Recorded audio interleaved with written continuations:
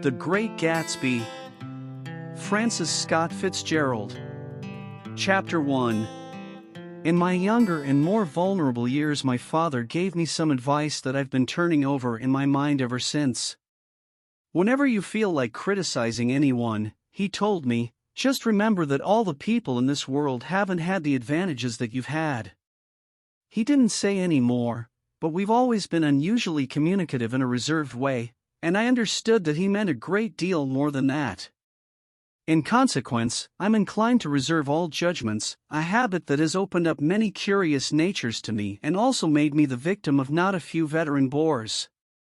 The abnormal mind is quick to detect and attach itself to this quality when it appears in a normal person, and so it came about that in college I was unjustly accused of being a politician, because I was privy to the secret griefs of wild, unknown men. Most of the confidences were unsought. Frequently I have feigned sleep, preoccupation, or a hostile levity when I realized by some unmistakable sign that an intimate revelation was quivering on the horizon, for the intimate revelations of young men, or at least the terms in which they express them, are usually plagiaristic and marred by obvious suppressions. Reserving judgments is a matter of infinite hope. I am still a little afraid of missing something if I forget that, as my father snobbishly suggested, and I snobbishly repeat, a sense of the fundamental decencies is parceled out unequally at birth. And, after boasting this way of my tolerance, I come to the admission that it has a limit. Conduct may be founded on the hard rock or the wet marshes, but after a certain point I don't care what it's founded on. When I came back from the East last autumn, I felt that I wanted the world to be in uniform and at a sort of moral attention forever. I wanted no more riotous excursions with privileged glimpses into the human heart. Only Gatsby, the man who gives his name to this book, was exempt from my reaction. Gatsby, who represented everything for which I have an unaffected scorn.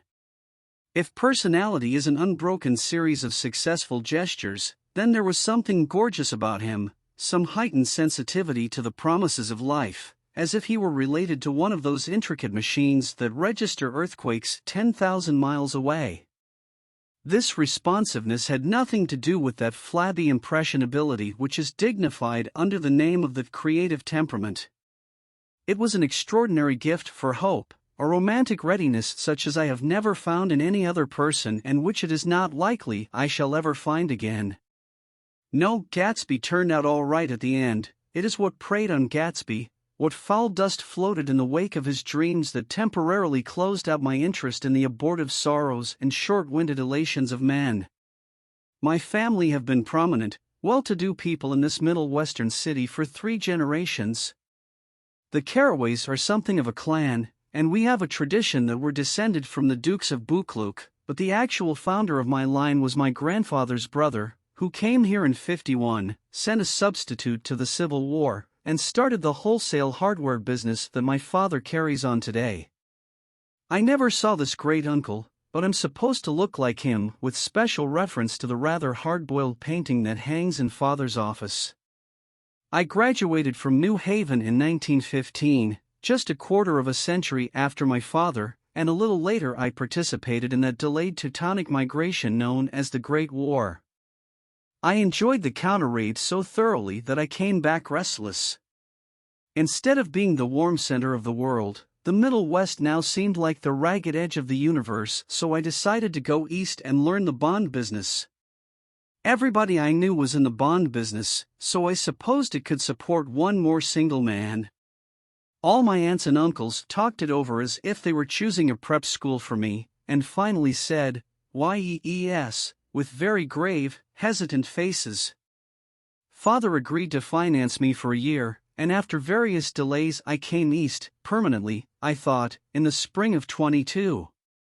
The practical thing was to find rooms in the city, but it was a warm season, and I had just left a country of wide lawns and friendly trees, so when a young man at the office suggested that we take a house together in a commuting town, it sounded like a great idea.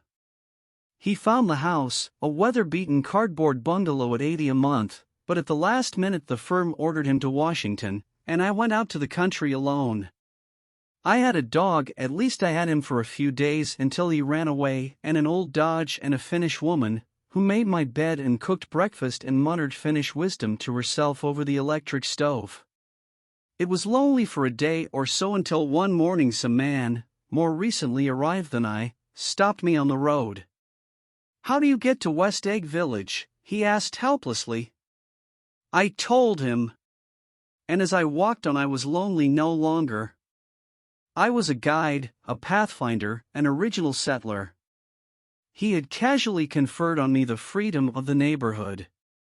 And so, with the sunshine and the great bursts of leaves growing on the trees, just as things grow in fast movies, I had that familiar conviction that life was beginning over again with the summer. There was so much to read, for one thing, and so much fine health to be pulled down out of the young breath-giving air. I bought a dozen volumes on banking and credit and investment securities, and they stood on my shelf in red and gold like new money from the mint, promising to unfold the shining secrets that only Midas and Morgan and Maecenas knew. And I had the high intention of reading many other books besides. I was rather literary in college. One year I wrote a series of very solemn and obvious editorials for the Yale News. And now I was going to bring back all such things into my life and become again that most limited of all specialists, the well-rounded man. This isn't just an epigram. Life is much more successfully looked at from a single window, after all. It was a matter of chance that I should have rented a house in one of the strangest communities in North America. It was on that slender riotous island which extends itself due east of New York, and where there are, among other natural curiosities, two unusual formations of land. 20 miles from the city, a pair of enormous eggs, identical in contour and separated only by a courtesy bay, jut out into the most domesticated body of salt water in the Western Hemisphere, the great wet barnyard of Long Island Sound. They are not perfect ovals like the egg in the Columbus story. They are both crushed flat at the contact end, but their physical resemblance must be a source of perpetual confusion to the gulls that fly overhead. To the wingless, a more arresting phenomenon is their dissimilarity in every particular except shape and size. I lived at West Egg, the less fashionable of the two, though this is a most superficial tag to express the bizarre and not a little sinister contrast between them. My house was at the very tip of the egg, only 50 yards from the Sound, and squeezed between two huge places that rented for $12,000 or $15,000 a season.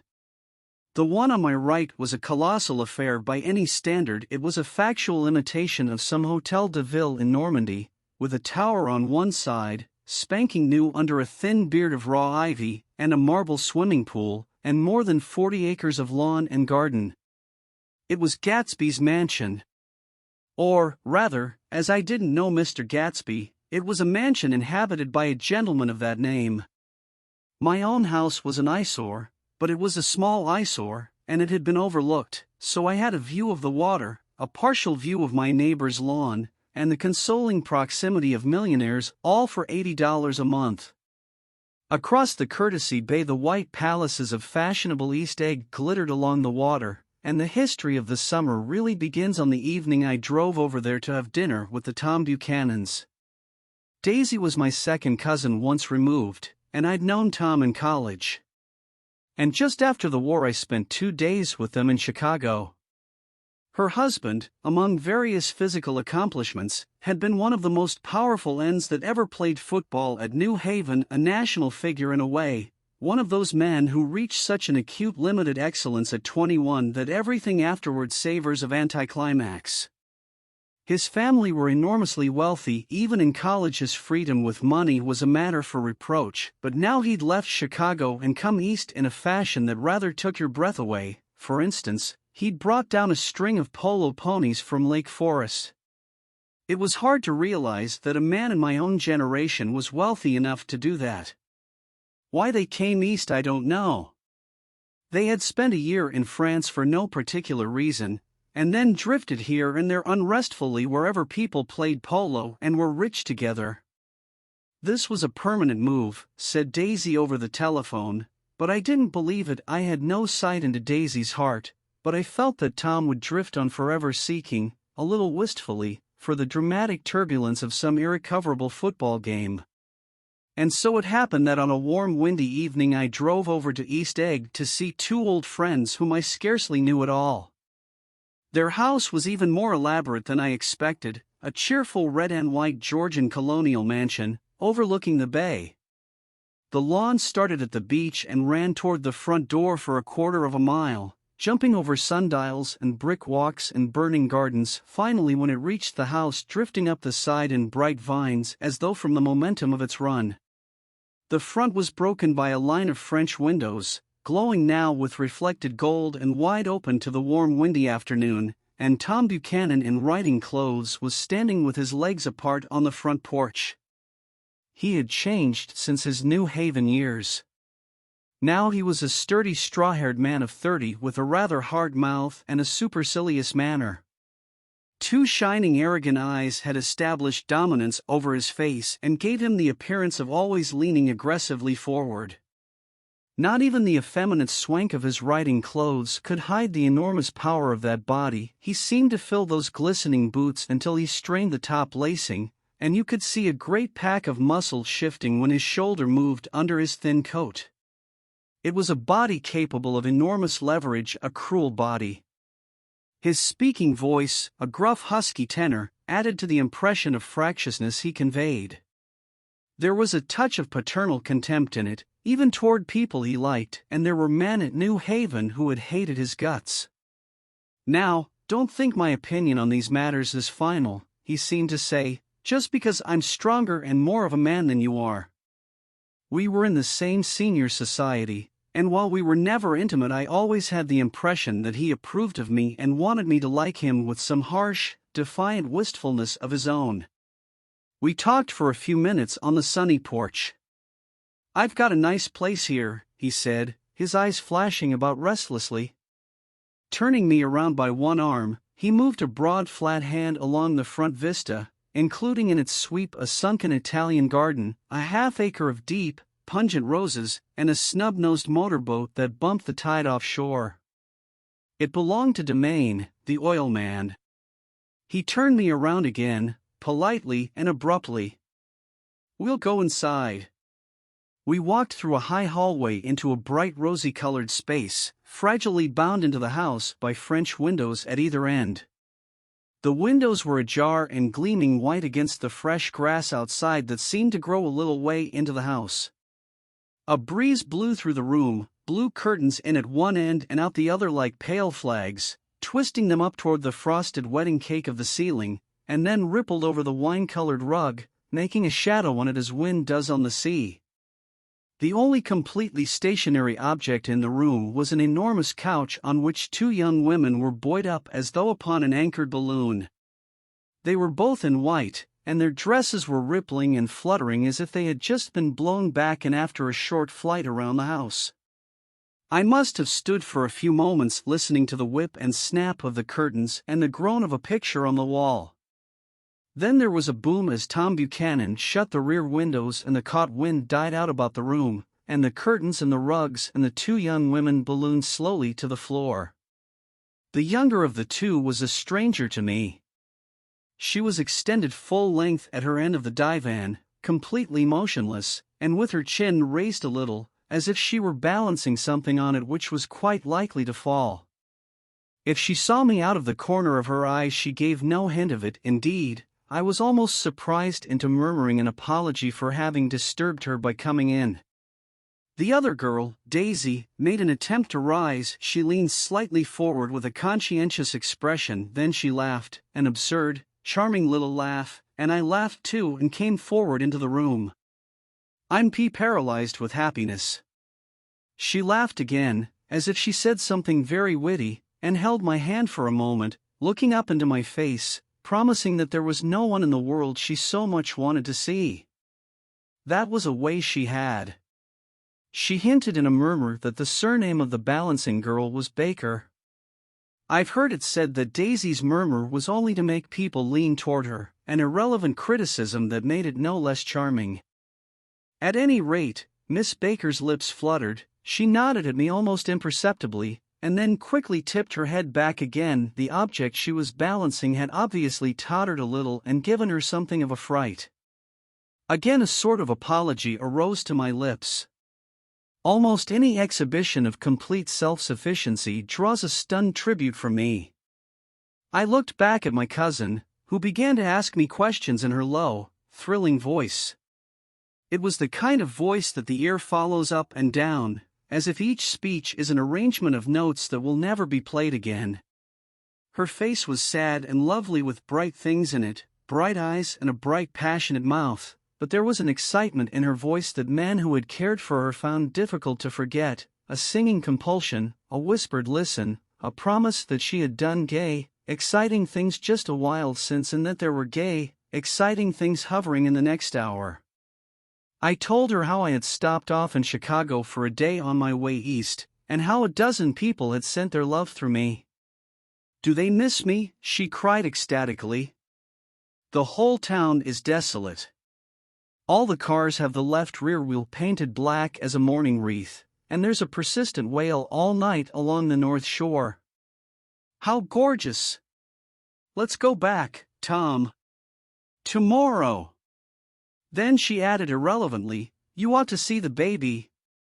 "I'd like to. She's asleep. She's 3 years old. Haven't you ever seen her?"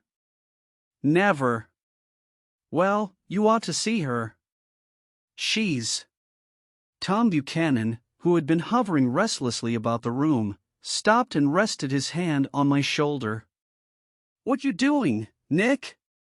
"I'm a bondman." "Who with?" I told him. "Never heard of them," he remarked decisively. This annoyed me. "You will," I answered shortly. "You will if you stay in the East." "Oh, I'll stay in the East, don't you worry," he said, glancing at Daisy and then back at me, as if he were alert for something more.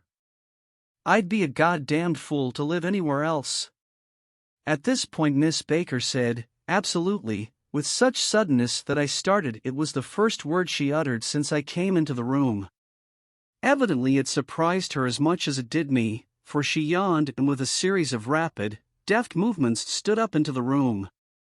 "I'm stiff," she complained. "I've been lying on that sofa for as long as I can remember." "Don't look at me," Daisy retorted. "I've been trying to get you to New York all afternoon." "No, thanks," said Miss Baker to the 4 cocktails just in from the pantry. "I'm absolutely in training." Her host looked at her incredulously. "You are?" He took down his drink as if it were a drop in the bottom of a glass. "How you ever get anything done is beyond me." I looked at Miss Baker, wondering what it was she got done. I enjoyed looking at her. She was a slender, small-breasted girl, with an erect carriage, which she accentuated by throwing her body backward at the shoulders like a young cadet. Her gray sun-strained eyes looked back at me with polite reciprocal curiosity out of a wan, charming, discontented face. It occurred to me now that I had seen her, or a picture of her, somewhere before. "You live in West Egg," she remarked contemptuously. "I know somebody there." "I don't know a single." "You must know Gatsby." "Gatsby?" demanded Daisy.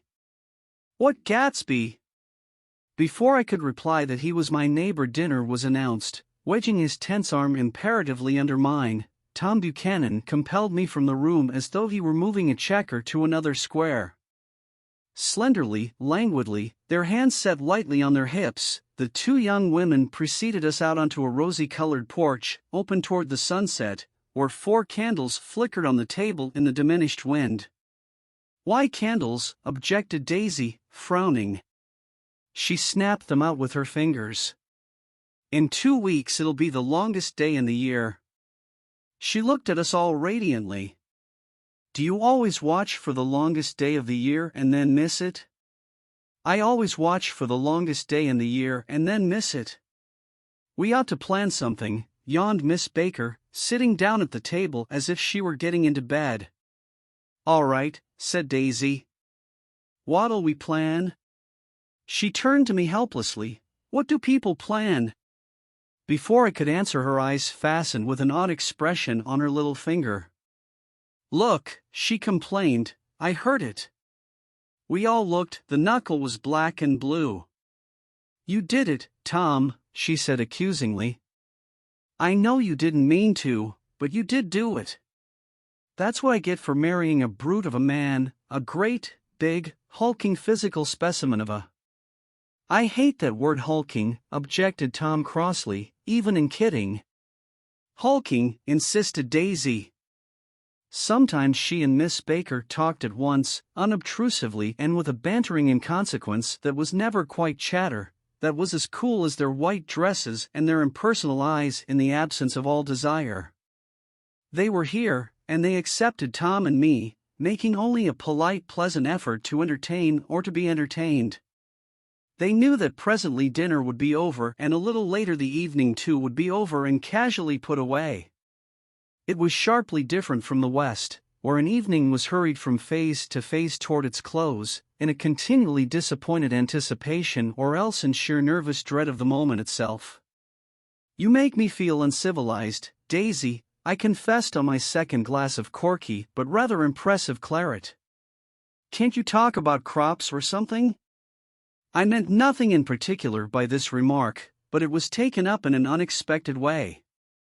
Civilization's going to pieces, broke out Tom violently. I've gotten to be a terrible pessimist about things. Have you read The Rise of the Colored Empires by this man Goddard? Why, no, I answered, rather surprised by his tone. Well, it's a fine book, and everybody ought to read it. The idea is if we don't look out the white race will be utterly submerged. It's all scientific stuff, it's been proved. Tom's getting very profound, said Daisy, with an expression of unthoughtful sadness. He reads deep books with long words in them. What was that word Well, these books are all scientific, insisted Tom, glancing at her impatiently. This fellow has worked out the whole thing. It's up to us, who are the dominant race, to watch out or these other races will have control of things. We've got to beat them down, whispered Daisy, winking ferociously toward the fervent sun. You ought to live in California, began Miss Baker, but Tom interrupted her by shifting heavily in his chair. This idea is that we're Nordics. I am, and you are, and after an infinitesimal hesitation he included Daisy with a slight nod, and she winked at me again. And we've produced all the things that go to make civilization, science and art, and all that. Do you see? There was something pathetic in his concentration, as if his complacency, more acute than of old, was not enough to him anymore. When, almost immediately, the telephone rang inside and the butler left the porch, Daisy seized upon the momentary interruption and leaned toward me. I'll tell you a family secret, she whispered enthusiastically. It's about the butler's nose. Do you want to hear about the butler's nose? That's why I came over tonight. Well, he wasn't always a butler. He used to be the silver polisher for some people in New York that had a silver service for 200 people. He had to polish it from morning till night, until finally it began to affect his nose. Things went from bad to worse, suggested Miss Baker. Yes. Things went from bad to worse, until finally he had to give up his position. For a moment the last sunshine fell with romantic affection upon her glowing face. Her voice compelled me forward breathlessly as I listened, then the glow faded, each light deserting her with lingering regret, like children leaving a pleasant street at dusk. The butler came back and murmured something close to Tom's ear, whereupon Tom frowned, pushed back his chair, and without a word went inside. As if his absence quickened something within her, Daisy leaned forward again, her voice glowing and singing. I love to see you at my table, Nick. You remind me of a rose, an absolute rose. Doesn't he? She turned to Miss Baker for confirmation, an absolute rose? This was untrue. I am not even faintly like a rose." She was only extemporizing, but a stirring warmth flowed from her, as if her heart was trying to come out to you concealed in one of those breathless, thrilling words. Then suddenly she threw her napkin on the table and excused herself and went into the house. Miss Baker and I exchanged a short glance consciously devoid of meaning. I was about to speak when she sat up alertly and said "SH" in a warning voice. A subdued impassioned murmur was audible in the room beyond, and Miss Baker leaned forward unashamed, trying to hear. The murmur trembled on the verge of coherence, sank down, mounted excitedly, and then ceased altogether. "This Mr. Gatsby you spoke of is my neighbor," I said. "Don't talk. I want to hear what happens." "Is something happening?" I inquired innocently. "You mean to say you don't know?" said Miss Baker, honestly surprised. "I thought everybody knew." "I don't." "Why," she said hesitantly, "Tom's got some woman in New York." "Got some woman?" I repeated blankly. Miss Baker nodded. "She might have the decency not to telephone him at dinner time. Don't you think?" Almost before I had grasped her meaning, there was the flutter of a dress and the crunch of leather boots, and Tom and Daisy were back at the table. "It couldn't be helped," cried Daisy with tense gaiety. She sat down, glanced searchingly at Miss Baker and then at me, and continued, "I looked outdoors for a minute, and it's very romantic outdoors. There's a bird on the lawn that I think must be a nightingale come over on the Cunard or White Star Line. He's singing away," her voice sang. "It's romantic, isn't it, Tom?" "Very romantic," he said, and then miserably to me, "If it's light enough after dinner, I want to take you down to the stables." The telephone rang inside, startlingly, and as Daisy shook her head decisively at Tom, the subject of the stables, in fact all subjects, vanished into air. Among the broken fragments of the last 5 minutes at table, I remember the candles being lit again, pointlessly, and I was conscious of wanting to look squarely at every one, and yet to avoid all eyes. I couldn't guess what Daisy and Tom were thinking, but I doubt if even Miss Baker, who seemed to have mastered a certain hearty skepticism, was able utterly to put this fifth guest's shrill metallic urgency out of mind. To a certain temperament the situation might have seemed intriguing. My own instinct was to telephone immediately for the police. The horses, needless to say, were not mentioned again. Tom and Miss Baker, with several feet of twilight between them, strolled back into the library, as if to a vigil beside a perfectly tangible body, while, trying to look pleasantly interested and a little deaf, I followed Daisy around a chain of connecting verandas to the porch in front. In its deep gloom we sat down side by side on a wicker settee. Daisy took her face in her hands as if feeling its lovely shape, and her eyes moved gradually out into the velvet dusk. I saw that turbulent emotions possessed her, so I asked what I thought would be some sedative questions about her little girl. "We don't know each other very well, Nick," she said suddenly. "Even if we are cousins. You didn't come to my wedding. I wasn't back from the war." "That's true." She hesitated. "Well, I've had a very bad time, Nick, and I'm pretty cynical about everything." Evidently she had reason to be. I waited, but she didn't say any more, and after a moment I returned rather feebly to the subject of her daughter. "I suppose she talks, and eats, and everything." "Oh, yes." She looked at me absently. "Listen, Nick, let me tell you what I said when she was born. Would you like to hear?" "Very much. It'll show you how I've gotten to feel about things." Well, she was less than an hour old and Tom was God knows where. I woke up out of the ether with an utterly abandoned feeling, and asked the nurse right away if it was a boy or a girl. She told me it was a girl, and so I turned my head away and wept. "All right," I said, "I'm glad it's a girl." And I hope she'll be a fool. That's the best thing a girl can be in this world, a beautiful little fool. You see, I think everything's terrible anyhow, she went on in a convinced way. Everybody thinks so, the most advanced people. And I know. I've been everywhere and seen everything and done everything. Her eyes flashed around her in a defiant way, rather like Tom's, and she laughed with thrilling scorn. Sophisticated, God, I'm sophisticated. The instant her voice broke off, ceasing to compel my attention, my belief, I felt the basic insincerity of what she had said. It made me uneasy, as though the whole evening had been a trick of some sort to exact a contributory emotion from me. I waited, and sure enough, in a moment she looked at me with an absolute smirk on her lovely face, as if she had asserted her membership in a rather distinguished secret society to which she and Tom belonged. Inside, the crimson room bloomed with light. Tom and Miss Baker sat at either end of the long couch and she read aloud to him from the Saturday Evening Post. The words, murmurous and uninflected, running together in a soothing tune.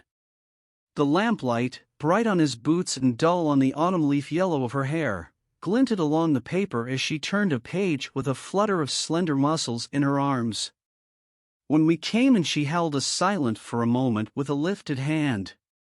To be continued, she said, tossing the magazine on the table, in our very next issue. Her body asserted itself with a restless movement of her knee, and she stood up. 10 o'clock, she remarked, apparently finding the time on the ceiling. Time for this good girl to go to bed. Jordan's going to play in the tournament tomorrow, explained Daisy, over at Westchester. Oh, you're Jordan Baker? I knew now why her face was familiar. Its pleasing contemptuous expression had looked out at me from many rotogravure pictures of the sporting life at Asheville and Hot Springs and Palm Beach. I had heard some story of her too, a critical, unpleasant story, but what it was I had forgotten long ago. Good night, she said softly. Wake me at 8, won't you? If you'll get up. I will. Good night, Mr. Carraway. See you anon. Of course you will, confirmed Daisy. In fact, I think I'll arrange a marriage. Come over often, Nick, and I'll sort of fling you together. You know, lock you up accidentally in linen closets and push you out to sea in a boat, and all that sort of thing. Good night, called Miss Baker from the stairs. I haven't heard a word. She's a nice girl, said Tom after a moment. They oughtn't to let her run around the country this way. Who oughtn't to? Inquired Daisy coldly. Her family. Her family is one aunt about 1,000 years old. Besides, Nick's going to look after her, aren't you, Nick? She's going to spend lots of weekends out here this summer. I think the home influence will be very good for her. Daisy and Tom looked at each other for a moment in silence. Is she from New York? I asked quickly. From Louisville. Our white girlhood was passed together there. Our beautiful white. Did you give Nick a little heart-to-heart talk on the veranda? Demanded Tom suddenly. Did I? She looked at me. I can't seem to remember, but I think we talked about the Nordic race. Yes, I'm sure we did. It sort of crept up on us, and first thing you know. Don't believe everything you hear, Nick, he advised me. I said lightly that I had heard nothing at all, and a few minutes later I got up to go home. They came to the door with me and stood side by side in a cheerful square of light. As I started my motor, Daisy peremptorily called, "Wait! I forgot to ask you something, and it's important.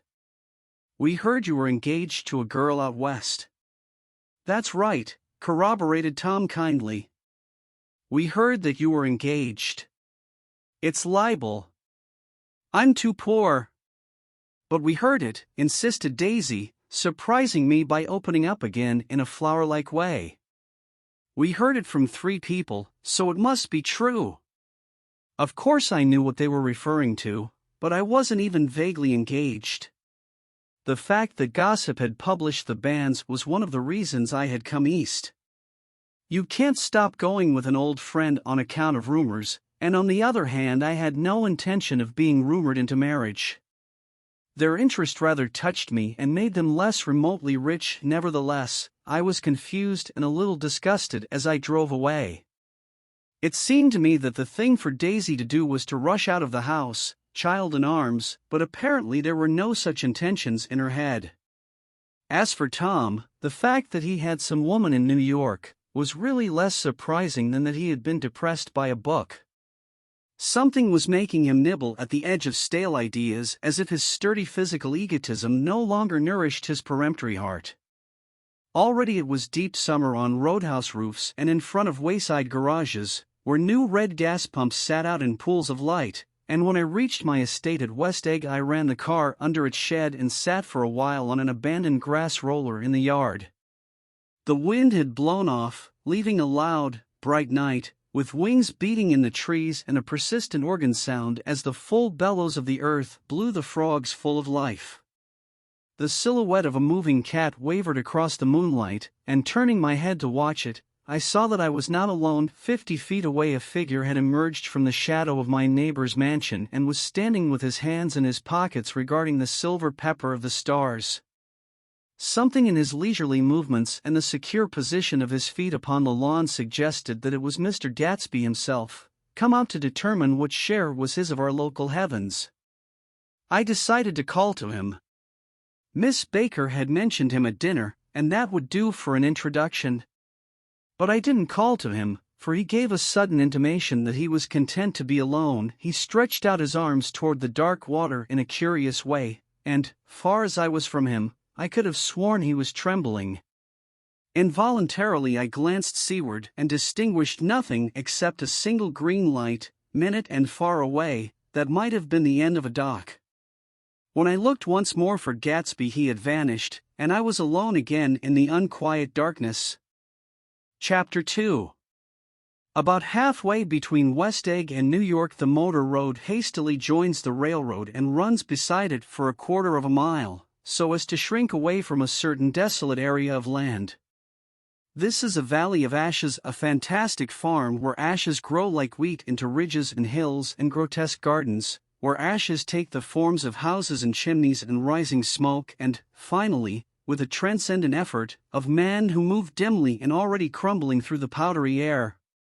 Occasionally a line of gray cars crawls along an invisible track, gives out a ghastly creak, and comes to rest, and immediately the ash-gray men swarm up with leaden spades and stir up an impenetrable cloud, which screens their obscure operations from your sight.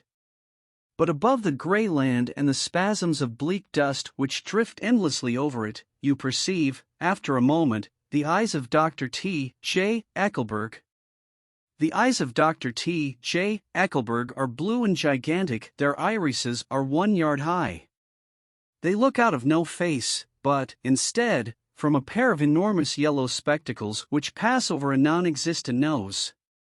Evidently some wild wag of an oculist set them there to fatten his practice in the borough of Queens, and then sank down himself into eternal blindness, or forgot them and moved away. But his eyes, dimmed a little by many paintless days, under sun and rain, brood on over the solemn dumping ground. The Valley of Ashes is bounded on one side by a small foul river, and, when the drawbridge is up to let barges through, the passengers on waiting trains can stare at the dismal scene for as long as half an hour.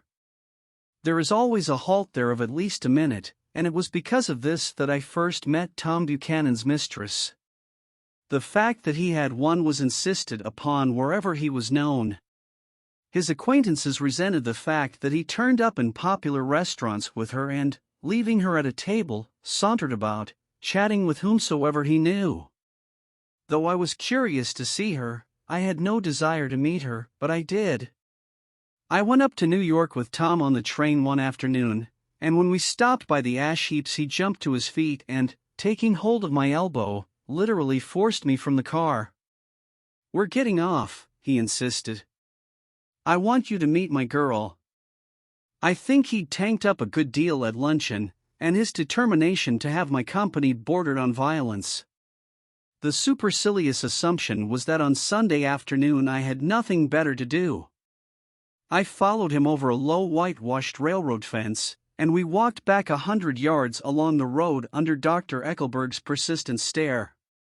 The only building in sight was a small block of yellow bricks sitting on the edge of the wasteland, a sort of compact main street ministering to it, and contiguous to absolutely nothing. One of the 3 shops it contained was for rent, and another was an all-night restaurant, approached by a trail of ashes. The third was a garage for repairs. George B. Wilson. Cars bought and sold. And I followed Tom inside. The interior was unprosperous and bare. The only car visible was the dust-covered wreck of a Ford which crouched in a dim corner. It had occurred to me that this shadow of a garage must be a blind, and that sumptuous and romantic apartments were concealed overhead, when the proprietor himself appeared in the door of an office, wiping his hands on a piece of waste. He was a blond, spiritless man, anemic and faintly handsome. When he saw us, a damp gleam of hope sprang into his light blue eyes.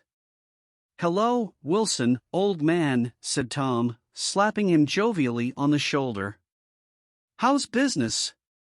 "I can't complain," answered Wilson unconvincingly.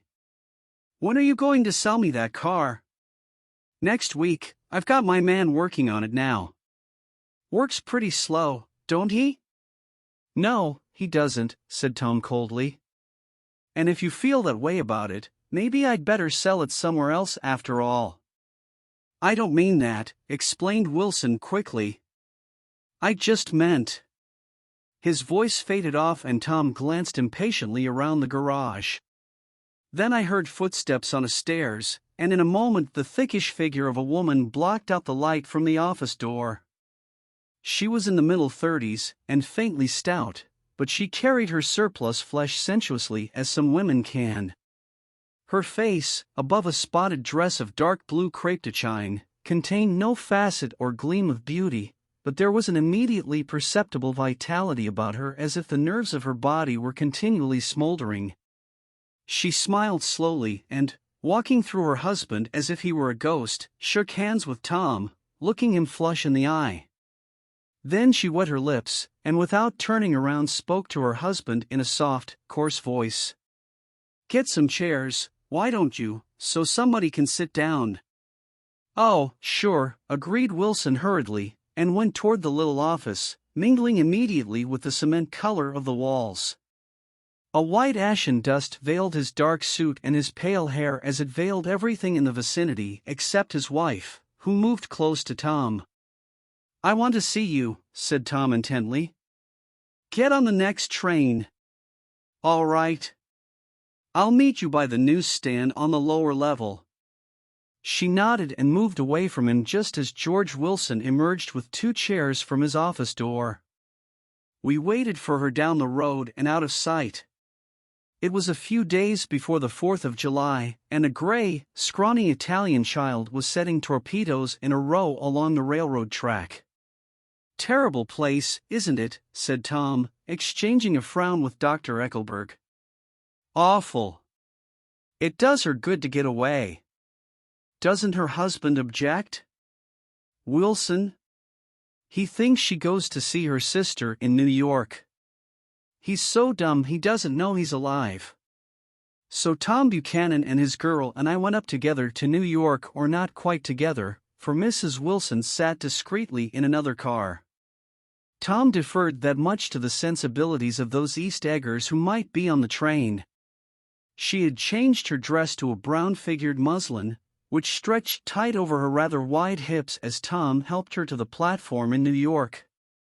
At the newsstand she bought a copy of Town Tattle and a moving picture magazine, and in the station drugstore some cold cream and a small flask of perfume.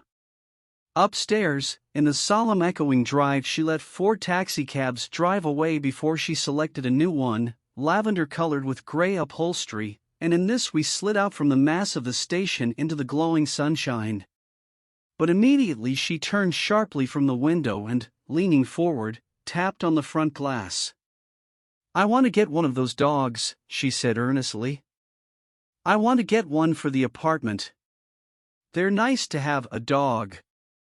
We backed up to a gray old man who bore an absurd resemblance to John D. Rockefeller. In a basket swung from his neck cowered a dozen very recent puppies of an indeterminate breed. "What kind are they?" asked Mrs. Wilson eagerly, as he came to the taxi window. "All kinds." "What kind do you want, lady?" "I'd like to get one of those police dogs. I don't suppose you got that kind." The man peered doubtfully into the basket, plunged in his hand and drew one up, wriggling, by the back of the neck. "That's no police dog," said Tom. "No, it's not exactly a police dog," said the man with disappointment in his voice. "It's more of an Airedale." He passed his hand over the brown wash rag of a back. "Look at that coat. Some coat. That's a dog that'll never bother you with catching cold." "I think it's cute," said Mrs. Wilson enthusiastically. "How much is it?" "That dog?" He looked at it admiringly. "That dog will cost you $10. The Airedale, undoubtedly there was an Airedale concerned in it somewhere, though its feet were startlingly white, changed hands and settled down into Mrs. Wilson's lap, where she fondled the weatherproof coat with rapture. "Is it a boy or a girl?" she asked delicately. "That dog? That dog's a boy." "It's a bitch," said Tom decisively. "Here's your money. Go and buy 10 more dogs with it." We drove over to Fifth Avenue, so warm and soft, almost pastoral, on the summer Sunday afternoon that I wouldn't have been surprised to see a great flock of white sheep turn the corner. "Hold on," I said, "I have to leave you here." "No, you don't," interposed Tom quickly. "Myrtle'll be hurt if you don't come up to the apartment." "Won't you, Myrtle?" "Come on," she urged. "I'll telephone my sister Catherine. She's said to be very beautiful by people who ought to know." "Well, I'd like to, but..." We went on, cutting back again over the park toward the West Hundreds. At 158th Street the cab stopped at one slice in a long white cake of apartment houses. Throwing a regal homecoming glance around the neighborhood, Mrs. Wilson gathered up her dog and her other purchases, and went haughtily in. "I'm going to have the McKees come up," she announced as we rose in the elevator. "And, of course, I got to call up my sister, too." The apartment was on the top floor, a small living room, a small dining room, a small bedroom, and a bath. The living room was crowded to the doors with a set of tapestried furniture entirely too large for it, so that to move about was to stumble continually over scenes of ladies swinging in the gardens of Versailles. The only picture was an over-enlarged photograph, apparently a hen sitting on a blurred rock. Looked at from a distance, however, the hen resolved itself into a bonnet, and the countenance of a stout old lady beamed down into the room. Several old copies of Town Tattle lay on the table together with a copy of Simon Called Peter, and some of the small scandal magazines of Broadway. Mrs. Wilson was first concerned with the dog. A reluctant elevator boy went for a box full of straw and some milk, to which he added on his own initiative a tin of large, hard dog biscuits, one of which decomposed apathetically in the saucer of milk all afternoon. Meanwhile Tom brought out a bottle of whiskey from a locked bureau door. I have been drunk just twice in my life, and the second time was that afternoon, so everything that happened has a dim, hazy cast over it, although until after 8 o'clock the apartment was full of cheerful sun. Sitting on Tom's lap, Mrs. Wilson called up several people on the telephone, then there were no cigarettes, and I went out to buy some at the drugstore on the corner. When I came back they had disappeared, so I sat down discreetly in the living room and read a chapter of Simon Called Peter. Either it was terrible stuff or the whiskey distorted things, because it didn't make any sense to me. Just as Tom and Myrtle, after the first drink Mrs. Wilson and I called each other by our first names, reappeared, company commenced to arrive at the apartment door. The sister, Catherine, was a slender, worldly girl of about 30, with a solid, sticky bob of red hair and a complexion powdered milky white. Her eyebrows had been plucked and then drawn on again at a more rakish angle, but the efforts of nature toward the restoration of the old alignment gave a blurred air to her face. When she moved about, there was an incessant clicking as innumerable pottery bracelets jingled up and down upon her arms. She came in with such a proprietary haste, and looked around so possessively at the furniture that I wondered if she lived here. But when I asked her, she laughed immoderately, repeated my question aloud, and told me she lived with a girl-friend at a hotel. Mr. McKee was a pale, feminine man from the flat below. He had just shaved, for there was a white spot of lather on his cheekbone, and he was most respectful in his greeting to everyone in the room. He informed me that he was in the artistic game, and I gathered later that he was a photographer and had made the dim enlargement of Mrs. Wilson's mother, which hovered like an ectoplasm on the wall. His wife was shrill, languid, handsome, and horrible. She told me with pride that her husband had photographed her 127 times since they had been married. Mrs. Wilson had changed her costume some time before, and was now attired in an elaborate afternoon dress of cream-colored chiffon, which gave out a continual rustle as she swept about the room. With the influence of the dress, her personality had also undergone a change. The intense vitality that had been so remarkable in the garage was converted into impressive hauteur. Her laughter, her gestures, her assertions became more violently affected moment by moment, and as she expanded, the room grew smaller around her, until she seemed to be revolving on a noisy, creaking pivot through the smoky air. "My dear," she told her sister in a high, mincing shout, "most of these fellas will cheat you every time. All they think of is money. I had a woman up here last week to look at my feet, and when she gave me the bill you'd have thought she had my appendicitis out." "What was the name of the woman?" asked Mrs. McKee. "Mrs. Eberhardt. She goes around looking at people's feet in their own homes." "I like your dress," remarked Mrs. McKee. "I think it's adorable." Mrs. Wilson rejected the compliment by raising her eyebrow in disdain. "It's just a crazy old thing," she said.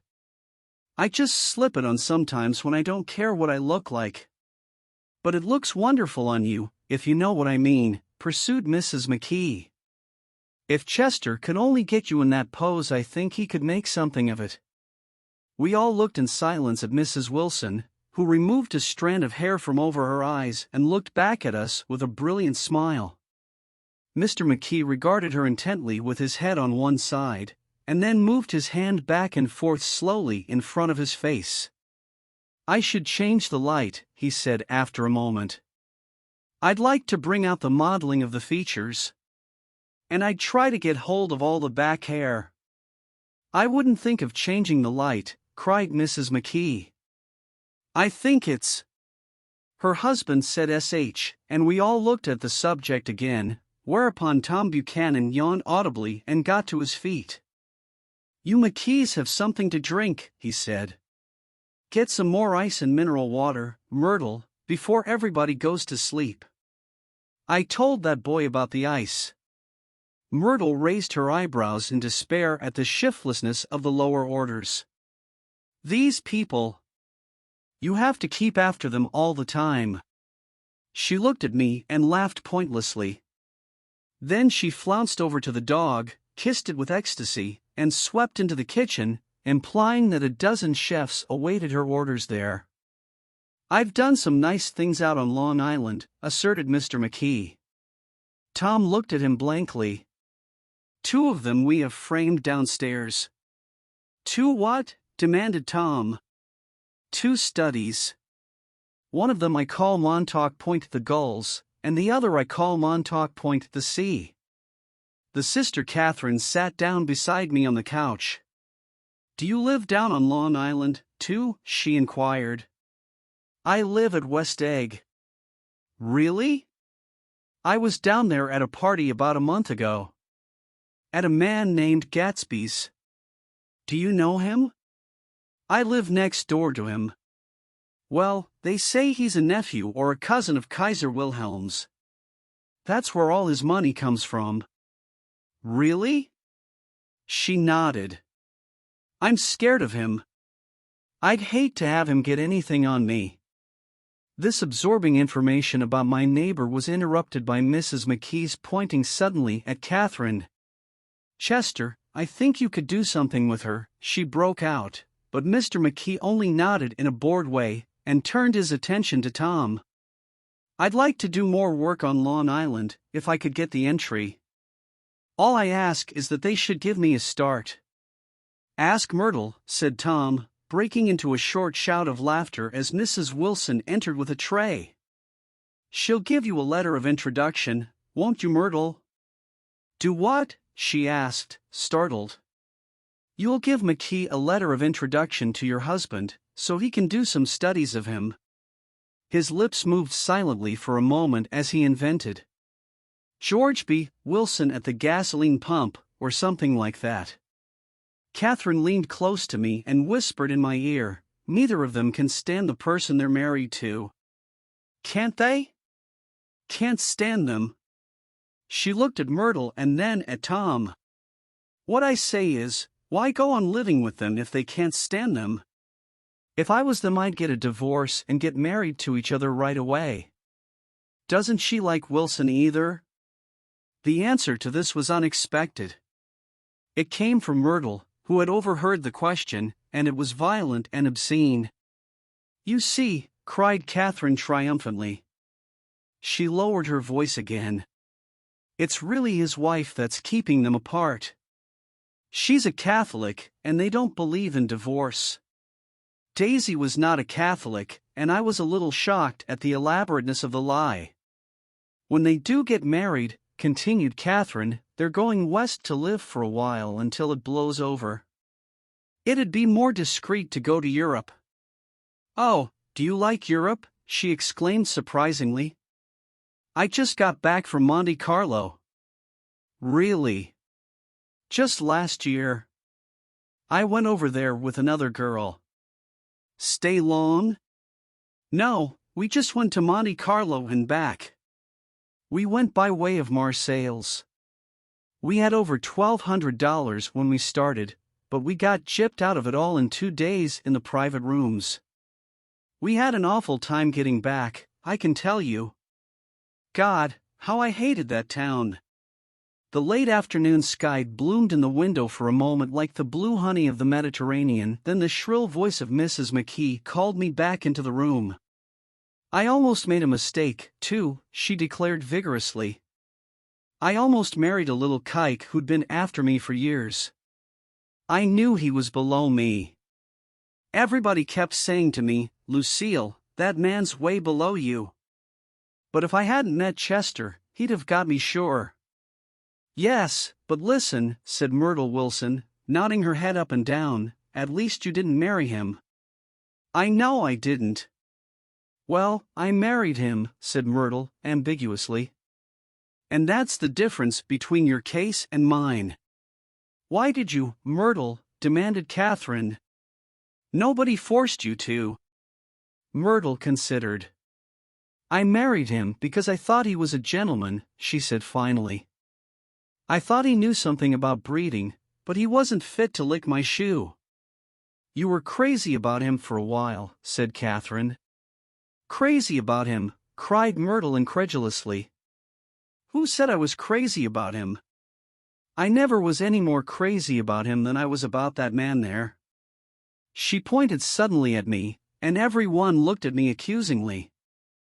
I tried to show by my expression that I had played no part in her past. The only crazy I was when I married him. I knew right away I made a mistake. He borrowed somebody's best suit to get married in, and never even told me about it, and the man came after it one day when he was out. Oh, is that your suit? I said. This is the first I ever heard about it. But I gave it to him and then I lay down and cried to beat the band all afternoon. She really ought to get away from him, resumed Catherine to me. They've been living over that garage for 11 years. And Tom's the first sweetie she ever had. The bottle of whiskey, a second one, was now in constant demand by all present, excepting Catherine, who felt just as good on nothing at all. Tom rang for the janitor and sent him for some celebrated sandwiches, which were a complete supper in themselves. I wanted to get out and walk southward toward the park through the soft twilight, but each time I tried to go I became entangled in some wild, strident argument which pulled me back, as if with ropes, into my chair. Yet high over the city our line of yellow windows must have contributed their share of human secrecy to the casual watcher in the darkening streets, and I was in too, looking up and wondering. I was within and without, simultaneously enchanted and repelled by the inexhaustible variety of life. Myrtle pulled her chair close to mine, and suddenly her warm breath poured over me the story of her first meeting with Tom. It was on the two little seats facing each other that are always the last ones left on the train. I was going up to New York to see my sister and spend the night. He had on a dress suit and patent leather shoes, and I couldn't keep my eyes off him, but every time he looked at me I had to pretend to be looking at the advertisement over his head. When we came into the station he was next to me, and his white shirt front pressed against my arm, and so I told him I'd have to call a policeman, but he knew I lied. I was so excited that when I got into a taxi with him I didn't hardly know I wasn't getting into a subway train. All I kept thinking about, over and over, was "You can't live forever, you can't live forever." She turned to Mrs. McKee and the room rang full of her artificial laughter. "My dear," she cried, "I'm going to give you this dress as soon as I'm through with it. I've got to get another one tomorrow. I'm going to make a list of all the things I've got to get. A massage and a wave, and a collar for the dog, and one of those cute little ashtrays where you touch a spring, and a wreath with a black silk bow for Mother's grave that'll last all summer. I got to write down a list so I won't forget all the things I got to do." It was 9 o'clock. Almost immediately afterward I looked at my watch and found it was 10. Mr. McKee was asleep on a chair with his fists clenched in his lap, like a photograph of a man of action. Taking out my handkerchief I wiped from his cheek the remains of the spot of dried lather that had worried me all the afternoon. The little dog was sitting on the table looking with blind eyes through the smoke, and from time to time groaning faintly. People disappeared, reappeared, made plans to go somewhere, and then lost each other, searched for each other, found each other a few feet away. Sometime toward midnight Tom Buchanan and Mrs. Wilson stood face to face discussing, in impassioned voices, whether Mrs. Wilson had any right to mention Daisy's name. "Daisy! Daisy!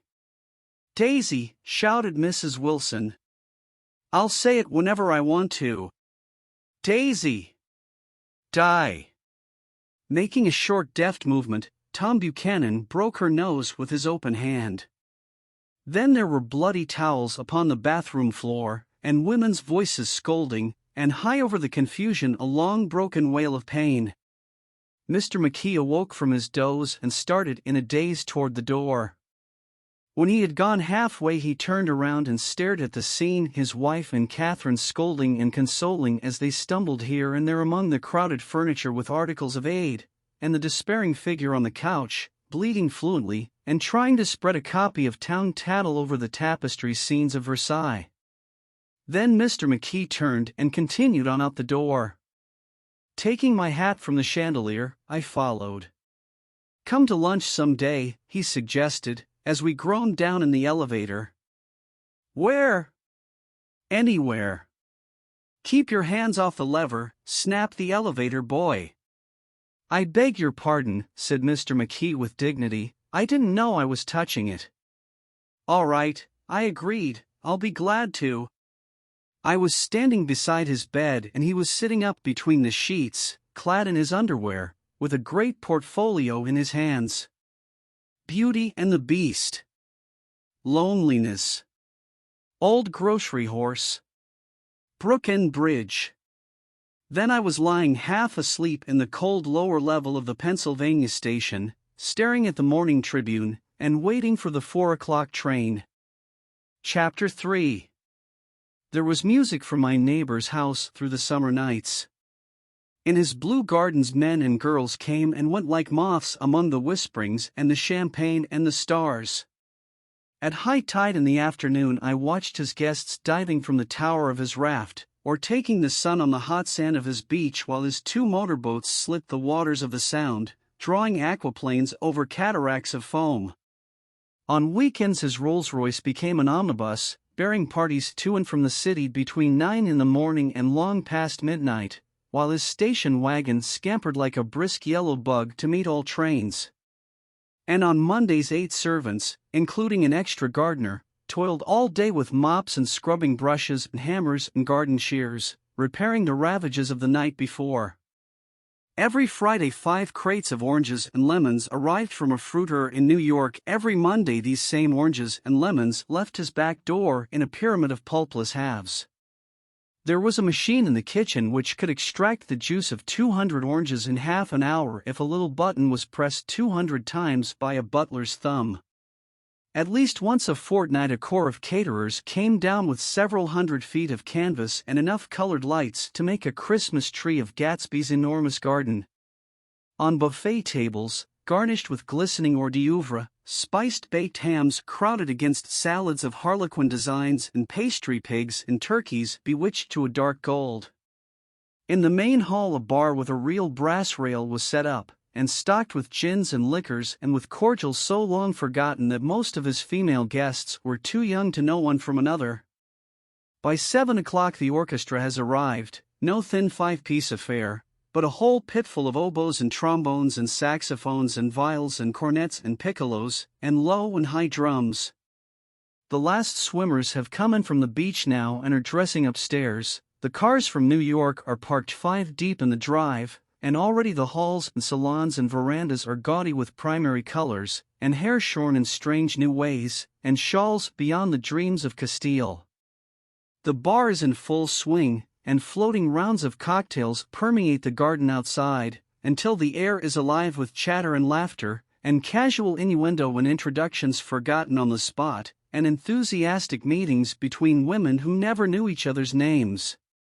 The lights grow brighter as the earth lurches away from the sun, and now the orchestra is playing yellow cocktail music, and the opera of voices pitches a key higher. Laughter is easier minute by minute, spilled with prodigality, tipped out at a cheerful word.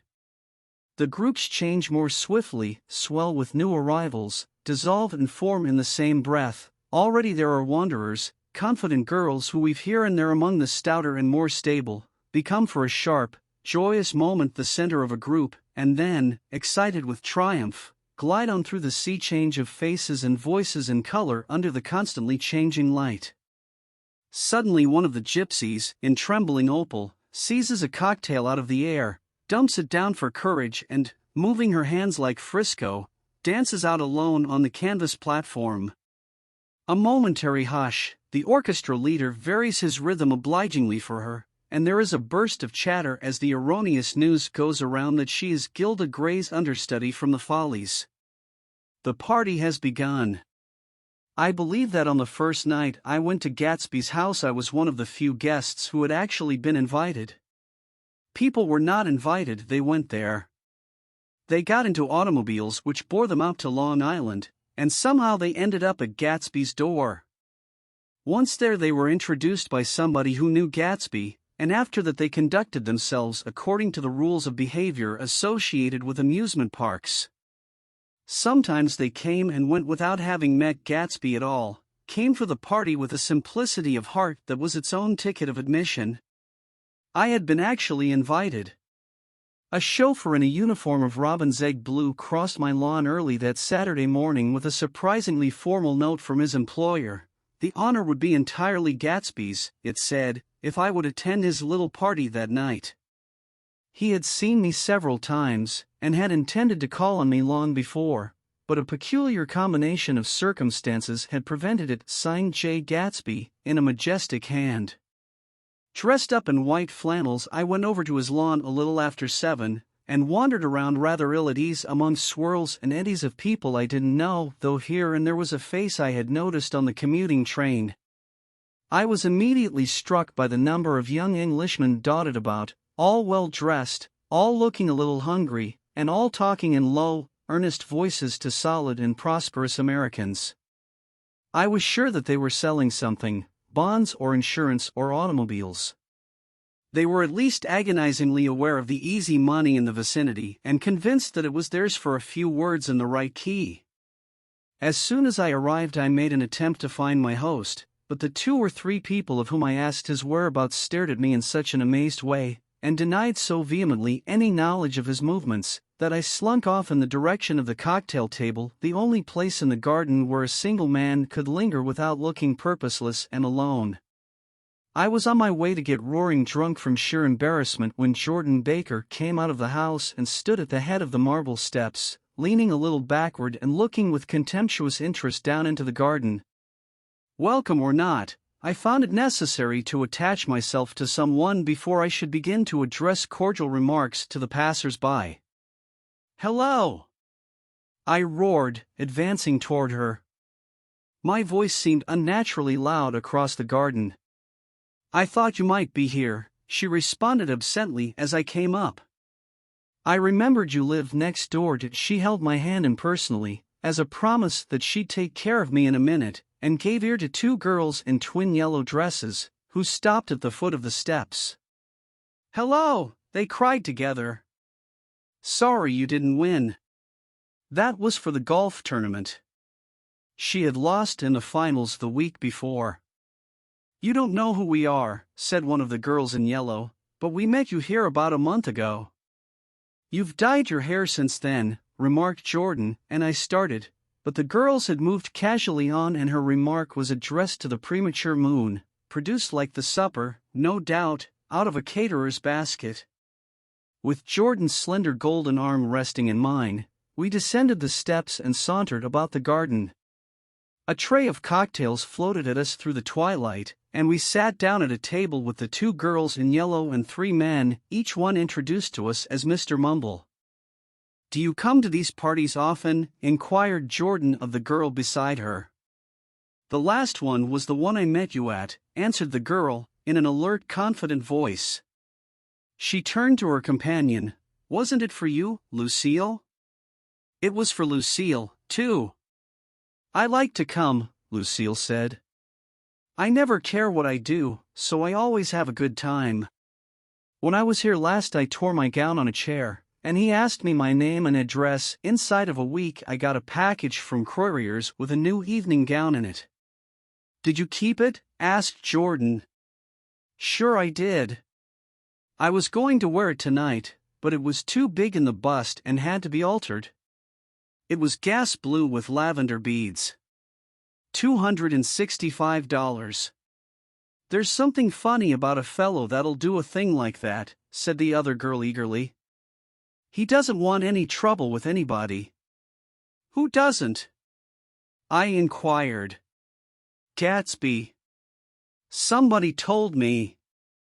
The 2 girls and Jordan leaned together confidentially.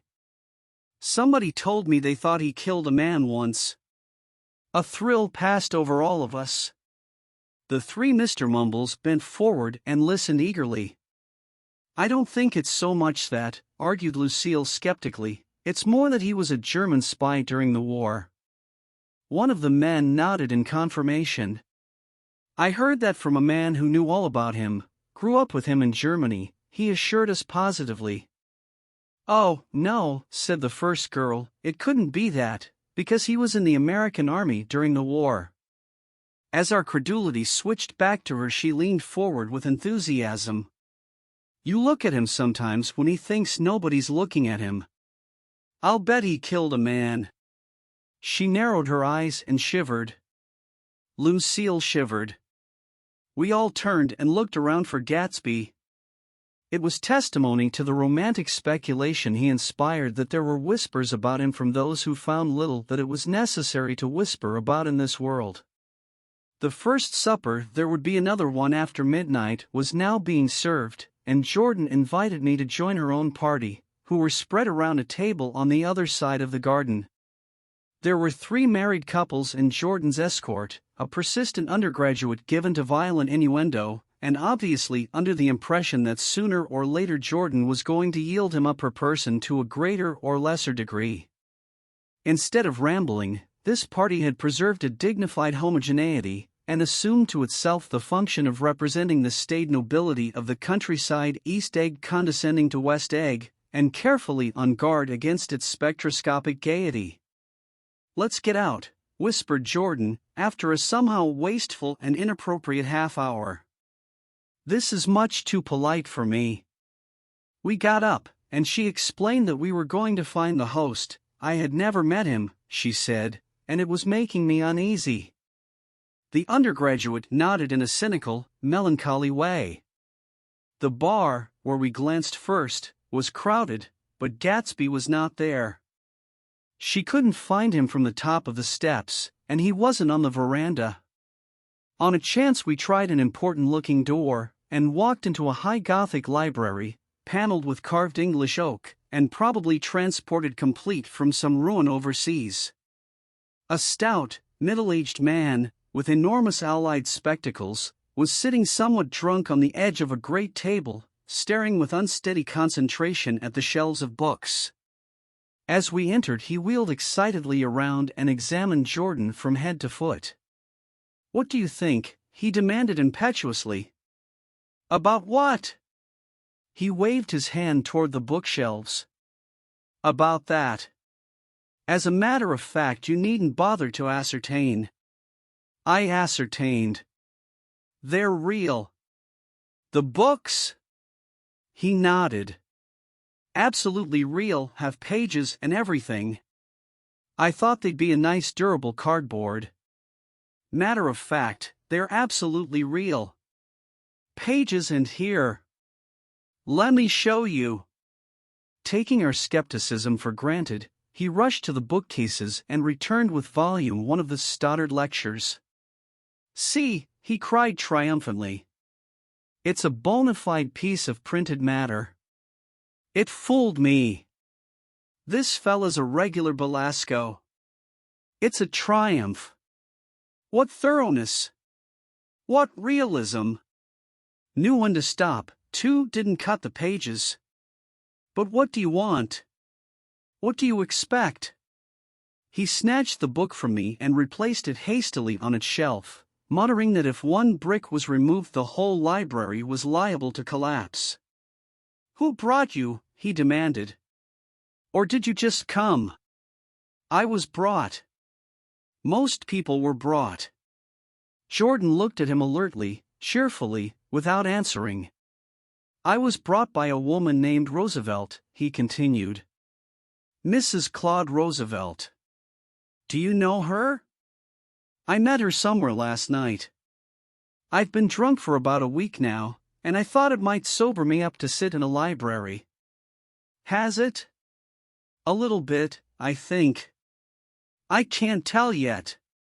I've only been here an hour. Did I tell you about the books? They're real. They're. You told us."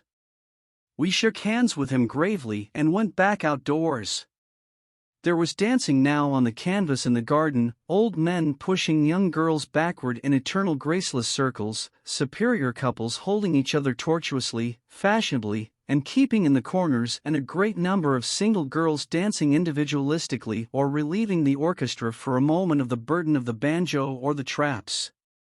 By midnight the hilarity had increased. A celebrated tenor had sung in Italian, and a notorious contralto had sung in jazz, and between the numbers people were doing stunts all over the garden, while happy, vacuous bursts of laughter rose toward the summer sky. A pair of stage twins, who turned out to be the girls in yellow, did a baby act in costume, and champagne was served in glasses bigger than finger bowls. The moon had risen higher, and floating in the sound was a triangle of silver scales, trembling a little to the stiff, tinny drip of the banjos on the lawn. I was still with Jordan Baker. We were sitting at a table with a man of about my age and a rowdy little girl, who gave way upon the slightest provocation to uncontrollable laughter. I was enjoying myself now. I had taken 2 finger bowls of champagne, and the scene had changed before my eyes into something significant, elemental, and profound. At a lull in the entertainment, the man looked at me and smiled. "Your face is familiar," he said, politely. "Weren't you in the 3rd Division during the war?" "Why, yes. I was in the 9th Machine Gun Battalion. I was in the 7th Infantry until June 1918. I knew I'd seen you somewhere before." We talked for a moment about some wet, gray little villages in France. Evidently, he lived in this vicinity, for he told me that he had just bought a hydroplane and was going to try it out in the morning. "Want to go with me, old sport?" "Just near the shore along the Sound." "What time?"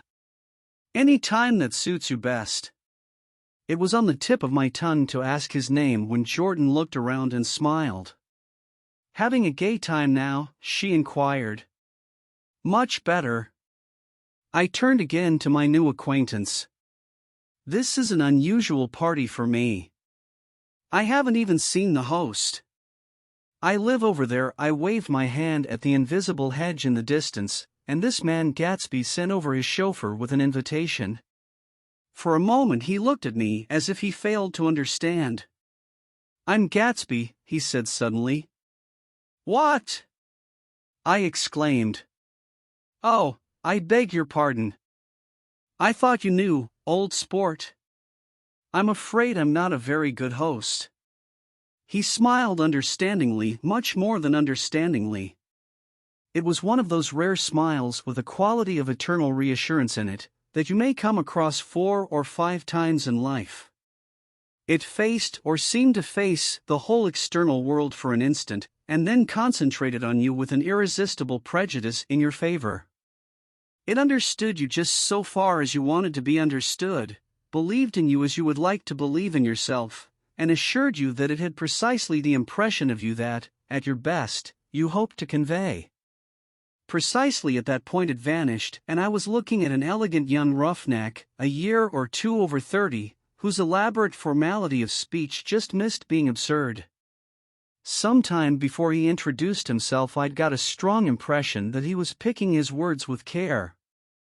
Almost at the moment when Mr. Gatsby identified himself, a butler hurried toward him with the information that Chicago was calling him on the wire.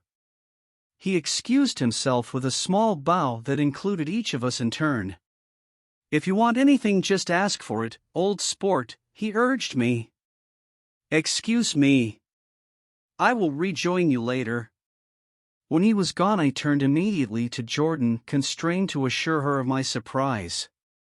I had expected that Mr. Gatsby would be a florid and corpulent person in his middle years. "Who is he?" I demanded. "Do you know?" "He's just a man named Gatsby." "Where is he from, I mean? And what does he do?" "Now you're started on the subject," she answered with a wan smile. "Well, he told me once he was an Oxford man." A dim background started to take shape behind him, but at her next remark it faded away. "However, I don't believe it." "Why not?" "I don't know," she insisted. "I just don't think he went there." Something in her tone reminded me of the other girls. "I think he killed a man," and had the effect of stimulating my curiosity. I would have accepted without question the information that Gatsby sprang from the swamps of Louisiana or from the Lower East Side of New York. That was comprehensible. But young men didn't, at least in my provincial inexperience. I believed they didn't drift coolly out of nowhere and buy a palace on Long Island Sound. "Anyhow, he gives large parties," said Jordan, changing the subject with an urbane distaste for the concrete. "And I like large parties. They're so intimate. At small parties there isn't any privacy." There was the boom of a bass drum, and the voice of the orchestra leader rang out suddenly above the echolalia of the garden. "Ladies and gentlemen," he cried. "At the request of Mr. Gatsby, we are going to play for you Mr. Vladimir Tostof's latest work, which attracted so much attention at Carnegie Hall last May. If you read the papers, you know there was a big sensation." He smiled with jovial condescension, and added, "Some sensation." Whereupon everybody laughed. "The piece is known," he concluded lustily, "as Vladimir Tolstoy's Jazz History of the World." The nature of Mr. Tolstoy's composition eluded me, because just as it began my eyes fell on Gatsby, standing alone on the marble steps and looking from one group to another with approving eyes. His tanned skin was drawn attractively tight on his face, and his short hair looked as though it were trimmed every day. I could see nothing sinister about him. I wondered if the fact that he was not drinking helped to set him off from his guests, for it seemed to me that he grew more correct as the fraternal hilarity increased.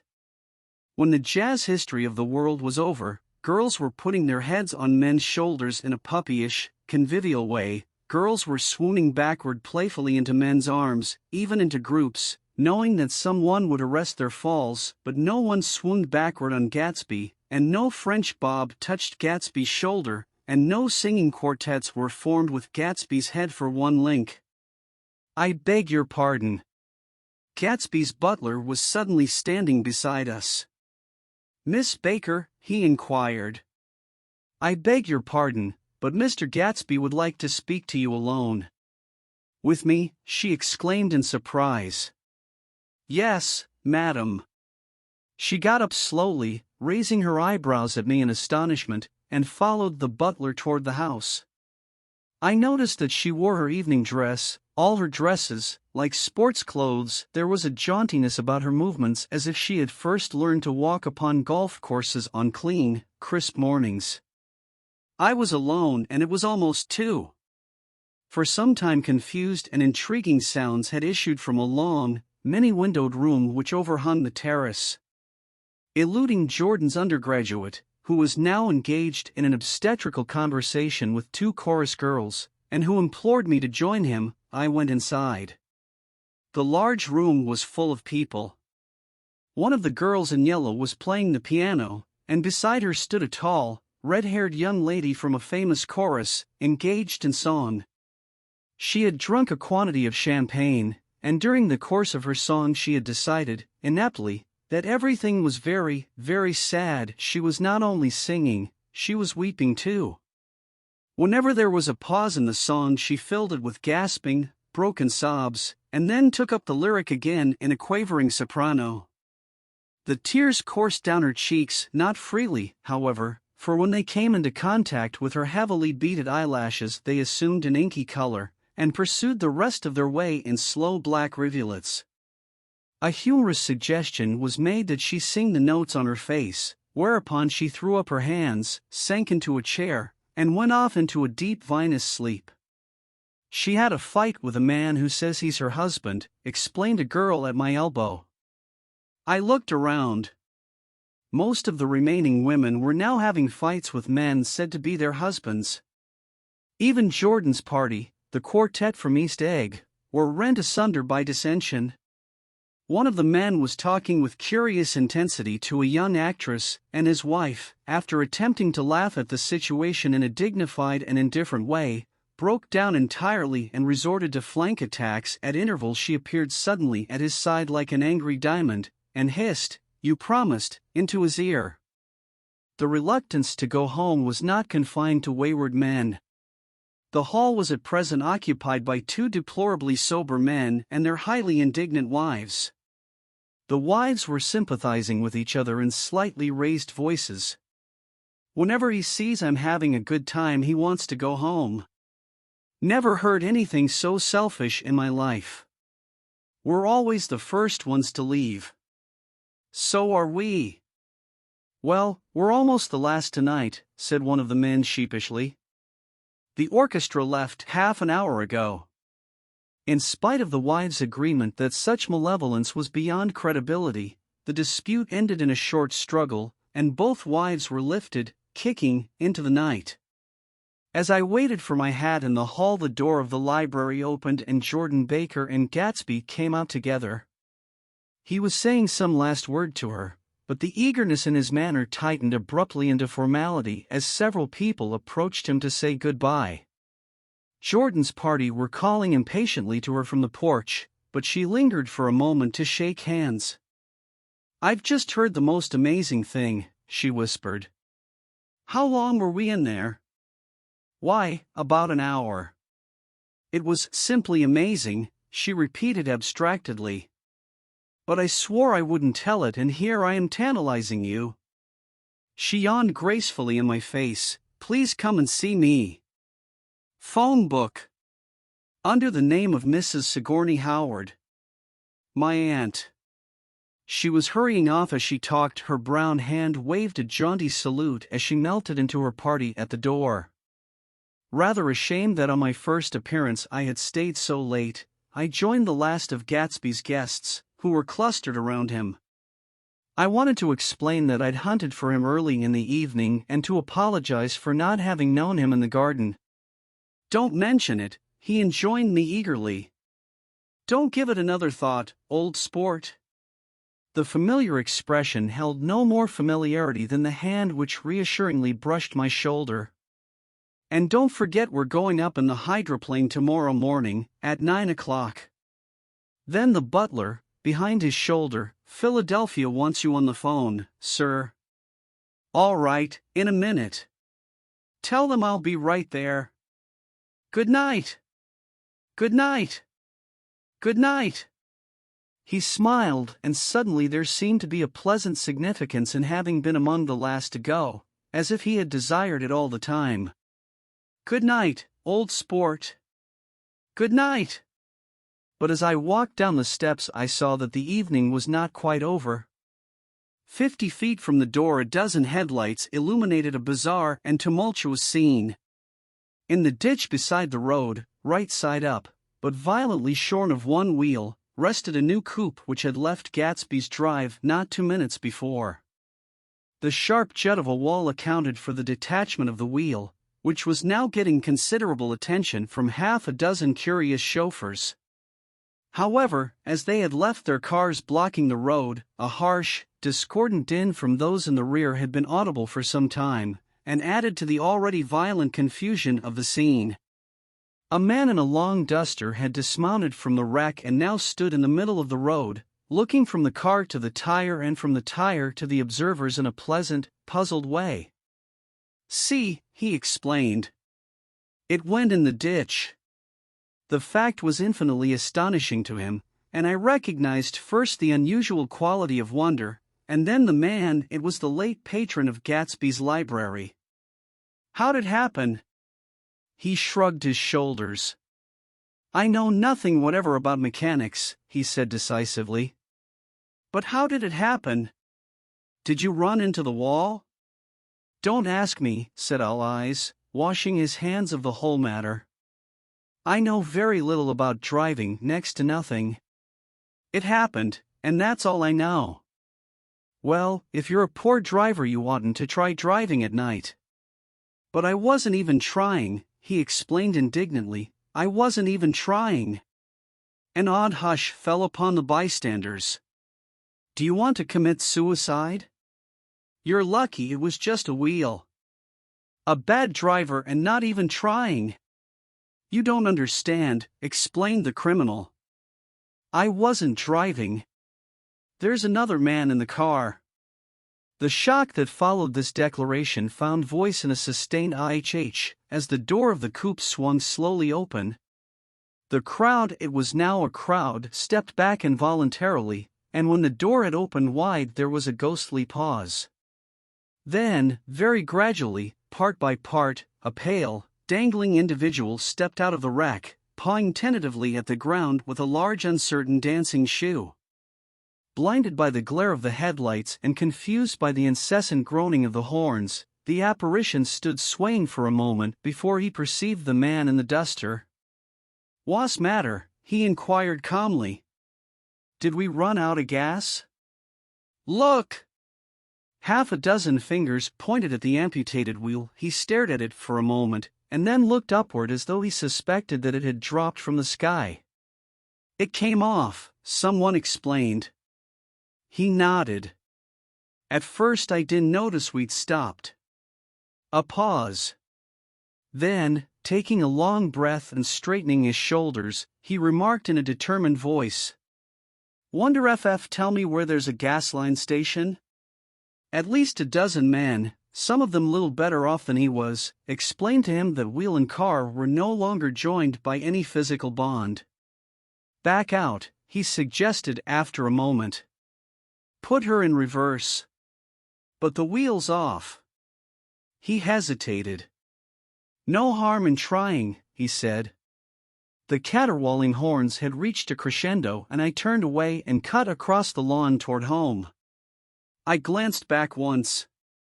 A wafer of a moon was shining over Gatsby's house, making the night fine as before, and surviving the laughter and the sound of his still glowing garden.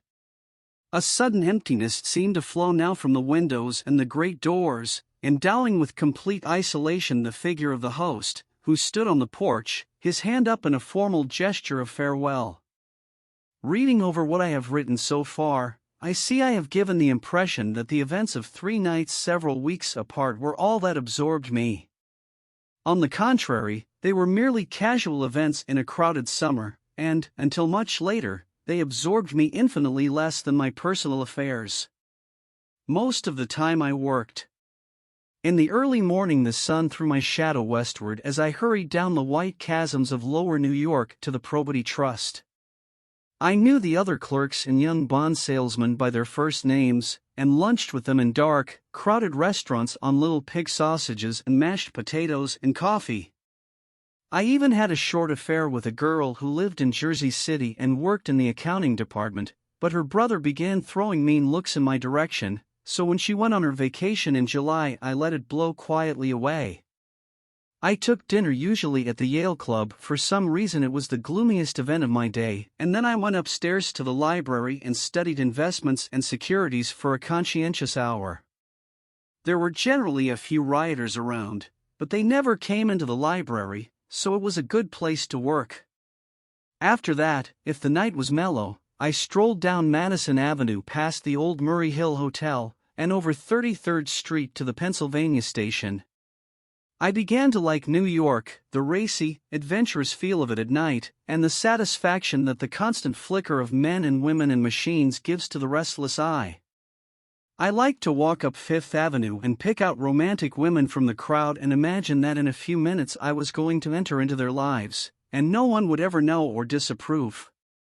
Sometimes, in my mind, I followed them to their apartments on the corners of hidden streets, and they turned and smiled back at me before they faded through a door into warm darkness. At the enchanted metropolitan twilight I felt a haunting loneliness sometimes, and felt it in others, poor young clerks who loitered in front of windows waiting until it was time for a solitary restaurant dinner, young clerks in the dusk, wasting the most poignant moments of night and life. Again at 8 o'clock, when the dark lanes of the 40s were 5 deep with throbbing taxicabs, bound for the theater district, I felt a sinking in my heart.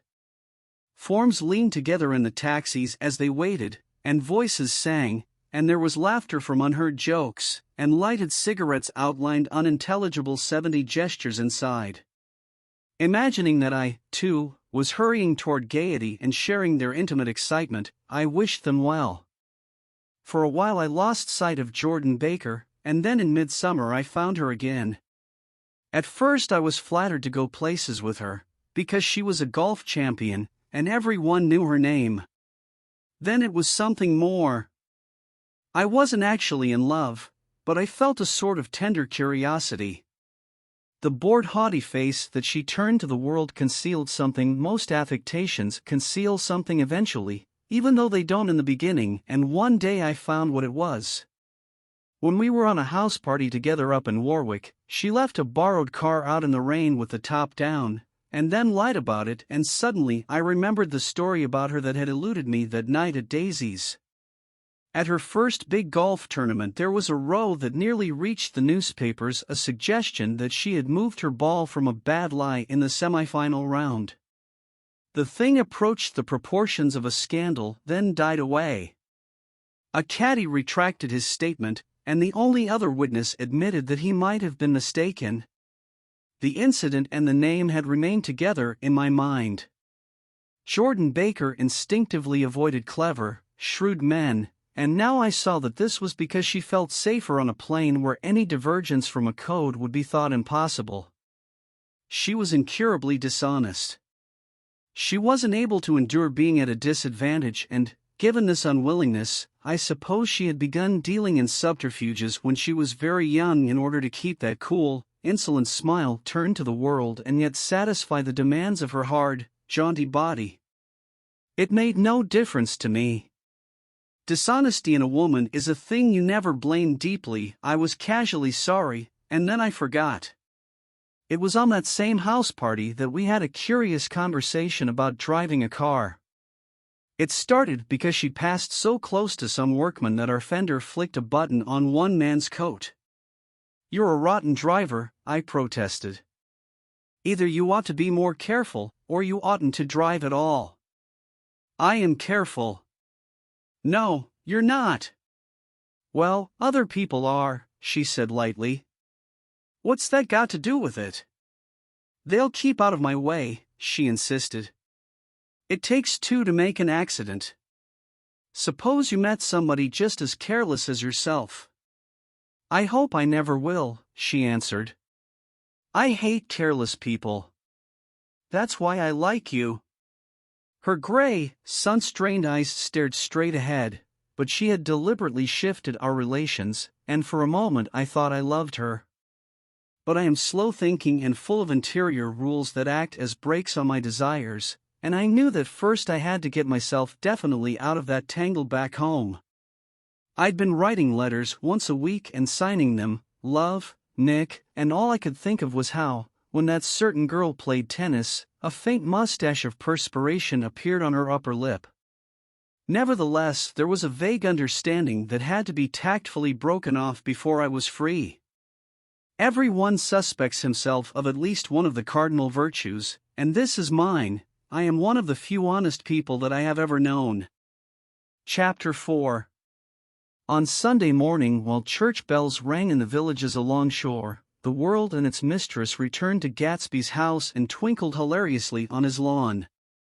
"He's a bootlegger," said the young ladies, moving somewhere between his cocktails and his flowers. "One time he killed a man who had found out that he was nephew to von Hindenburg and second cousin to the devil. Reach me a rose, honey, and pour me a last drop into their crystal glass." Once I wrote down on the empty spaces of a timetable the names of those who came to Gatsby's house that summer. It is an old timetable now, disintegrating at its folds, and headed this schedule in effect July 5, 1922. But I can still read the gray names, and they will give you a better impression than my generalities of those who accepted Gatsby's hospitality and paid him the subtle tribute of knowing nothing whatever about him. From East Egg, then, came the Chester Beckers and the Leaches, and a man named Bunsen, whom I knew at Yale, and Dr. Webster Civet, who was drowned last summer up in Maine. And the Hornbeams and the Willie Voltaires, and a whole clan named Blackbuck, who always gathered in a corner and flipped up their noses like goats at whosoever came near. And the Ismays and the Christies, or rather Hubert Auerbach and Mr. Christie's wife, and Edgar Beaver, whose hair, they say, turned cotton white one winter afternoon for no good reason at all. Clarence Endive was from East Egg, as I remember. He came only once, in white knickerbockers, and had a fight with a bum named Eddie in the garden. From farther out on the island came the Cheadles and the O.R.P. Schraders, and the Stonewall Jackson Abrams of Georgia, and the Fishguards and the Ripley Snells. Snell was there 3 days before he went to the penitentiary, so drunk out on the gravel drive that Mrs. Ulysses Sweat's automobile ran over his right hand. The Danceys came, too, and S.B. Whitebait, who was well over 60, and Maurice Flink, and the Hammerheads, and Beluga the tobacco importer, and Beluga's girls. From West Egg came the Poles and the Mulreadys and Cecil Roebuck and Cecil Schoen and Gulick the state senator and Newton Orchid, who controlled films par excellence, and Eckhost and Clyde Cohen and Don S. Schwartz, the son, and Arthur McCarty, all connected with the movies in one way or another. And the Catlips and the Bembergs and G. Earl Muldoon, brother to that Muldoon who afterwards strangled his wife. De Fontano the promoter came there, and Ed LeGros and James B. Rotgut. Ferret and the De Jongs and Ernest Lilly, they came to gamble, and when Ferret wandered into the garden it meant he was cleaned out and associated traction would have to fluctuate profitably next day. A man named Klipspringer was there so often and so long that he became known as the boarder. I doubt if he had any other home. Of theatrical people there were Gus Weyes and Horace O'Donovan and Lester Meyer and George Duckweed and Francis Bull. Also from New York were the Cromes and the Backhissens and the Denekers and Russell Betty and the Corrigans and the Kellehers and the Dewars and the Scullys and S.W. Belcher and the Smirks and the Young Quinns, divorced now, and Henry L. Palmetto, who killed himself by jumping in front of a subway train in Times Square. Benny McClenahan arrived always with 4 girls. They were never quite the same ones in physical person, but they were so identical one with another that it inevitably seemed they had been there before. I have forgotten their names, Jacqueline, I think, or else Consuela, or Gloria or Judy or June, and their last names were either the melodious names of flowers and months or the sterner ones of the great American capitalists whose cousins, if pressed, they would confess themselves to be. In addition to all these I can remember that Faustina O'Brien came there at least once and the Baedeker girls and young Brewer, who had his nose shot off in the war, and Mr. Albrucksberger and Miss Hogg, his fiancée, and Ardita Fitzpeters and Mr. P. Jewett, once head of the American Legion, and Miss Claudia Hip, with a man reputed to be her chauffeur, and a prince of something, whom we called Duke, and whose name, if I ever knew it, I have forgotten. All these people came to Gatsby's house in the summer. At 9 o'clock, one morning late in July, Gatsby's gorgeous car lurched up the rocky drive to my door and gave out a burst of melody from its 3-noted horn. It was the first time he had called on me, though I had gone to 2 of his parties, mounted in his hydroplane, and, at his urgent invitation, made frequent use of his beach. "Good morning, old sport. You're having lunch with me today and I thought we'd ride up together." He was balancing himself on the dashboard of his car with that resourcefulness of movement that is so peculiarly American, that comes, I suppose, with the absence of lifting work or rigid sitting in youth and, even more, with the formless grace of our nervous, sporadic games. This quality was continually breaking through his punctilious manner in the shape of restlessness. He was never quite still, there was always a tapping foot somewhere or the impatient opening and closing of a hand. He saw me looking with admiration at his car. "It's pretty, isn't it, old sport?" He jumped off to give me a better view. "Haven't you ever seen it before?" I'd seen it. Everybody had seen it. It was a rich cream color, bright with nickel, swollen here and there in its monstrous length with triumphant hat boxes and supper boxes and toolboxes, and terraced with a labyrinth of windshields that mirrored a dozen suns. Sitting down behind many layers of glass in a sort of green leather conservatory, we started to town. I had talked with him perhaps half a dozen times in the past month and found, to my disappointment, that he had little to say, so my first impression, that he was a person of some undefined consequence, had gradually faded and he had become simply the proprietor of an elaborate roadhouse next door. And then came that disconcerting ride. We hadn't reached West Egg Village before Gatsby began leaving his elegant sentences unfinished and slapping himself indecisively on the knee of his caramel-colored suit. "Look here, old sport," he broke out surprisingly. "What's your opinion of me, anyhow?" A little overwhelmed, I began the generalized evasions which that question deserves. "Well, I'm going to tell you something about my life," he interrupted. "I don't want you to get a wrong idea of me from all these stories you hear." So he was aware of the bizarre accusations that flavored conversation in his halls. "I'll tell you God's truth." His right hand suddenly ordered divine retribution to stand by. "I am the son of some wealthy people in the Middle West, all dead now. I was brought up in America but educated at Oxford, because all my ancestors have been educated there for many years. It is a family tradition. He looked at me sideways, and I knew why Jordan Baker had believed he was lying. He hurried the phrase educated at Oxford, or swallowed it, or choked on it, as though it had bothered him before. And with this doubt, his whole statement fell to pieces, and I wondered if there wasn't something a little sinister about him, after all. "What part of the Middle West?" I inquired casually. "San Francisco." "I see. My family all died and I came into a good deal of money." His voice was solemn, as if the memory of that sudden extinction of a clan still haunted him.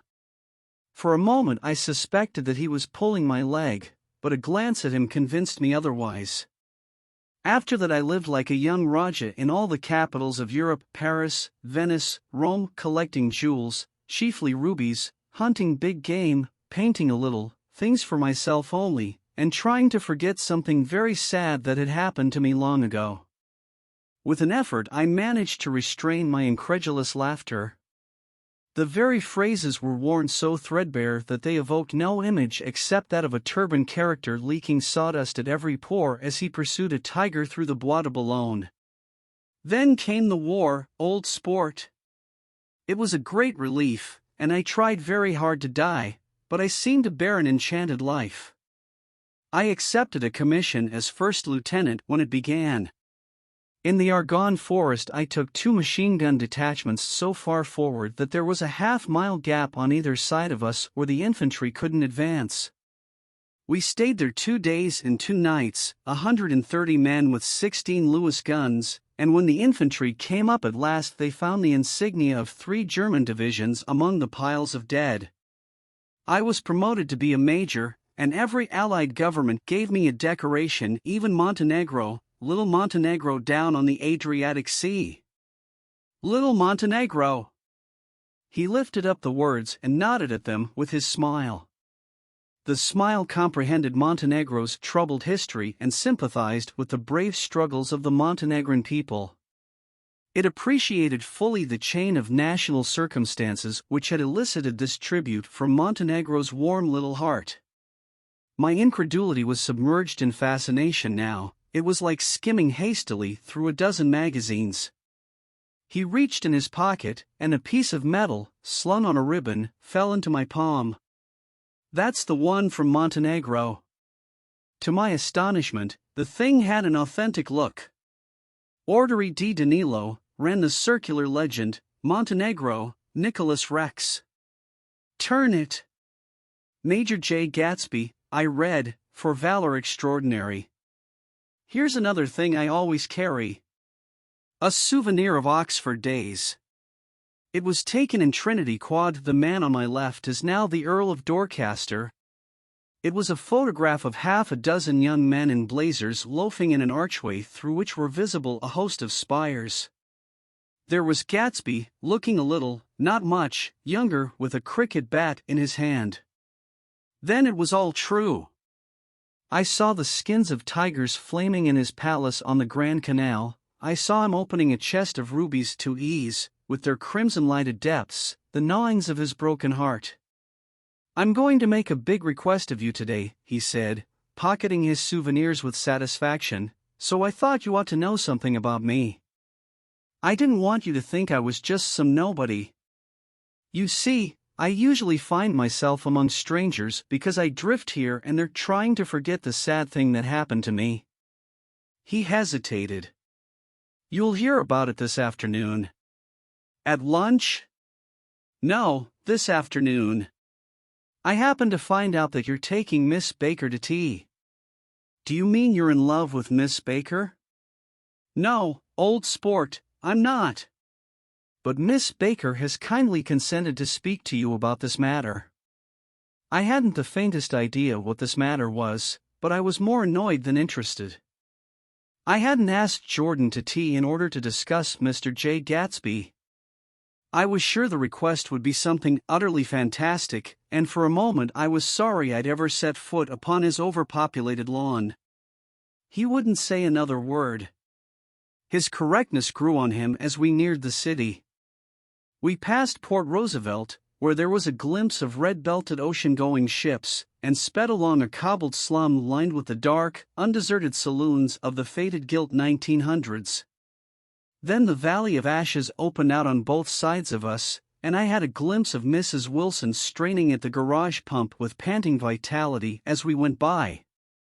With fenders spread like wings we scattered light through half Long Island City, only half, for as we twisted among the pillars of the elevated I heard the familiar jug spat of a motorcycle, and a frantic policeman rode alongside. "All right, old sport," called Gatsby. We slowed down. Taking a white card from his wallet, he waved it before the man's eyes. "Right you are," agreed the policeman, tipping his cap. "Know you next time, Mr. Gatsby." "Excuse me. What was that?" I inquired. "The picture of Oxford? I was able to do the commissioner a favor once, and he sends me a Christmas card every year. Over the Great Bridge, with the sunlight through the girders making a constant flicker upon the moving cars, with the city rising up across the river in white heaps and sugar lumps all built with a wish out of non-olfactory money. The city seen from the Queensboro Bridge is always the city seen for the first time, in its first wild promise of all the mystery and the beauty in the world. A dead man passed us in a hearse heaped with blooms, followed by 2 carriages with drawn blinds, and by more cheerful carriages for friends. The friends looked out at us with the tragic eyes and short upper lips of southeastern Europe, and I was glad that the sight of Gatsby's splendid car was included in their somber holiday. As we crossed Blackwell's Island, a limousine passed us, driven by a white chauffeur, in which sat 3 modish Negroes, 2 bucks and a girl. I laughed aloud as the yolks of their eyeballs rolled toward us in haughty rivalry. Anything can happen now that we've slid over this bridge, I thought, anything at all. Even Gatsby could happen, without any particular wonder. Roaring noon. In a well-fanned 42nd Street cellar I met Gatsby for lunch. Blinking away the brightness of the street outside, my eyes picked him out obscurely in the anteroom, talking to another man. "Mr. Carraway, this is my friend Mr. Wolfsheim." A small, flat-nosed Jew raised his large head and regarded me with 2 fine growths of hair which luxuriated in either nostril. After a moment I discovered his tiny eyes in the half-darkness. "So I took one look at him," said Mr. Wolfsheim, shaking my hand earnestly, "and what do you think I did?" "What?" I inquired politely. But evidently he was not addressing me, for he dropped my hand and covered Gatsby with his expressive nose. I handed the money to Catspaw and I said, "All right, Catspaw, don't pay him a penny till he shuts his mouth." He shut it then and there. Gatsby took an arm of each of us and moved forward into the restaurant, whereupon Mr. Wolfsheim swallowed a new sentence he was starting and lapsed into a somnambulatory abstraction. "Highballs?" asked the head waiter. "This is a nice restaurant here," said Mr. Wolfsheim, looking at the Presbyterian nymphs on the ceiling. "But I like across the street better." "Yes, highballs," agreed Gatsby, and then to Mr. Wolfsheim, "It's too hot over there." "Hot and small, yes," said Mr. Wolfsheim, "but full of memories." "What place is that?" I asked. "The Old Metropole." "The Old Metropole," brooded Mr. Wolfsheim gloomily. "Filled with faces dead and gone. Filled with friends gone now forever. I can't forget so long as I live the night they shot Rosie Rosenthal there. It was 6 of us at the table, and Rosie had eat and drunk a lot all evening. When it was almost morning the waiter came up to him with a funny look and says somebody wants to speak to him outside. 'All right,' says Rosie, and begins to get up, and I pulled him down in his chair. 'Let the bastards come in here if they want you, Rosie, but don't you, so help me, move outside this room.' It was 4 o'clock in the morning then, and if we'd have raised the blinds we'd have seen daylight." "Did he go?" I asked innocently. "Sure he went. Mr. Wolfsheim's nose flashed at me indignantly. He turned around in the door and says, "Don't let that waiter take away my coffee." Then he went out on the sidewalk, and they shot him 3 times in his full belly and drove away. 4 of them were electrocuted, I said, remembering. 5, with Becker. His nostrils turned to me in an interested way. "I understand you're looking for a business connection." The juxtaposition of these 2 remarks was startling. Gatsby answered for me. "Oh, no," he exclaimed, "this isn't the man." "No?" Mr. Wolfsheim seemed disappointed. "This is just a friend. I told you we'd talk about that some other time." "I beg your pardon," said Mr. Wolfsheim, "I had a wrong man." A succulent hash arrived, and Mr. Wolfsheim, forgetting the more sentimental atmosphere of the old metropole, began to eat with ferocious delicacy. His eyes, meanwhile, roved very slowly all around the room. He completed the arc by turning to inspect the people directly behind. I think that, except for my presence, he would have taken one short glance beneath our own table. "Look here, old sport," said Gatsby, leaning toward me, "I'm afraid I made you a little angry this morning in the car." There was the smile again, but this time I held out against it. "I don't like mysteries," I answered. "And I don't understand why you won't come out frankly and tell me what you want. Why has it all got to come through Miss Baker?" "Oh, it's nothing underhand," he assured me. "Miss Baker's a great sportswoman, you know, and she'd never do anything that wasn't all right." Suddenly he looked at his watch, jumped up, and hurried from the room, leaving me with Mr. Wolfsheim at the table. "He has to telephone," said Mr. Wolfsheim, following him with his eyes. "Fine fellow, isn't he? Handsome to look at and a perfect gentleman." "Yes. He's an Oxford man." "Oh. He went to Oxford College in England." "You know Oxford College?" "I've heard of it. It's one of the most famous colleges in the world." "Have you known Gatsby for a long time?" I inquired. "Several years," he answered in a gratified way. "I made the pleasure of his acquaintance just after the war. But I knew I had discovered a man of fine breeding after I talked with him an hour. I said to myself, there's the kind of man you'd like to take home and introduce to your mother and sister." He paused. "I see you're looking at my cuff buttons."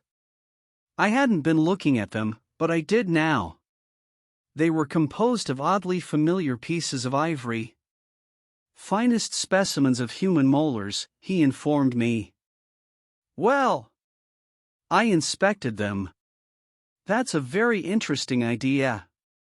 "Yeah." He flipped his sleeves up under his coat. "Yeah, Gatsby's very careful about women. He would never so much as look at a friend's wife." When the subject of this instinctive trust returned to the table and sat down, Mr. Wolfsheim drank his coffee with a jerk and got to his feet. "I have enjoyed my lunch," he said, "and I'm going to run off from you 2 young men before I outstay my welcome." "Don't hurry, Meyer," said Gatsby, without enthusiasm. Mr. Wolfsheim raised his hand in a sort of benediction. "You're very polite, but I belong to another generation," he announced solemnly. "You sit here and discuss your sports and your young ladies and he supplied an imaginary noun with another wave of his hand. "As for me, I am 50 years old, and I won't impose myself on you any longer."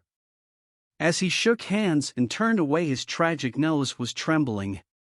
I wondered if I had said anything to offend him. "He becomes very sentimental sometimes," explained Gatsby.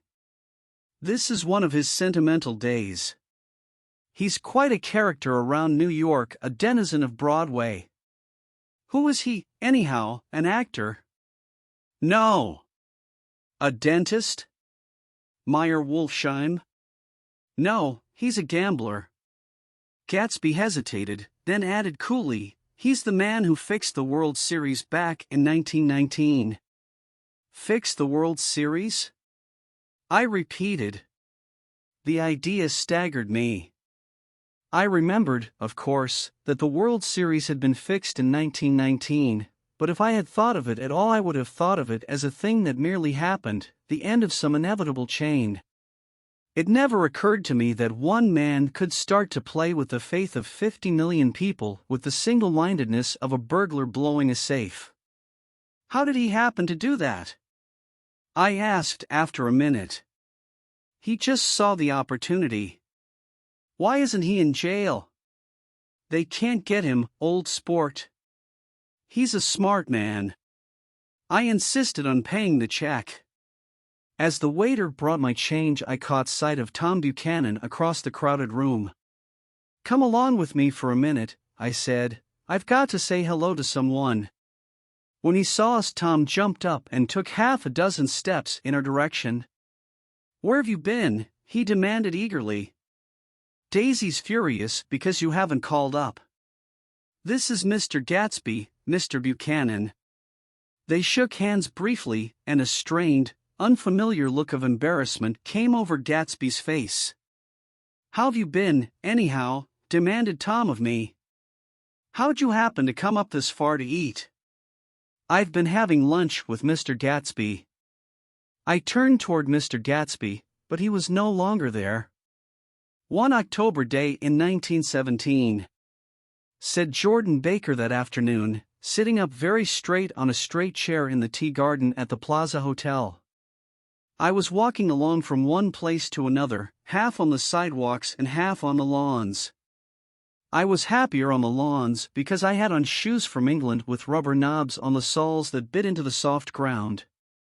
I had on a new plaid skirt also that blew a little in the wind, and whenever this happened the red, white, and blue banners in front of all the houses stretched out stiff and said tut tut tut tut in a disapproving way. The largest of the banners and the largest of the lawns belonged to Daisy Faye's house. She was just 18, 2 years older than me, and by far the most popular of all the young girls in Louisville. She dressed in white, and had a little white roadster, and all day long the telephone rang in her house and excited young officers from Camp Taylor demanded the privilege of monopolizing her that night. Anyways, for an hour. When I came opposite her house that morning her white roadster was beside the curb, and she was sitting in it with a lieutenant I had never seen before. They were so engrossed in each other that she didn't see me until I was 5 feet away. Hello, Jordan, she called unexpectedly. Please come here. I was flattered that she wanted to speak to me, because of all the older girls I admired her most. She asked me if I was going to the Red Cross and make bandages. I was. Well, then, would I tell them that she couldn't come that day? The officer looked at Daisy while she was speaking, in a way that every young girl wants to be looked at sometime, and because it seemed romantic to me I have remembered the incident ever since. His name was J. Gatsby, and I didn't lay eyes on him again for over 4 years. Even after I'd met him on Long Island, I didn't realize it was the same man. That was 1917. By the next year I had a few beaux myself, and I began to play in tournaments, so I didn't see Daisy very often. She went with a slightly older crowd when she went with anyone at all. Wild rumors were circulating about her, how her mother had found her packing her bag one winter night to go to New York and say goodbye to a soldier who was going overseas. She was effectually prevented, but she wasn't on speaking terms with her family for several weeks.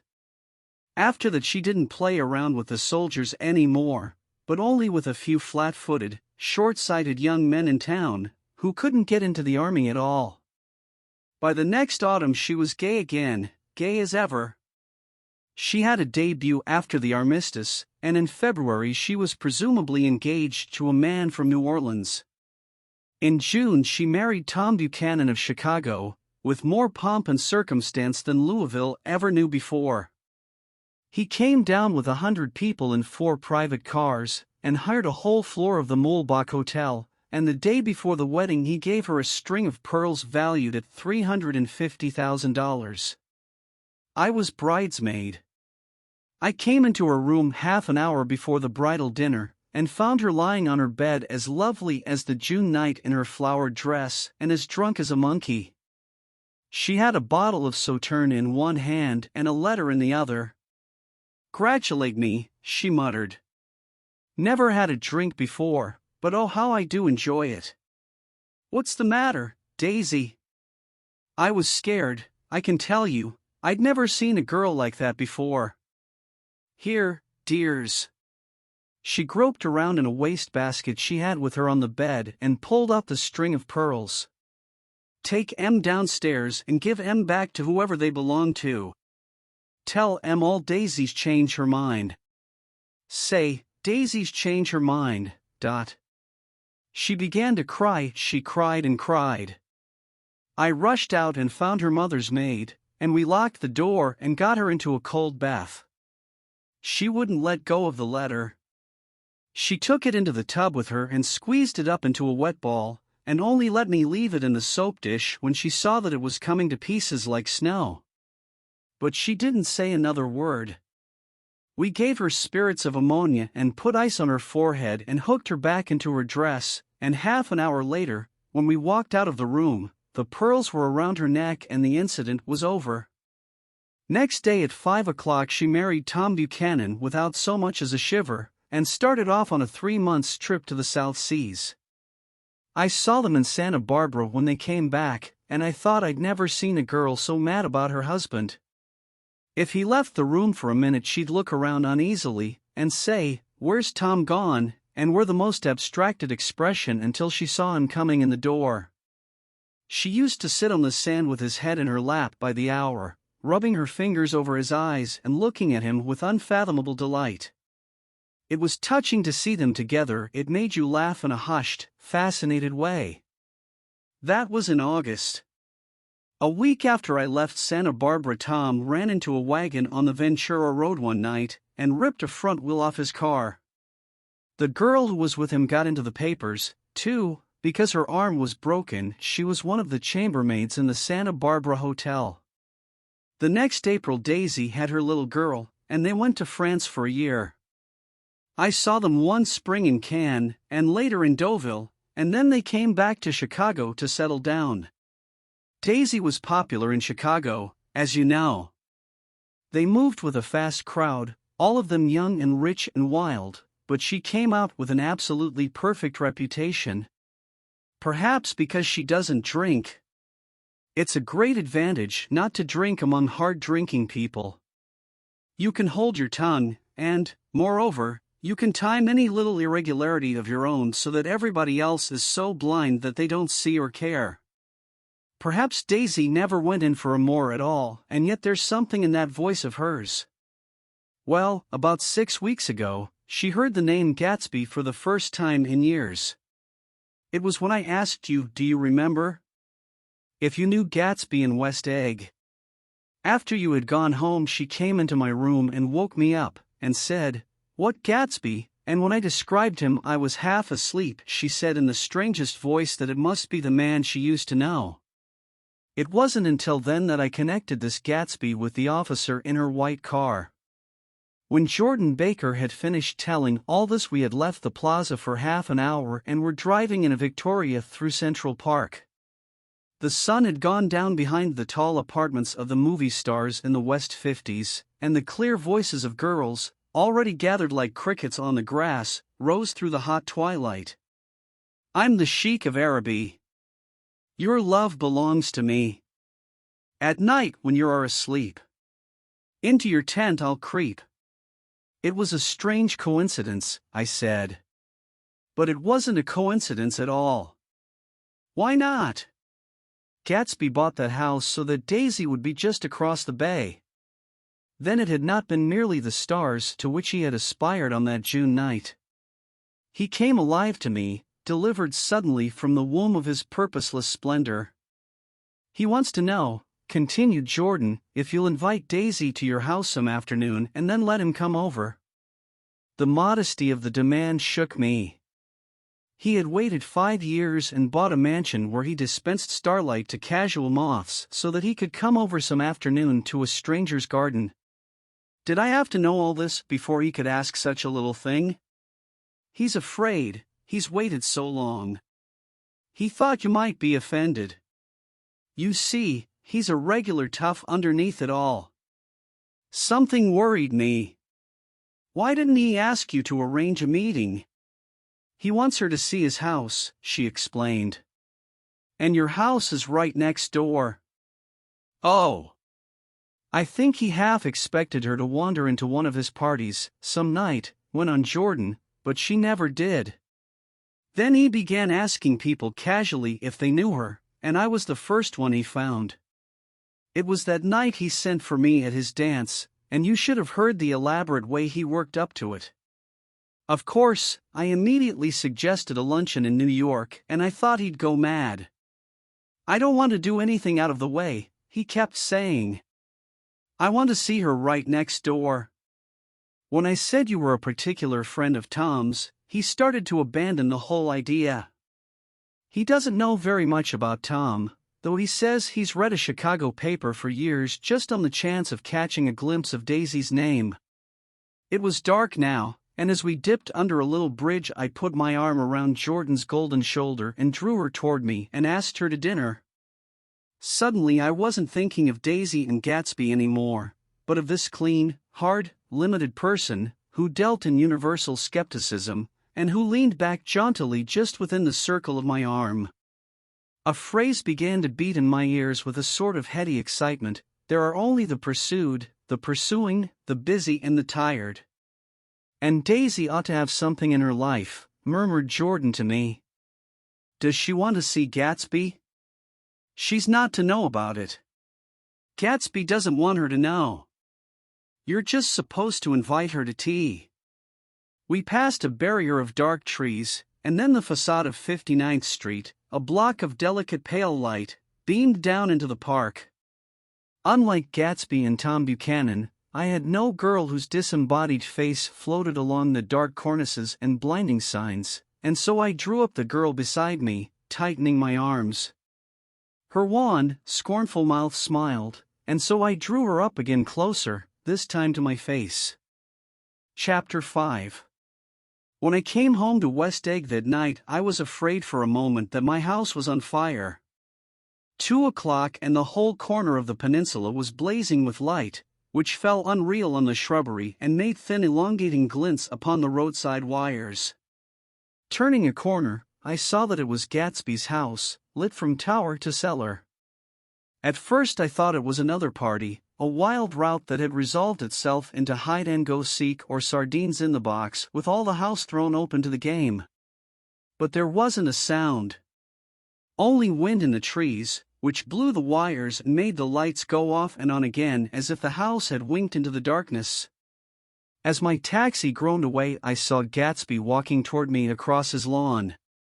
"Your place looks like the World's Fair," I said. "Does it?" He turned his eyes toward it absently. "I have been glancing into some of the rooms. Let's go to Coney Island, old sport." "In my car." "It's too late." "Well, suppose we take a plunge in the swimming pool?"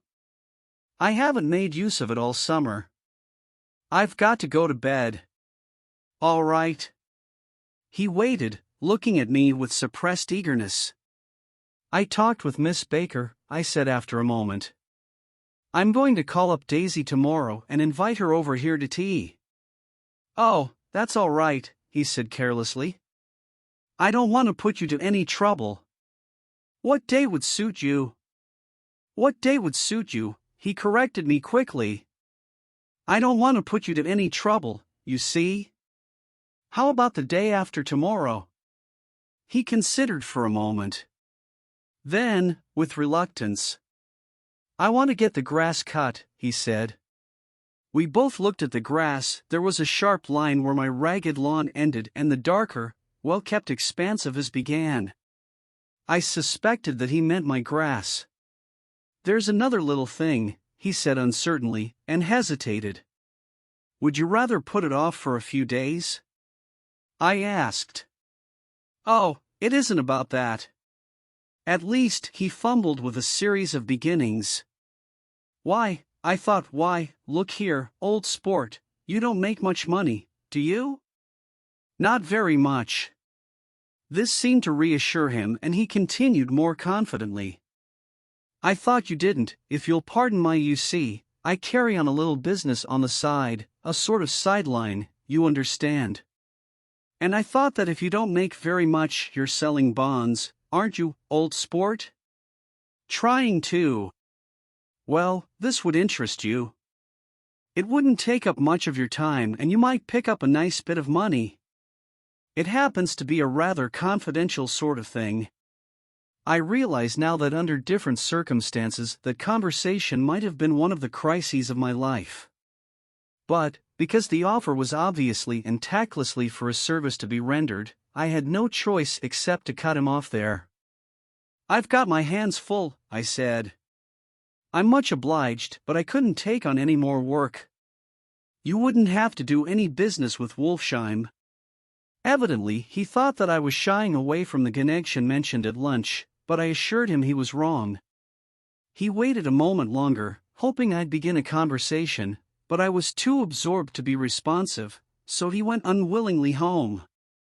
The evening had made me light-headed and happy. I think I walked into a deep sleep as I entered my front door.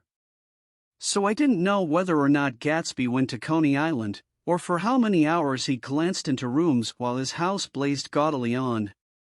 I called up Daisy from the office next morning, and invited her to come to tea. Don't bring Tom, I warned her. What? Don't bring Tom. Who is Tom? She asked innocently. The day agreed upon was pouring rain.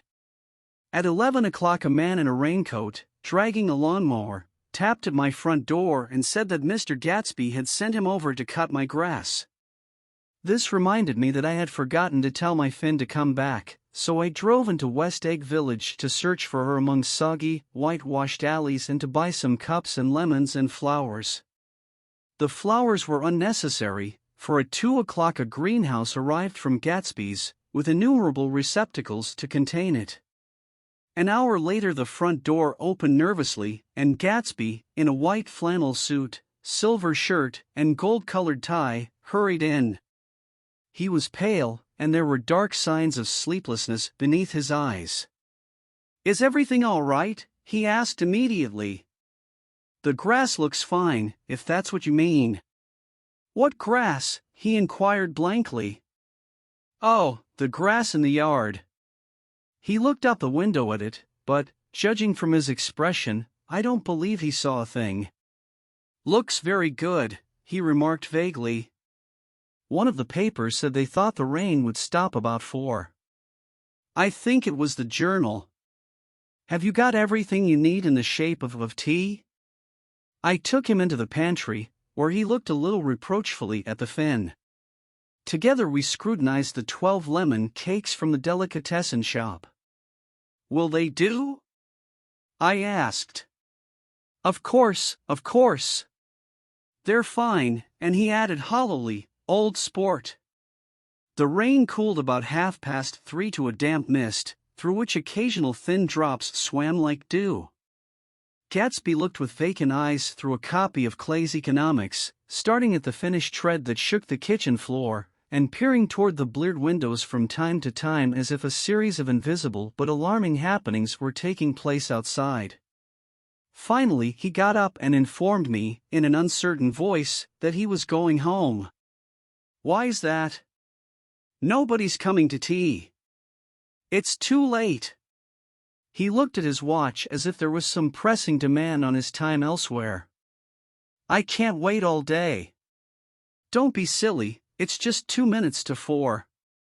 He sat down miserably, as if I had pushed him, and simultaneously there was the sound of a motor turning into my lane.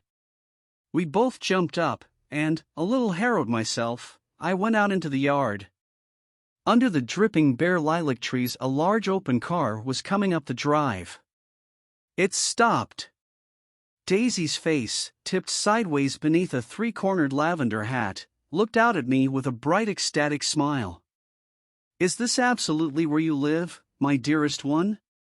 The exhilarating ripple of her voice was a wild tonic in the rain. I had to follow the sound of it for a moment, up and down, with my ear alone, before any words came through. A damp streak of hair lay like a dash of blue paint across her cheek, and her hand was wet with glistening drops as I took it to help her from the car. "Are you in love with me?" she said low in my ear, "or why did I have to come alone? That's the secret of Castle Rackrent. Tell your chauffeur to go far away and spend an hour. Come back in an hour, Ferdy." Then in a grave murmur, "His name is Ferdy. Does the gasoline affect his nose?" "I don't think so," she said innocently. "Why?" We went in.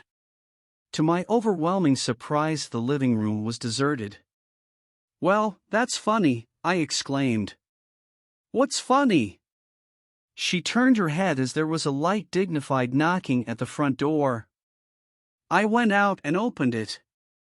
Gatsby, pale as death, with his hands plunged like weights in his coat pockets, was standing in a puddle of water, glaring tragically into my eyes. With his hands still in his coat pockets, he stalked by me into the hall, turned sharply as if he were on a wire, and disappeared into the living room. It wasn't a bit funny. Aware of the loud beating of my own heart, I pulled the door to against the increasing rain. For half a minute there wasn't a sound. Then from the living room I heard a sort of choking murmur and part of a laugh, followed by Daisy's voice on a clear artificial note, "I certainly am awfully glad to see you again." A pause. It endured horribly. I had nothing to do in the hall, so I went into the room. Gatsby, his hands still in his pockets, was reclining against the mantelpiece in a strained counterfeit of perfect ease, even of boredom. His head leaned back so far that it rested against the face of a defunct mantelpiece clock, and from this position his distraught eyes stared down at Daisy, who was sitting, frightened but graceful, on the edge of a stiff chair. "We've met before," muttered Gatsby. His eyes glanced momentarily at me, and his lips parted with an abortive attempt at a laugh. Luckily the clock took this moment to tilt dangerously at the pressure of his head, whereupon he turned and caught it with trembling fingers, and set it back in place.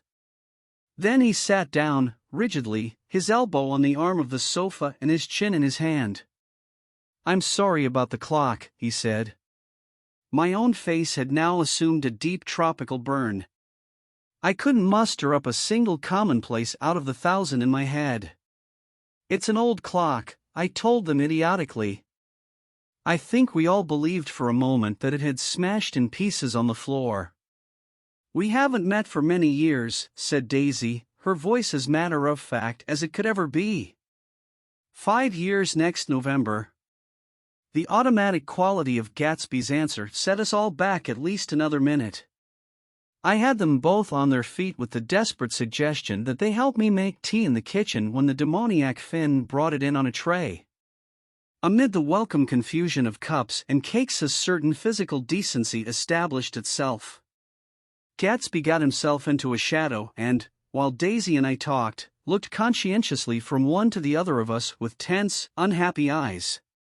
However, as calmness wasn't an end in itself, I made an excuse at the first possible moment and got to my feet.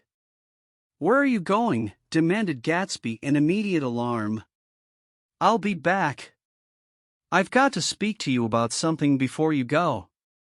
He followed me wildly into the kitchen, closed the door, and whispered, "Oh, God," in a miserable way. "What's the matter?" "This is a terrible mistake," he said, shaking his head from side to side, "a terrible, terrible mistake. You're just embarrassed, that's all, and luckily," I added, "Daisy's embarrassed too." "She's embarrassed," he repeated incredulously. "Just as much as you are." "Don't talk so loud." "You're acting like a little boy," I broke out impatiently. "Not only that, but you're rude. Daisy's sitting in there all alone." He raised his hand to stop my words, looked at me with unforgettable reproach, and, opening the door cautiously, went back into the other room. I walked up the back way just as Gatsby had when he had made his nervous circuit of the house half an hour before and ran for a huge black knotted tree, whose massed leaves made a fabric against the rain. Once more it was pouring, and my irregular lawn, well shaved by Gatsby's gardener, abounded in small, muddy swamps and prehistoric marshes. There was nothing to look at from under the tree except Gatsby's enormous house, so I stared at it, like Kant at his church steeple, for half an hour. A brewer had built it early in the period craze, a decade before, and there was a story that he'd agreed to pay 5 years' taxes on all the neighboring cottages if the owners would have their roofs thatched with straw. Perhaps their refusal took the heart out of his plan to found a family. He went into an immediate decline. His children sold his house with the black wreath still on the door. Americans, while occasionally willing to be serfs, have always been obstinate about being peasantry. After half an hour, the sun shone again, and the grocer's automobile rounded Gatsby's drive with the raw material for his servants' dinner. I felt sure he wouldn't eat a spoonful. A maid began opening the upper windows of his house, appeared momentarily in each, and, leaning from a large central bay, spat meditatively into the garden. It was time I went back.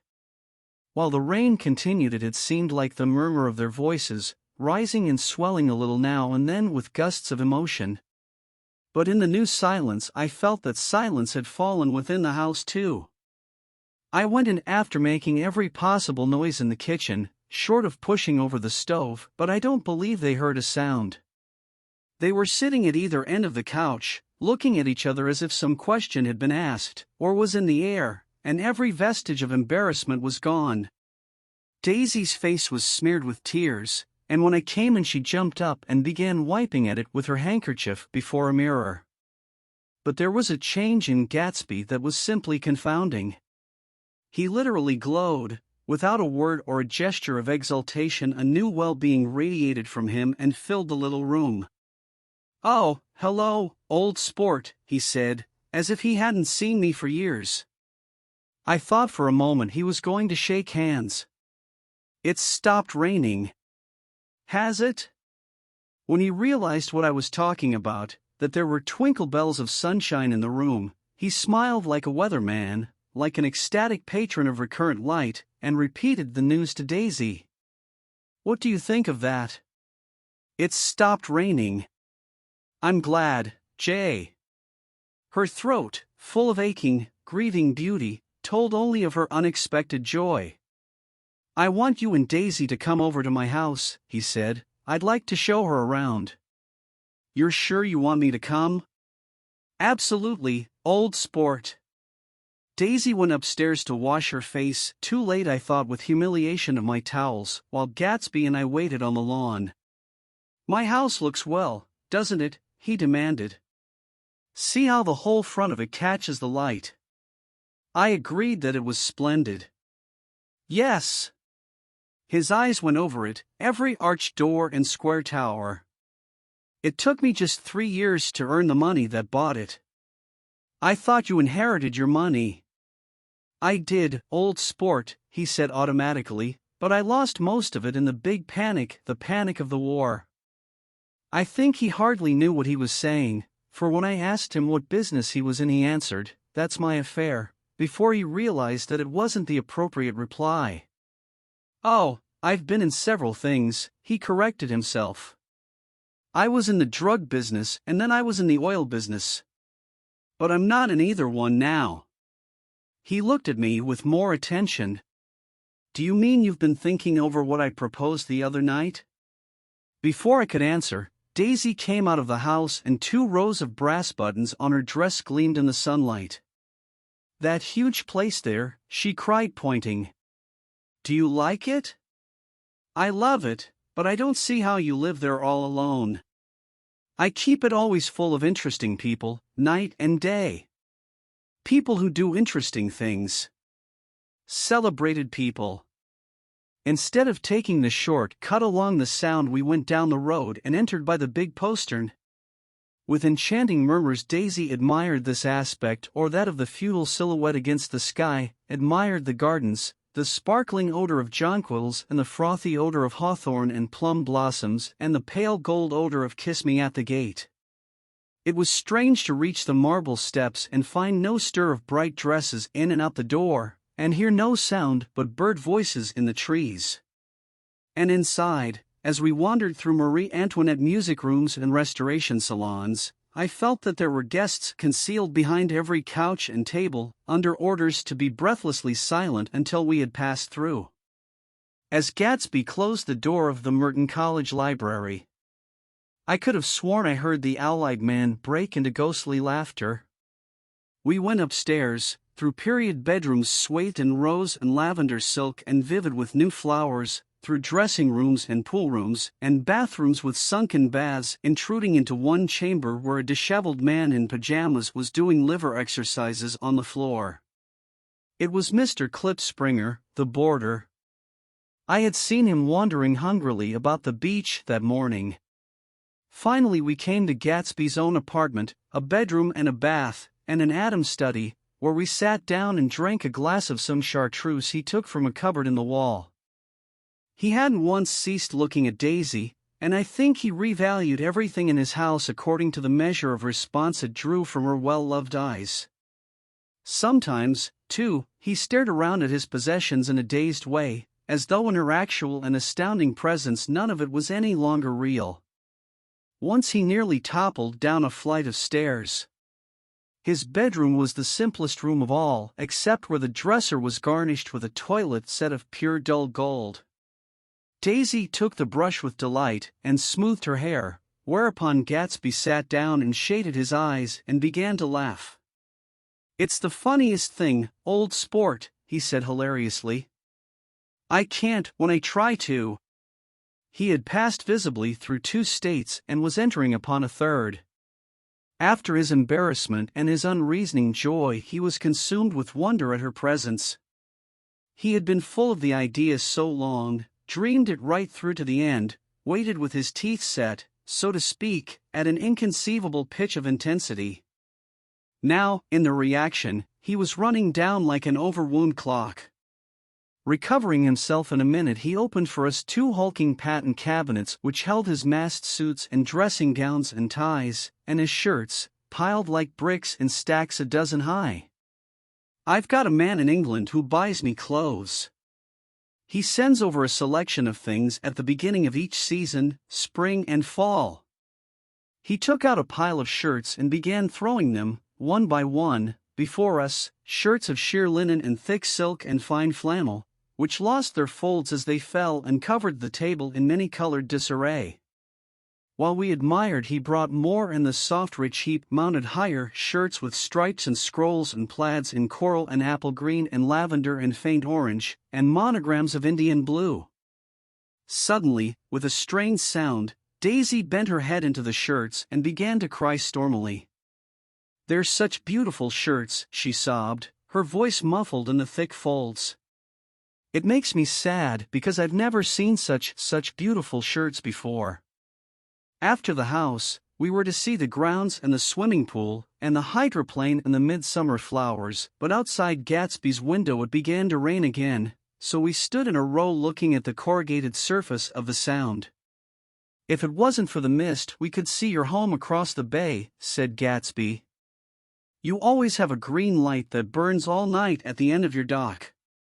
Daisy put her arm through his abruptly, but he seemed absorbed in what he had just said. Possibly it had occurred to him that the colossal significance of that light had now vanished forever. Compared to the great distance that had separated him from Daisy, it had seemed very near to her, almost touching her. It had seemed as close as a star to the moon. Now it was again a green light on a dock. His count of enchanted objects had diminished by 1. I began to walk about the room, examining various indefinite objects in the half-darkness. A large photograph of an elderly man in yachting costume attracted me, hung on the wall over his desk. "Who's this?" "That? That's Mr. Dan Cody, old sport." The name sounded faintly familiar. "He's dead now. He used to be my best friend years ago." There was a small picture of Gatsby, also in yachting costume, on the bureau. Gatsby with his head thrown back defiantly, taken apparently when he was about 18. "I adore it," exclaimed Daisy. "The pompadour! You never told me you had a pompadour or a yacht." "Look at this," said Gatsby quickly. "Here's a lot of clippings about you."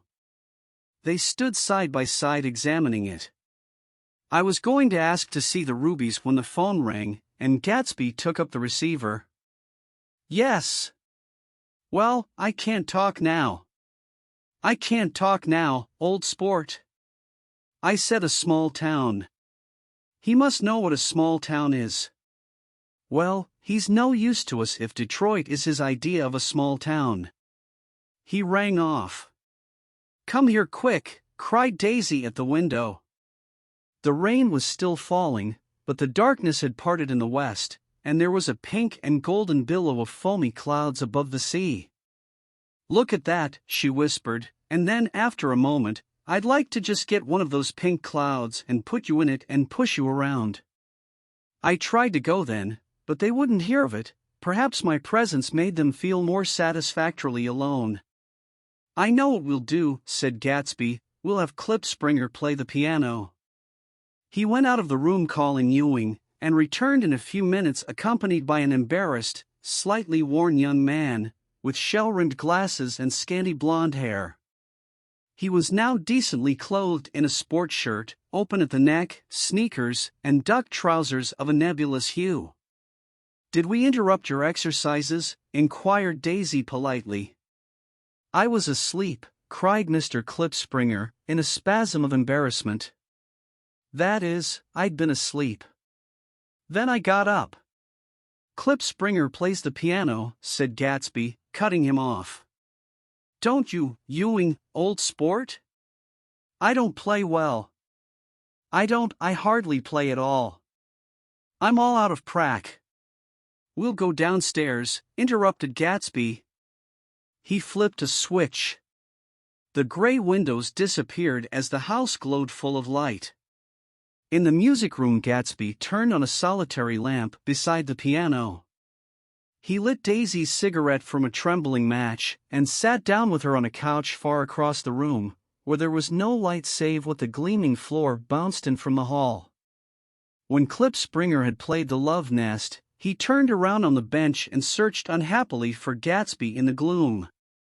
"I'm all out of practice, you see. I told you I couldn't play. I'm all out of prac." "Don't talk so much, old sport," commanded Gatsby. "Play. In the morning. In the evening. Ain't we got fun?" Outside the wind was loud and there was a faint flow of thunder along the sound. All the lights were going on in West Egg now. The electric trains, men carrying, were plunging home through the rain from New York. It was the hour of a profound human change, and excitement was generating on the air. One thing's sure and nothing surer. The rich get richer and the poor get children. In the meantime, in between time. As I went over to say goodbye, I saw that the expression of bewilderment had come back into Gatsby's face, as though a faint doubt had occurred to him as to the quality of his present happiness. Almost 5 years! There must have been moments even that afternoon when Daisy tumbled short of his dreams, not through her own fault, but because of the colossal vitality of his illusion. It had gone beyond her, beyond everything.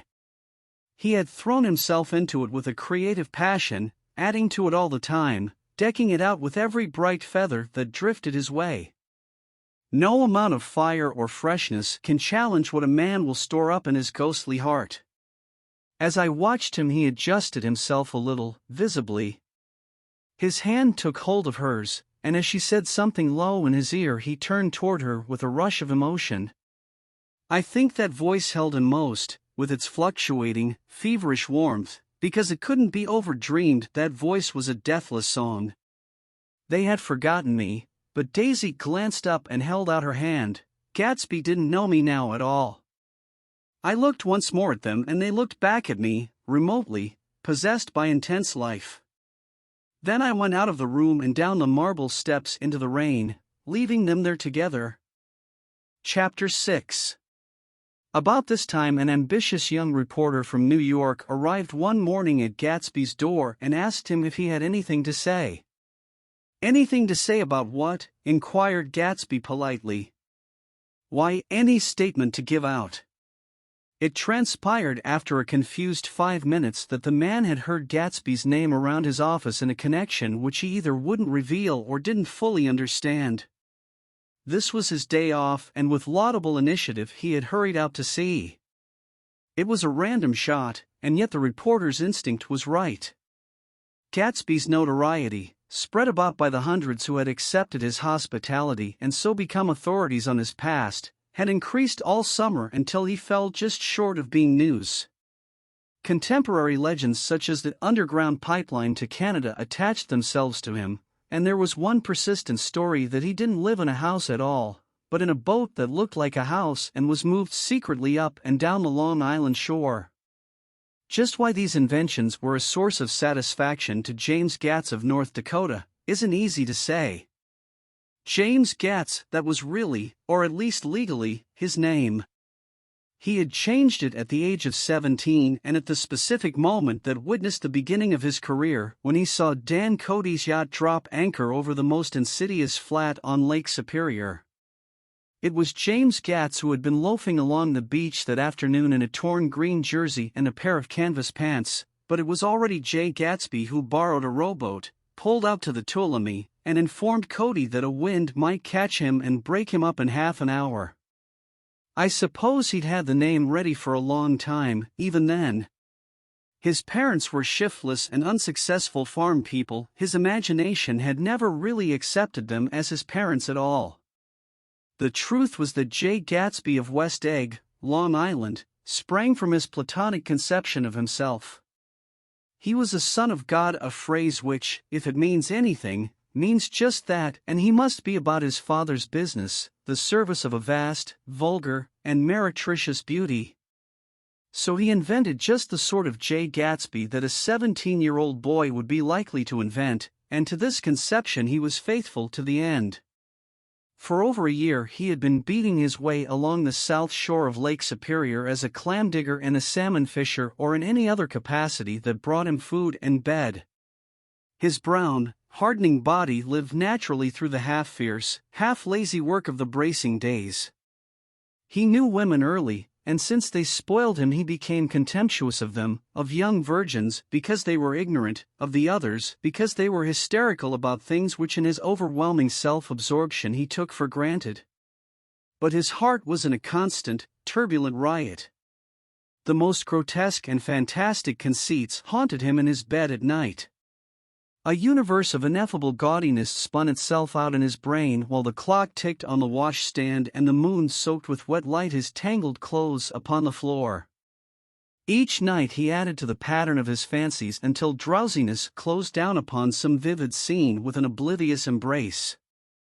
For a while these reveries provided an outlet for his imagination. They were a satisfactory hint of the unreality of reality, a promise that the rock of the world was founded securely on a fairy's wing. An instinct toward his future glory had led him, some months before, to the small Lutheran College of St. Olaf in southern Minnesota. He stayed there 2 weeks, dismayed at its ferocious indifference to the drums of his destiny, to destiny itself, and despising the janitor's work with which he was to pay his way through. Then he drifted back to Lake Superior, and he was still searching for something to do on the day that Dan Cody's yacht dropped anchor in the shallows alongshore. Cody was 50 years old then, a product of the Nevada silver fields, of the Yukon, of every rush for metal since '75. The transactions in Montana copper that made him many times a millionaire found him physically robust but on the verge of soft-mindedness, and, suspecting this, an infinite number of women tried to separate him from his money. The none too savory ramifications by which Ella Kay, the newspaper woman, played Madame de Maintenon to his weakness and sent him to sea in a yacht, were common knowledge to the turgid subjournalism of 1902. He had been coasting along all too hospitable shores for 5 years when he turned up as James Gats's destiny at Little Girl's Point. To the young Gats, resting on his oars and looking up at the railed deck, the yacht represented all the beauty and glamour in the world. I suppose he smiled at Cody. He had probably discovered that people liked him when he smiled. At any rate, Cody asked him a few questions. One of them elicited the brand new name, and found that he was quick and extravagantly ambitious. A few days later he took him to Duluth and bought him a blue coat, 6 pair of white duck trousers, and a yachting cap. And when the Tuolumne left for the West Indies and the Barbary Coast, Gatsby left too.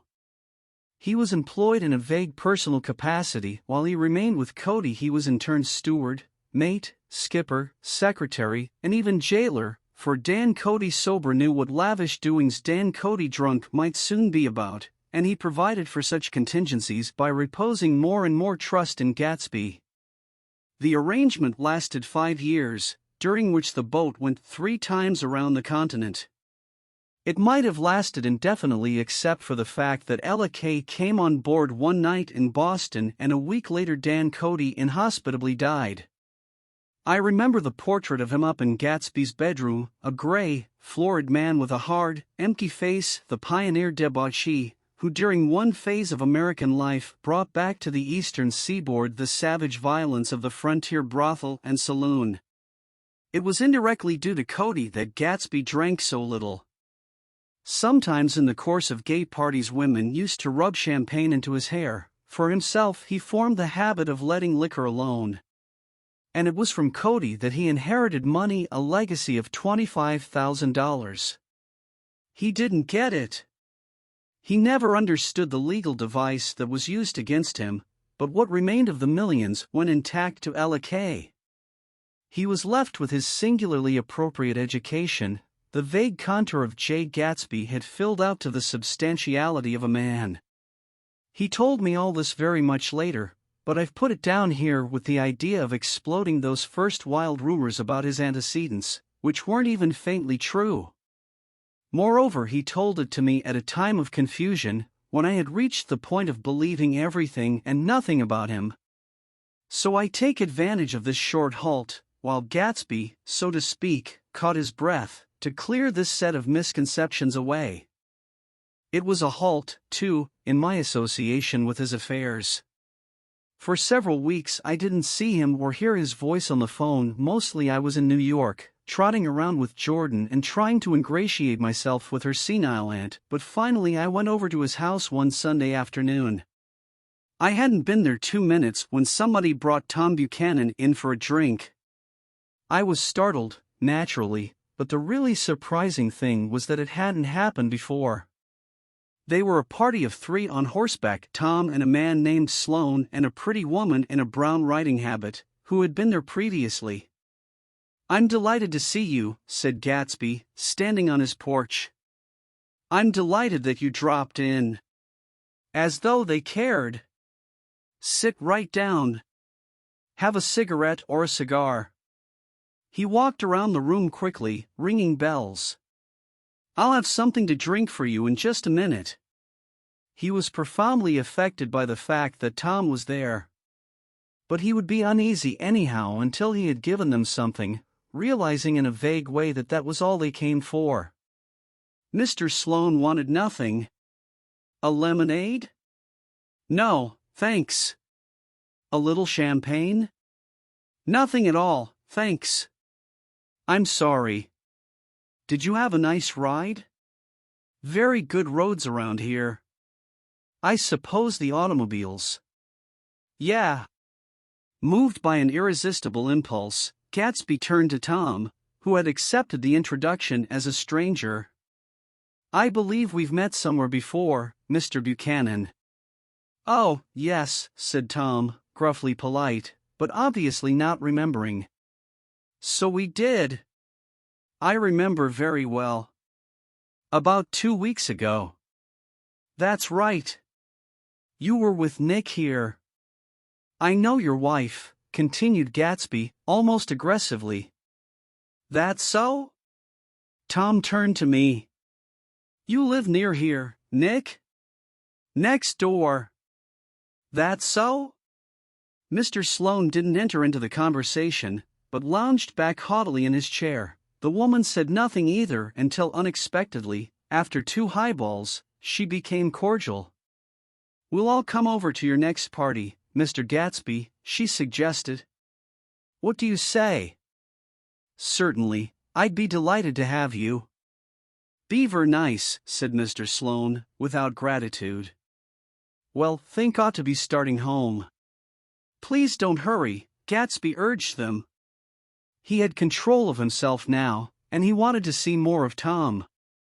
Why don't you stay for supper? I wouldn't be surprised if some other people dropped in from New York. You come to supper with me, said the lady enthusiastically. Both of you? This included me. Mr. Sloane got to his feet. Come along, he said, but to her only.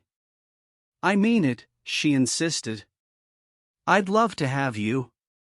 Lots of room. Gatsby looked at me questioningly. He wanted to go, and he didn't see that Mr. Sloane had determined he shouldn't. I'm afraid I won't be able to, I said. Well, you come, she urged, concentrating on Gatsby. Mr. Sloane murmured something close to her ear. We won't be late if we start now, she insisted aloud. I haven't got a horse, said Gatsby. I used to ride in the army, but I've never bought a horse. I'll have to follow you in my car. Excuse me for just a minute. The rest of us walked out on the porch, where Sloane and the lady began an impassioned conversation aside. My God, I believe the man's coming, said Tom. Doesn't he know she doesn't want him? She says she does want him. She has a big dinner party and he won't know a soul there. He frowned. I wonder where in the devil he met Daisy. By God, I may be old-fashioned in my ideas, but women run around too much these days to suit me. They meet all kinds of crazy fish. Suddenly Mr. Sloane and the lady walked down the steps and mounted their horses. Come on, said Mr. Sloane to Tom, we're late. We've got to go. And then to me, tell him we couldn't wait, will you? Tom and I shook hands, the rest of us exchanged a cool nod, and they trotted quickly down the drive, disappearing under the August foliage just as Gatsby, with hat and light overcoat in hand, came out the front door. Tom was evidently perturbed at Daisy's running around alone, for on the following Saturday night he came with her to Gatsby's party. Perhaps his presence gave the evening its peculiar quality of oppressiveness. It stands out in my memory from Gatsby's other parties that summer.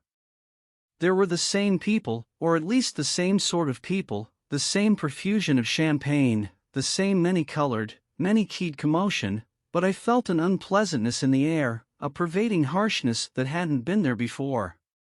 Or perhaps I had merely grown used to it, grown to accept West Egg as a world complete in itself, with its own standards and its own great figures, second to nothing because it had no consciousness of being so, and now I was looking at it again, through Daisy's eyes. It is invariably saddening to look through new eyes at things upon which you have expended your own powers of adjustment. They arrived at twilight, and, as we strolled out among the sparkling hundreds, Daisy's voice was playing murmurous tricks in her throat. These things excite me so, she whispered. If you want to kiss me any time during the evening, Nick, just let me know and I'll be glad to arrange it for you. Just mention my name. Or present a green card. I'm giving out green. Look around, suggested Gatsby. I'm looking around. I'm having a marvelous. You must see the faces of many people you've heard about. Tom's arrogant eyes roamed the crowd. We don't go around very much, he said. In fact, I was just thinking I don't know a soul here. Perhaps you know that lady.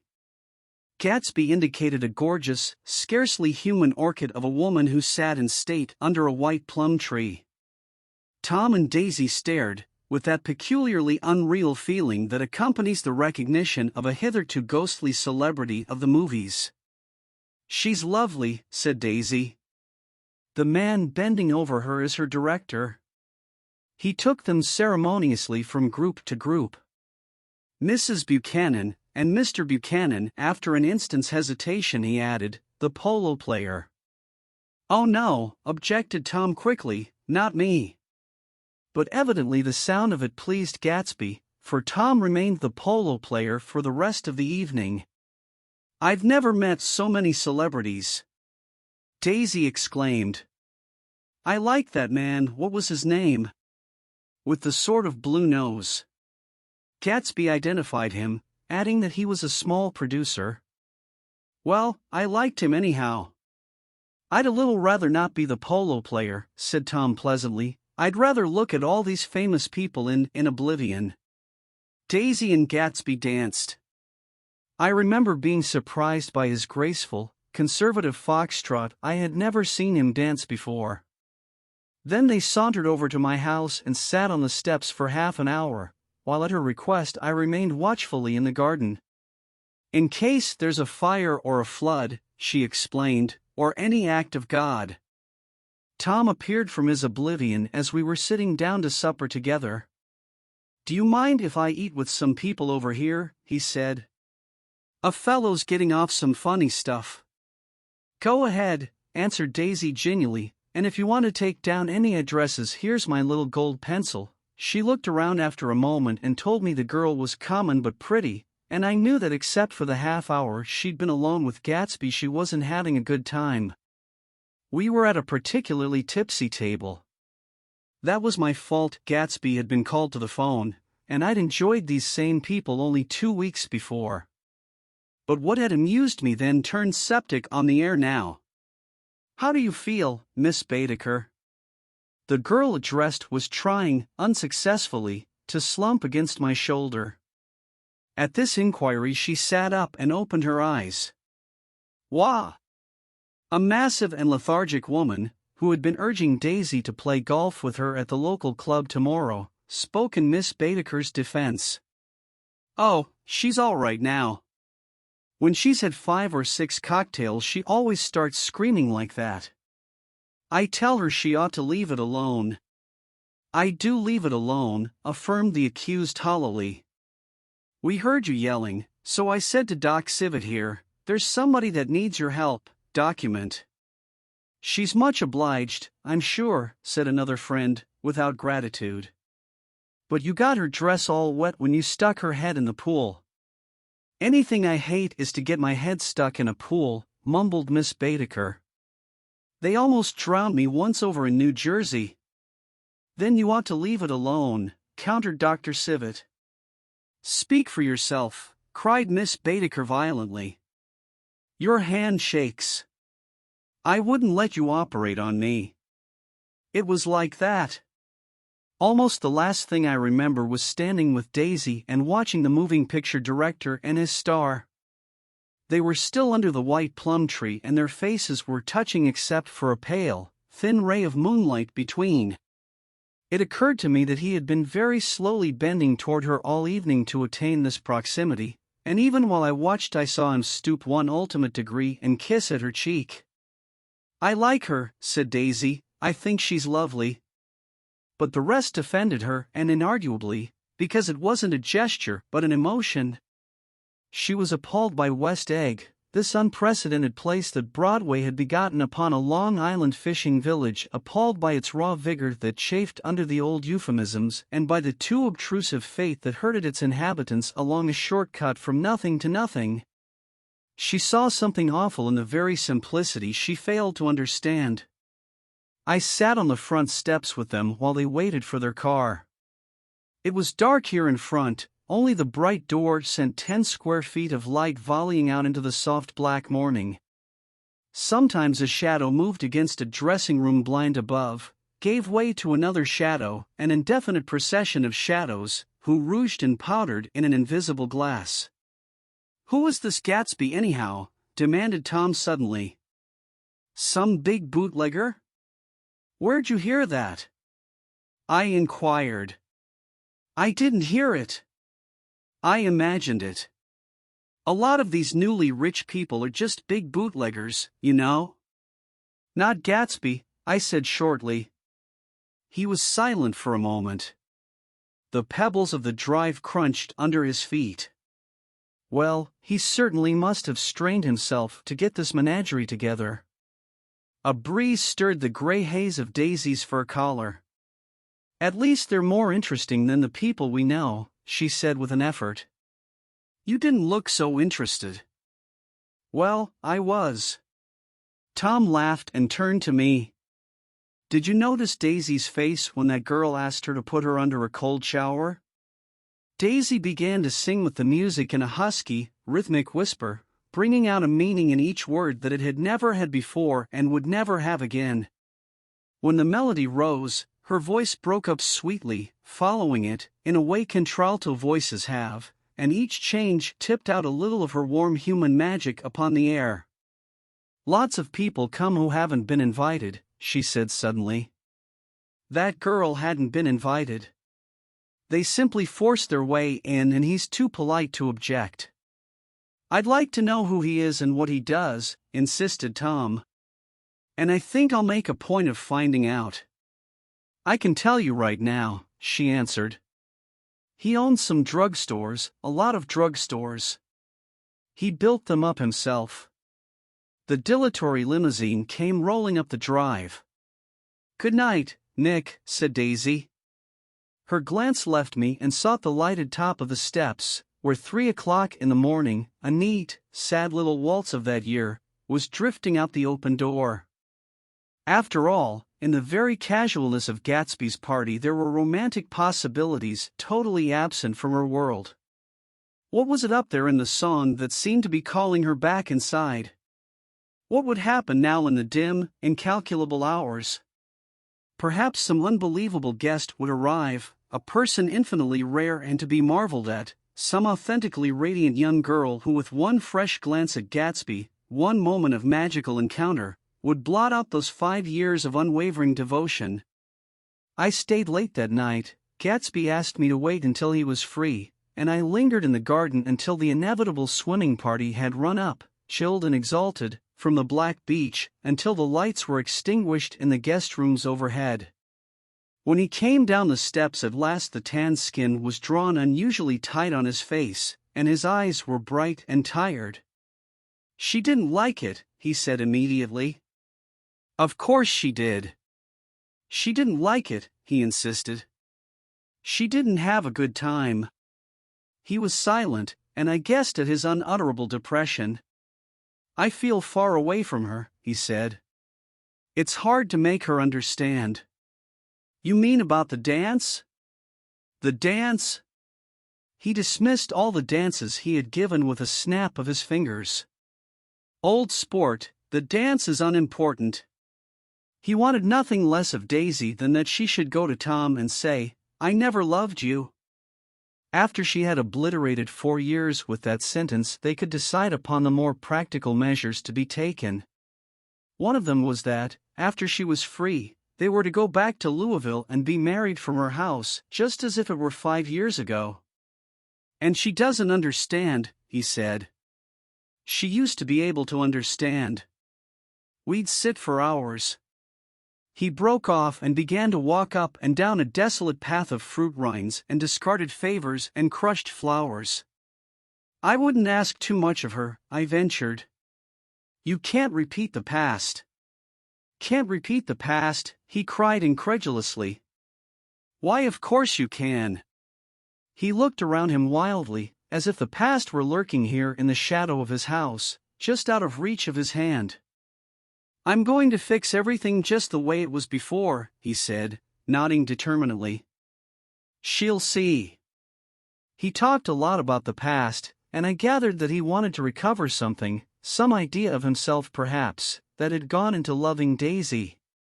His life had been confused and disordered since then, but if he could once return to a certain starting place and go over it all slowly, he could find out what that thing was.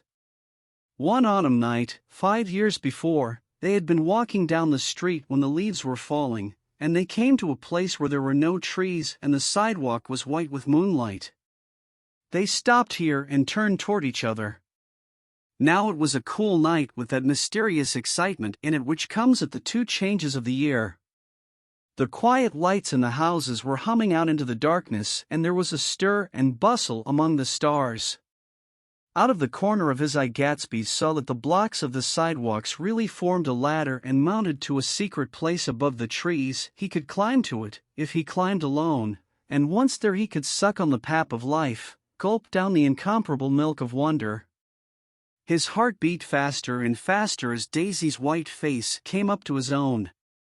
He knew that when he kissed this girl, and forever wed his unutterable visions to her perishable breath, his mind would never romp again like the mind of God. So he waited, listening for a moment longer to the tuning fork that had been struck upon a star. Then he kissed her. At his lips' touch she blossomed for him like a flower, and the incarnation was complete. Through all he said, even through his appalling sentimentality, I was reminded of something, an elusive rhythm, a fragment of lost words, that I had heard somewhere a long time ago. For a moment a phrase tried to take shape in my mouth, and my lips parted like a dumb man's, as though there was more struggling upon them than a wisp of startled air. But they made no sound, and what I had almost remembered was uncommunicable forever. Chapter 7. It was when curiosity about Gatsby was at its highest that the lights in his house failed to go on one Saturday night, and, as obscurely as it had begun, his career as Trimalchio was over. Only gradually did I become aware that the automobiles which turned expectantly into his drive stayed for just a minute and then drove sulkily away. Wondering if he were sick, I went over to find out. An unfamiliar butler with a villainous face squinted at me suspiciously from the door. "Is Mr. Gatsby sick?" "Nope."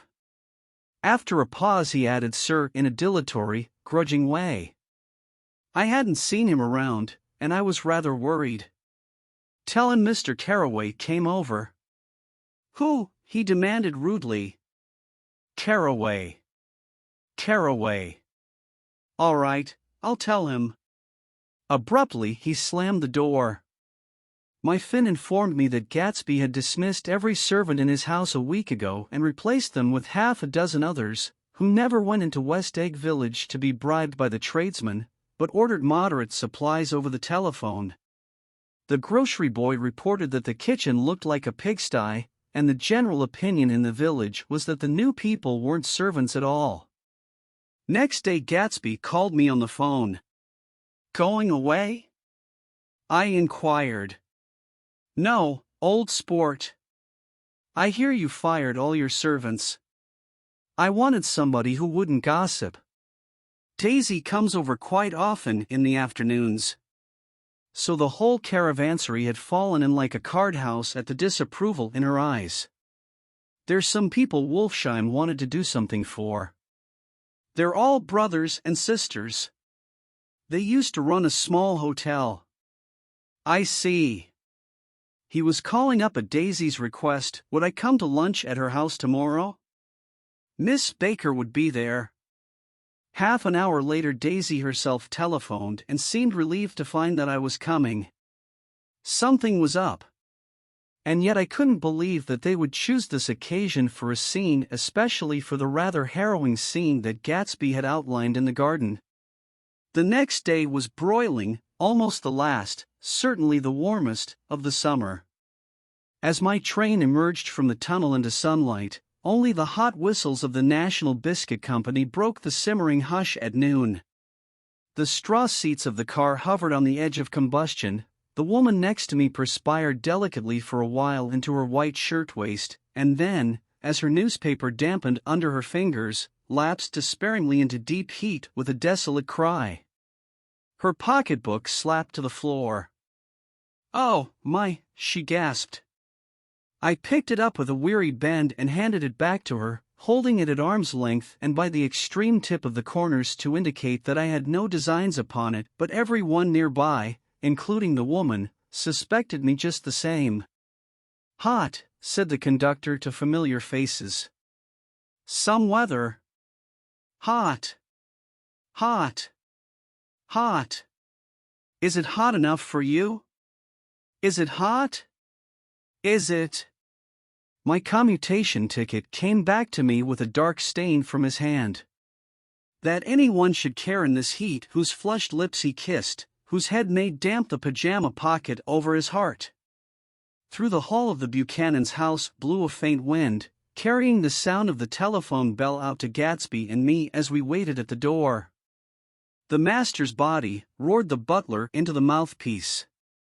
"I'm sorry, madam, but we can't furnish it, it's far too hot to touch this noon." What he really said was, "Yes, yes. I'll see." He set down the receiver and came toward us, glistening slightly, to take our stiff straw hats. "Madam expects you in the salon," he cried, needlessly indicating the direction. In this heat every extra gesture was an affront to the common store of life. The room, shadowed well with awnings, was dark and cool. Daisy and Jordan lay upon an enormous couch, like silver idols weighing down their own white dresses against the singing breeze of the fans. "We can't move," they said together. Jordan's fingers, powdered white over their tan, rested for a moment in mine. "And Mr. Thomas Buchanan, the athlete?"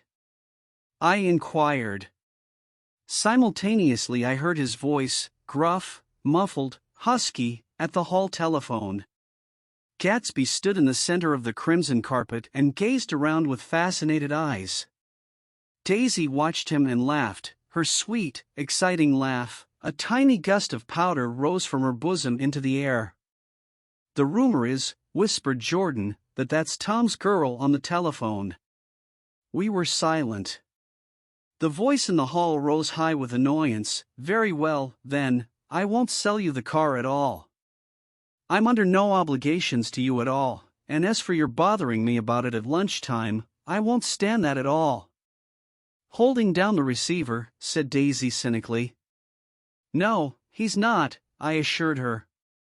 "It's a bona fide deal. I happen to know about it." Tom flung open the door, blocked out its space for a moment with his thick body, and hurried into the room. "Mr. Gatsby." He put out his broad, flat hand with well-concealed dislike. "I'm glad to see you, sir."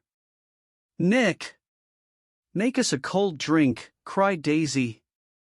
As he left the room again, she got up and went over to Gatsby and pulled his face down, kissing him on the mouth. "You know I love you," she murmured. "You forget there's a lady present," said Jordan. Daisy looked around doubtfully. "You kiss Nick too. What a low, vulgar girl." "I don't care," cried Daisy, and began to clog on the brick fireplace. Then she remembered the heat and sat down guiltily on the couch just as a freshly laundered nurse leading a little girl came into the room. "Blessed Precious," she crooned, holding out her arms. "Come to your own mother that loves you." The child, relinquished by the nurse, rushed across the room and rooted shyly into her mother's dress. The Blessed Precious. "Did mother get powder on your old yellowy hair? Stand up now, and say how to do." Gatsby and I in turn leaned down and took the small, reluctant hand. Afterward he kept looking at the child with surprise. I don't think he had ever really believed in its existence before. "I got dressed before luncheon," said the child, turning eagerly to Daisy. "That's because your mother wanted to show you off." Her face bent into the single wrinkle of the small, white neck. "You dream, you. You absolute little dream." "Yes," admitted the child calmly. "Aunt Jordan's got on a white dress too. How do you like mother's friends?" Daisy turned her around so that she faced Gatsby. "Do you think they're pretty? Where's Daddy?" "She doesn't look like her father," explained Daisy. "She looks like me. She's got my hair in shape of the face." Daisy sat back upon the couch. The nurse took a step forward and held out her hand. "Come, Pammy. Goodbye, sweetheart." With a reluctant backward glance, the well-disciplined child held to her nurse's hand and was pulled out the door, just as Tom came back, preceding 4 gin rickeys that clicked full of ice. Gatsby took up his drink. "They certainly look cool," he said, with visible tension. "We drank in long, greedy swallows." "I read somewhere that the sun's getting hotter every year," said Tom genially. "It seems that pretty soon the Earth's going to fall into the sun, or wait a minute, it's just the opposite, the sun's getting colder every year." "Come outside," he suggested to Gatsby. "I'd like you to have a look at the place." I went with them out to the veranda. On the Green Sound, stagnant in the heat, one small sail crawled slowly toward the fresher sea. Gatsby's eyes followed it momentarily. He raised his hand and pointed across the bay. "I'm right across from you." "So you are." Our eyes lifted over the rosebeds and the hot lawn and the weedy refuse of the dog days along shore. Slowly the white wings of the boat moved against the blue cool limit of the sky. Ahead lay the scalloped ocean and the abounding blessed isles. "There's sport for you," said Tom, nodding. "I'd like to be out there with him for about an hour." We had luncheon in the dining room, darkened too against the heat, and drank down nervous gaiety with the cold ale. "What'll we do with ourselves this afternoon?" cried Daisy, "and the day after that, and the next 30 years? "Don't be morbid," Jordan said. "Life starts all over again when it gets crisp in the fall." "But it's so hot," insisted Daisy, on the verge of tears, "and everything's so confused. Let's all go to town." Her voice struggled on through the heat, beating against it, molding its senselessness into forms. "I've heard of making a garage out of a stable," Tom was saying to Gatsby, "but I'm the first man who ever made a stable out of a garage." "Who wants to go to town?" demanded Daisy insistently. Gatsby's eyes floated toward her. "Ah," she cried, "you look so cool." Their eyes met, and they stared together at each other, alone in space. With an effort she glanced down at the table. "You always look so cool," she repeated. She had told him that she loved him, and Tom Buchanan saw. He was astounded. His mouth opened a little, and he looked at Gatsby, and then back at Daisy as if he had just recognized her as someone he knew a long time ago. "You resemble the advertisement of the man," she went on innocently. "You know the advertisement of the man." "All right," broke in Tom quickly, "I'm perfectly willing to go to town. Come on, we're all going to town." He got up, his eyes still flashing between Gatsby and his wife. No one moved. "Come on." His temper cracked a little. "What's the matter, anyhow?" "If we're going to town, let's start." His hand, trembling with his effort at self-control, bore to his lips the last of his glass of ale. Daisy's voice got us to our feet and out onto the blazing gravel drive. "Are we just going to go?" she objected. "Like this? Aren't we going to let anyone smoke a cigarette first?" Everybody smoked all through lunch. "Oh, let's have fun," she begged him. "It's too hot to fuss." He didn't answer. "Have it your own way," she said. "Come on, Jordan." They went upstairs to get ready while we 3 men stood there shuffling the hot pebbles with our feet. A silver curve of the moon hovered already in the western sky. Gatsby started to speak, changed his mind, but not before Tom wheeled and faced him expectantly. "Have you got your stables here?" asked Gatsby with an effort. "About a quarter of a mile down the road." "Oh." A pause. "I don't see the idea of going to town," broke out Tom savagely. "Women get these notions in their heads." "Shall we take anything to drink?" called Daisy from an upper window. "I'll get some whiskey," answered Tom. He went inside. Gatsby turned to me rigidly. "I can't say anything in his house, old sport." "She's got an indiscreet voice," I remarked. It's full of. I hesitated. Her voice is full of money, he said suddenly. That was it. I'd never understood before. It was full of money, that was the inexhaustible charm that rose and fell in it, the jingle of it, the cymbal song of it. High in a white palace, the king's daughter, the golden girl. Tom came out of the house wrapping a quart bottle in a towel, followed by Daisy and Jordan wearing small tight hats of metallic cloth and carrying light capes over their arms. "Shall we all go in my car?" suggested Gatsby. He felt the hot, green leather of the seat. "I ought to have left it in the shade." "Is it standard shift?" demanded Tom. "Yes." "Well, you take my coupe and let me drive your car to town." The suggestion was distasteful to Gatsby. "I don't think there's much gas," he objected. "Plenty of gas," said Tom boisterously. He looked at the gauge. "And if it runs out, I can stop at a drugstore." "You can buy anything at a drugstore nowadays." A pause followed this apparently pointless remark. Daisy looked at Tom frowning, and an indefinable expression, at once definitely unfamiliar and vaguely recognizable, as if I had only heard it described in words, passed over Gatsby's face. "Come on, Daisy," said Tom, pressing her with his hand toward Gatsby's car. "I'll take you in this circus wagon." He opened the door, but she moved out from the circle of his arm. "You take Nick and Jordan. We'll follow you in the coupe." She walked close to Gatsby, touching his coat with her hand. Jordan and Tom and I got into the front seat of Gatsby's car. Tom pushed the unfamiliar gears tentatively, and we shot off into the oppressive heat, leaving them out of sight behind. "Did you see that?" demanded Tom. "See what?" He looked at me keenly, realizing that Jordan and I must have known all along. "You think I'm pretty dumb, don't you?" he suggested. "Perhaps I am, but I have almost a second sight, sometimes, that tells me what to do. Maybe you don't believe that, but science." He paused. The immediate contingency overtook him, pulled him back from the edge of the theoretical abyss. "I've made a small investigation of this fellow," he continued. "I could have gone deeper if I'd known."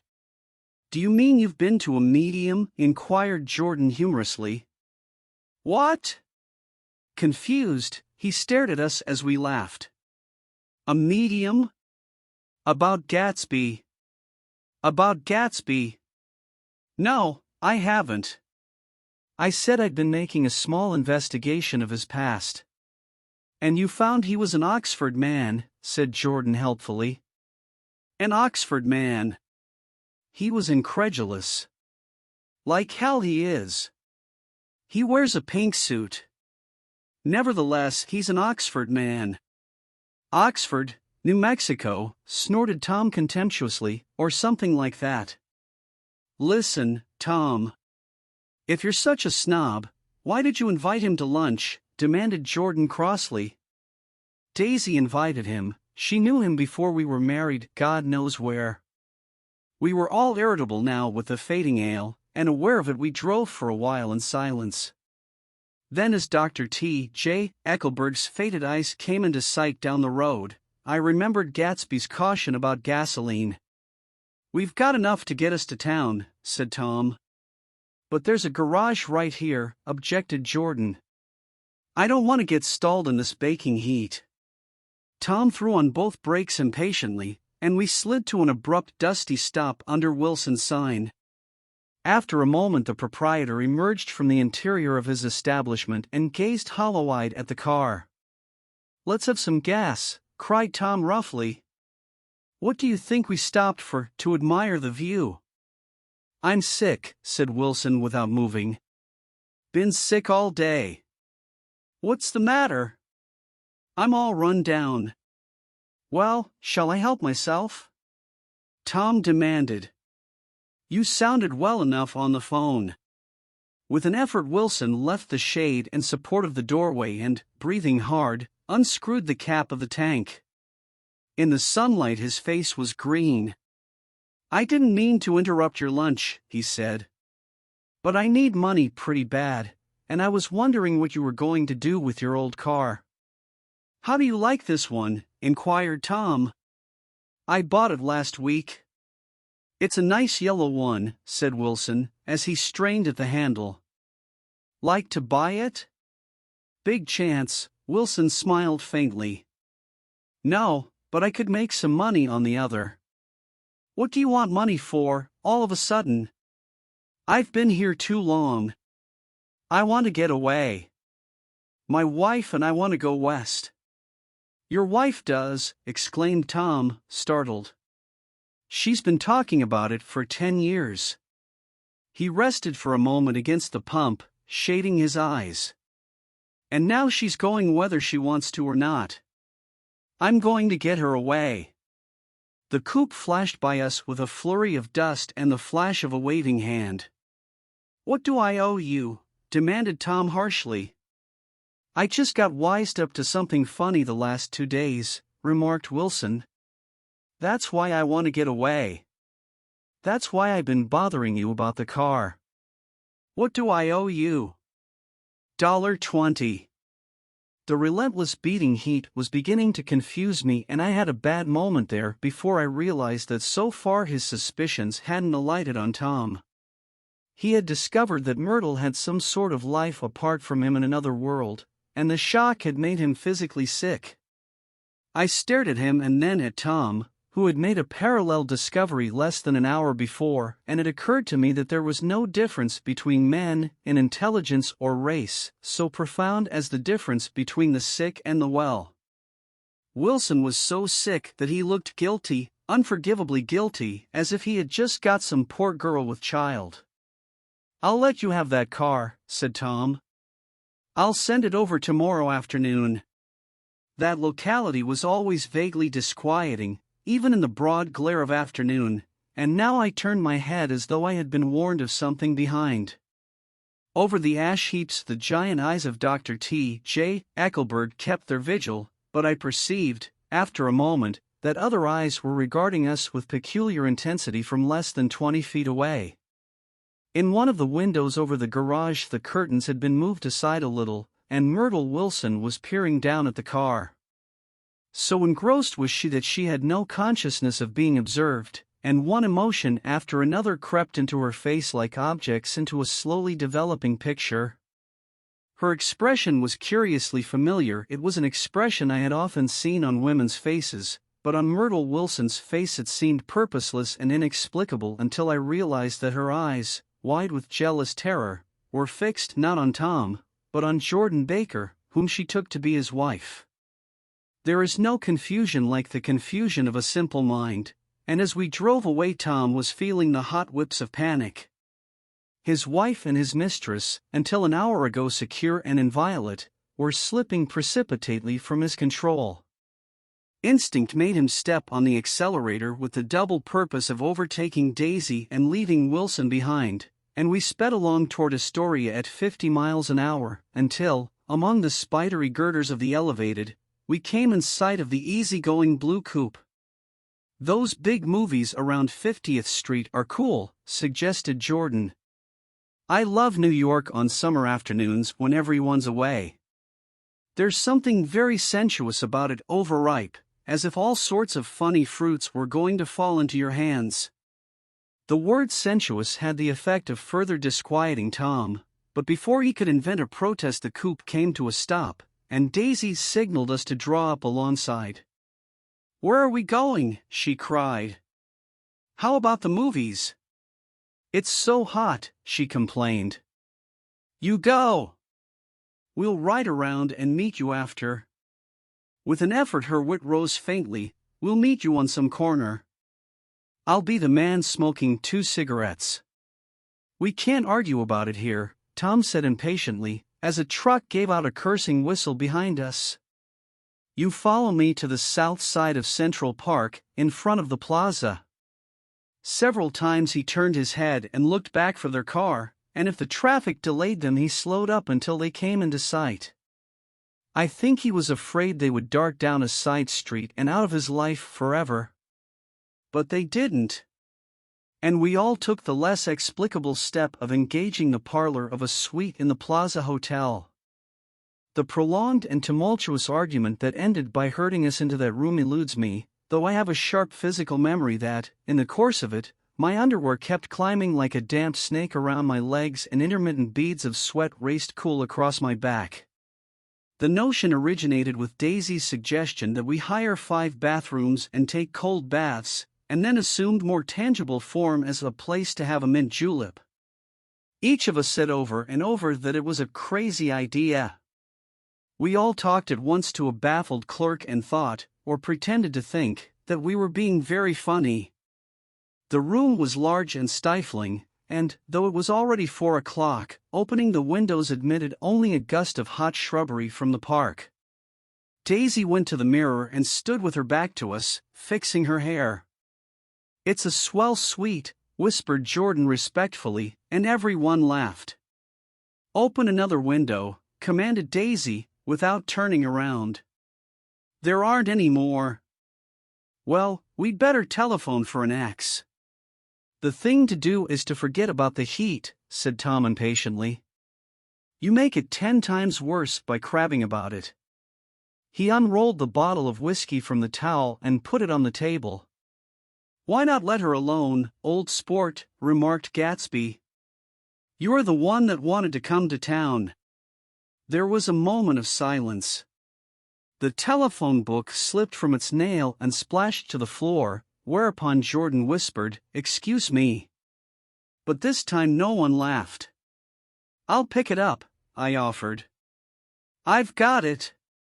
Gatsby examined the parted string, muttered hum in an interested way, and tossed the book on a chair. "That's a great expression of yours, isn't it?" said Tom sharply.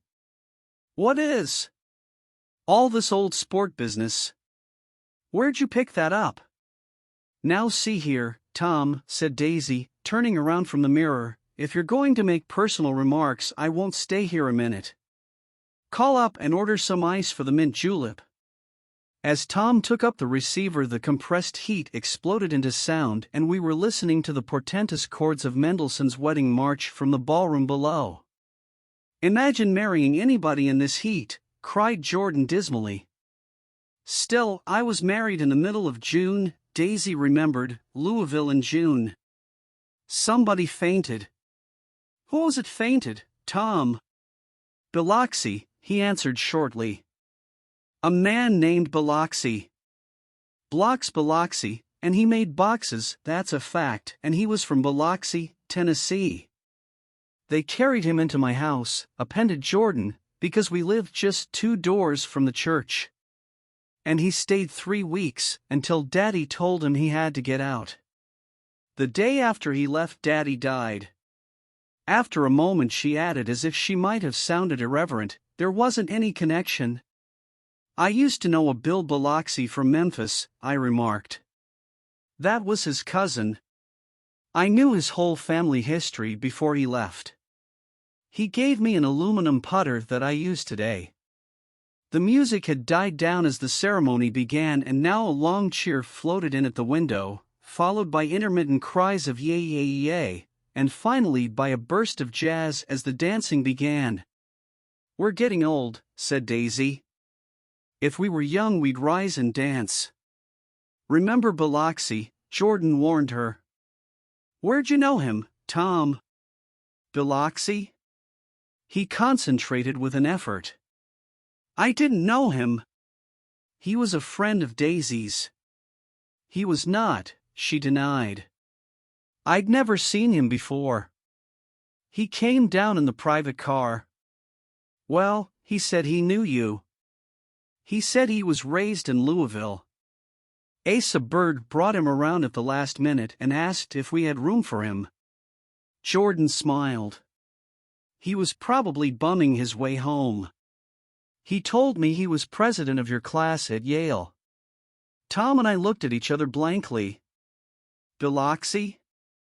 "First place, we didn't have any president." Gatsby's foot beat a short, restless tattoo and Tom eyed him suddenly. "By the way, Mr. Gatsby, I understand you're an Oxford man." "Not exactly." Oh, yes, I understand you went to Oxford. Yes, I went there. A pause.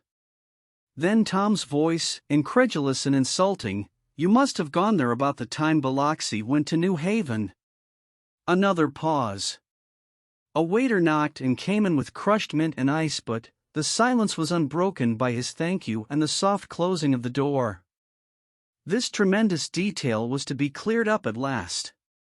I told you I went there, said Gatsby. I heard you, but I'd like to know when. It was in 1919, I only stayed 5 months. That's why I can't really call myself an Oxford man. Tom glanced around to see if we mirrored his unbelief. But we were all looking at Gatsby.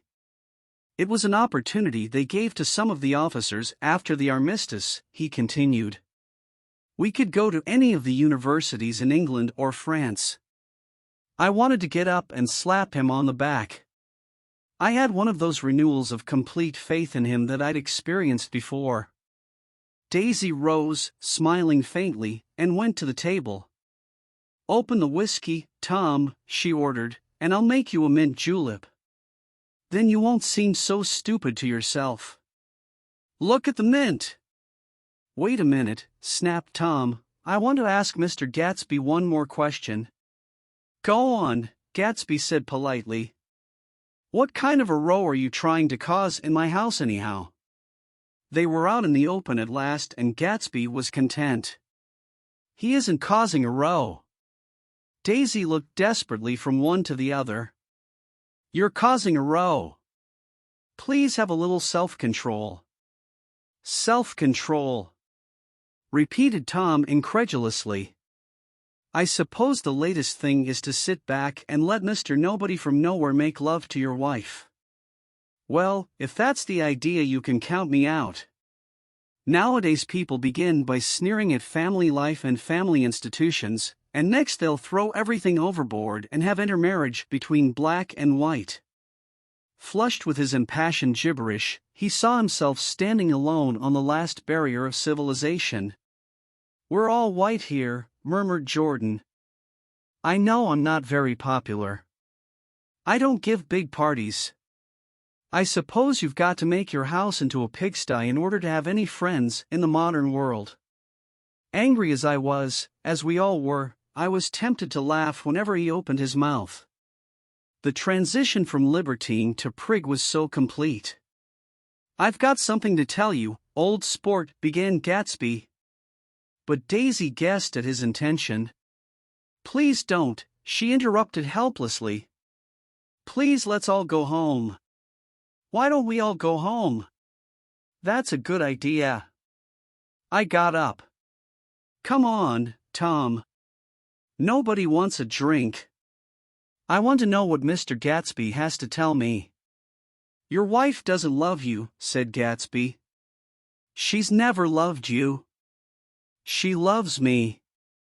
You must be crazy, exclaimed Tom automatically. Gatsby sprang to his feet, vivid with excitement. She never loved you, do you hear? He cried. She only married you because I was poor and she was tired of waiting for me. It was a terrible mistake, but in her heart she never loved anyone except me.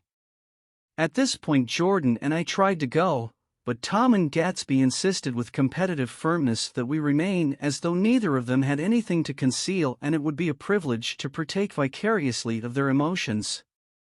Sit down, Daisy, Tom's voice groped unsuccessfully for the paternal note. What's been going on? I want to hear all about it. I told you what's been going on, said Gatsby. Going on for 5 years, and you didn't know. Tom turned to Daisy sharply.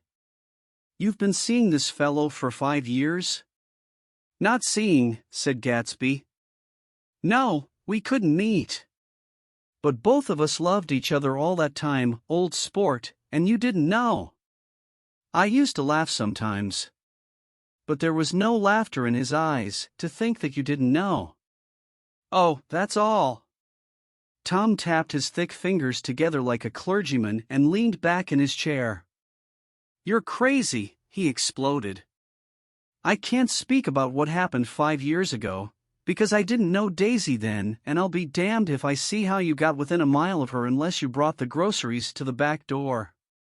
But all the rest of that's a goddamned lie. Daisy loved me when she married me, and she loves me now. No, said Gatsby, shaking his head. She does, though. The trouble is that sometimes she gets foolish ideas in her head and doesn't know what she's doing. He nodded sagely. And what's more, I love Daisy too. Once in a while I go off on a spree and make a fool of myself, but I always come back, and in my heart I love her all the time. You're revolting, said Daisy. She turned to me, and her voice, dropping an octave lower, filled the room with thrilling scorn. Do you know why we left Chicago? I'm surprised that they didn't treat you to the story of that little spree. Gatsby walked over and stood beside her. Daisy, that's all over now, he said earnestly. It doesn't matter anymore. Just tell him the truth, that you never loved him and it's all wiped out forever. She looked at him blindly. Why, how could I love him possibly? You never loved him. She hesitated. Her eyes fell on Jordan and me with a sort of appeal, as though she realized at last what she was doing and as though she had never, all along, intended doing anything at all. But it was done now. It was too late. I never loved him, she said, with perceptible reluctance. Not a Kapiolani? Demanded Tom suddenly. No. From the ballroom beneath, muffled and suffocating chords were drifting up on hot waves of air. Not the day I carried you down from the punch bowl to keep your shoes dry? There was a husky tenderness in his tone. Daisy? Please don't. Her voice was cold, but the rancor was gone from it. She looked at Gatsby. There, Jay, she said, but her hand as she tried to light a cigarette was trembling. Suddenly she threw the cigarette and the burning match on the carpet. Oh, you want too much, she cried to Gatsby. I love you now, isn't that enough? I can't help what's past. She began to sob helplessly. I did love him once, but I loved you too. Gatsby's eyes opened and closed. You loved me too? He repeated. Even that's a lie, said Tom savagely. She didn't know you were alive. Why, there are things between Daisy and me that you'll never know, things that neither of us can ever forget. The words seemed to bite physically into Gatsby. I want to speak to Daisy alone, he insisted. She's all excited now. Even alone I can't say I never loved Tom, she admitted in a pitiful voice. It wouldn't be true. Of course it wouldn't, agreed Tom. She turned to her husband. As if it mattered to you, she said. Of course it matters. I'm going to take better care of you from now on. You don't understand, said Gatsby, with a touch of panic. You're not going to take care of her anymore. I'm not. Tom opened his eyes wide and laughed. He could afford to control himself now. Why's that? Daisy's leaving you. Nonsense. I am, though, she said with a visible effort. She's not leaving me. Tom's words suddenly leaned down over Gatsby. Certainly not for a common swindler who'd have to steal the ring he put on her finger. I won't stand this, cried Daisy. Oh, please let's get out. Who are you, anyhow? Broke out Tom. You're one of that bunch that hangs around with Meyer Wolfsheim, that much I happen to know. I've made a little investigation into your affairs, and I'll carry it further tomorrow. You can suit yourself about that, old sport, said Gatsby steadily. I found out what your drugstores were. He turned to us and spoke rapidly. He and this Wolfsheim bought up a lot of side street drugstores here and in Chicago and sold grain alcohol over the counter. That's one of his little stunts. I picked him for a bootlegger the first time I saw him, and I wasn't far wrong. "What about it?" said Gatsby politely. "I guess your friend Walter Chase wasn't too proud to come in on it. And you left him in the lurch, didn't you? You let him go to jail for a month over in New Jersey. God! You ought to hear Walter on the subject of you. He came to us dead broke. He was very glad to pick up some money, old sport." "Don't you call me old sport," cried Tom. Gatsby said nothing. Walter could have you up on the betting laws too, but Wolfsheim scared him into shutting his mouth. That unfamiliar yet recognizable look was back again in Gatsby's face. "That drugstore business was just small change," continued Tom slowly, "but you've got something on now that Walter's afraid to tell me about." I glanced at Daisy, who was staring terrified between Gatsby and her husband, and at Jordan, who had begun to balance an invisible but absorbing object on the tip of her chin. Then I turned back to Gatsby and was startled at his expression. He looked, and this is said in all contempt for the babbled slander of his garden, as if he had killed a man. For a moment the set of his face could be described in just that fantastic way. It passed, and he began to talk excitedly to Daisy, denying everything, defending his name against accusations that had not been made. But with every word she was drawing further and further into herself, so he gave that up, and only the dead dream fought on as the afternoon slipped away, trying to touch what was no longer tangible, struggling unhappily, undespairingly, toward that lost voice across the room. The voice begged again to go. "Please, Tom.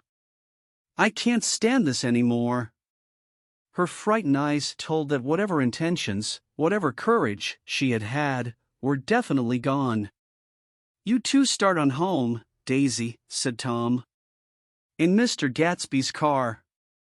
She looked at Tom, alarmed now, but he insisted with magnanimous scorn. "Go on. He won't annoy you.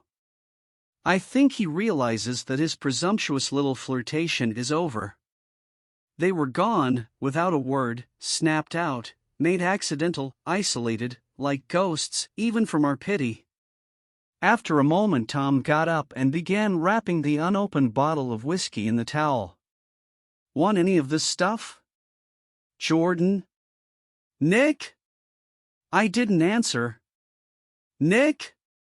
he asked again. "What? Want any?" "No.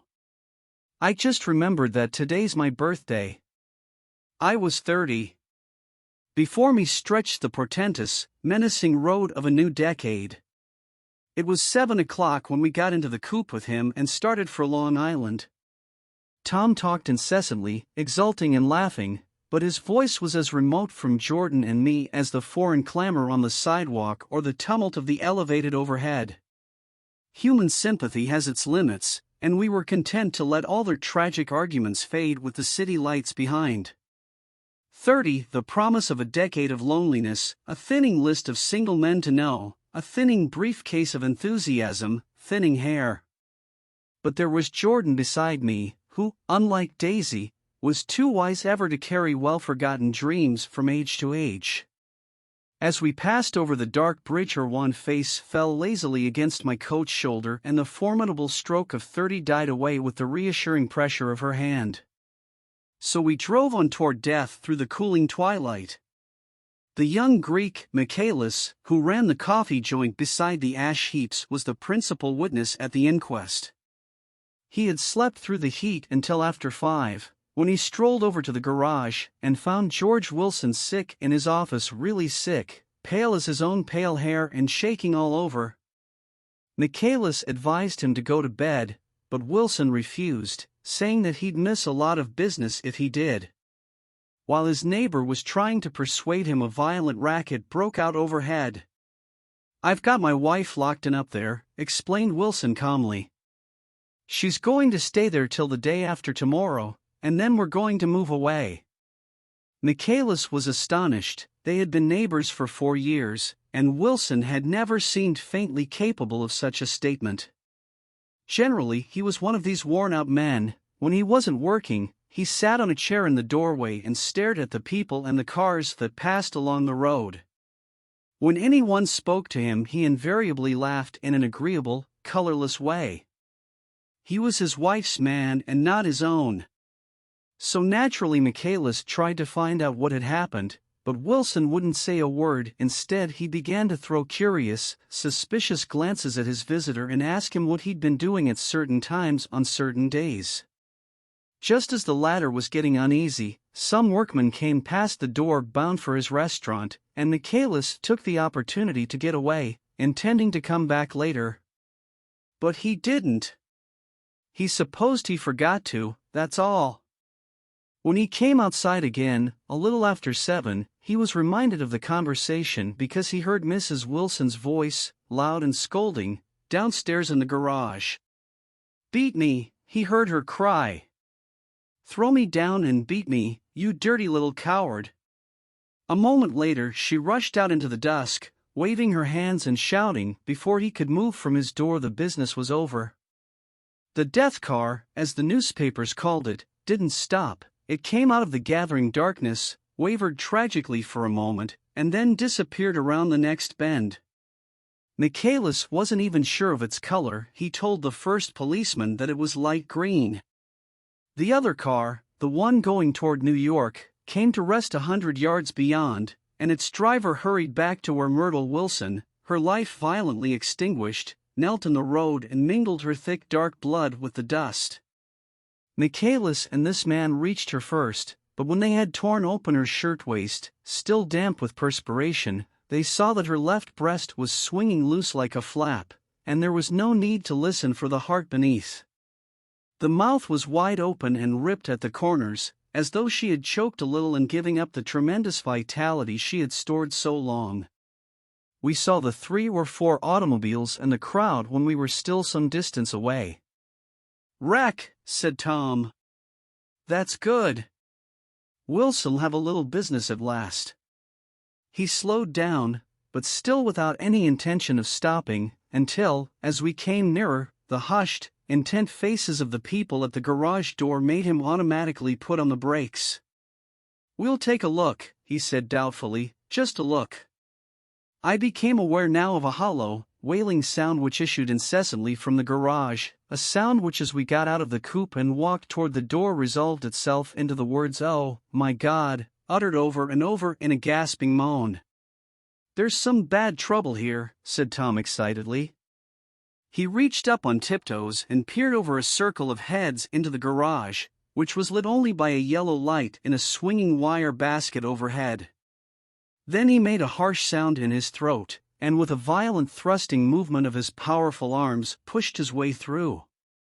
The circle closed up again with a running murmur of expostulation. It was a minute before I could see anything at all. Then new arrivals deranged the line, and Jordan and I were pushed suddenly inside.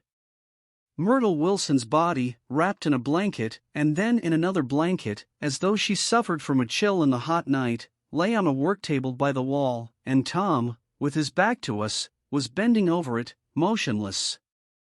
Next to him stood a motorcycle policeman taking down names with much sweat and correction in a little book. At first I couldn't find the source of the high, groaning words that echoed clamorously through the bare garage. Then I saw Wilson standing on the raised threshold of his office, swaying back and forth and holding to the doorposts with both hands. Some man was talking to him in a low voice and attempting, from time to time, to lay a hand on his shoulder, but Wilson neither heard nor saw. His eyes would drop slowly from the swinging light to the laden table by the wall, and then jerk back to the light again, and he gave out incessantly his high, horrible call. "Oh, my God! Oh, my God! Oh, God! Oh, my God!" Presently Tom lifted his head with a jerk and, after staring around the garage with glazed eyes, addressed a mumbled incoherent remark to the policeman. The policeman was saying, "Oh." "No, our dash," corrected the man, "MAVRO." "Listen to me," muttered Tom fiercely. "R," said the policeman, "Oh. Gee. Gee, he looked up as Tom's broad hand fell sharply on his shoulder. What you want, fella? What happened? That's what I want to know. Otto hit her. Instantly killed. Instantly killed, repeated Tom, staring. She ran out Ina Road. Son of a bitch didn't even stop his car. There was 2 cars, said Michaelis, one comin', one goin', see? Going where? Asked the policeman keenly. One goin' each way. Well, she. His hand rose toward the blankets but stopped halfway and fell to his side. She ran out there and the one comin' from York knocked right into her, goin' 30 or 40 miles an hour. What's the name of this place here? Demanded the officer.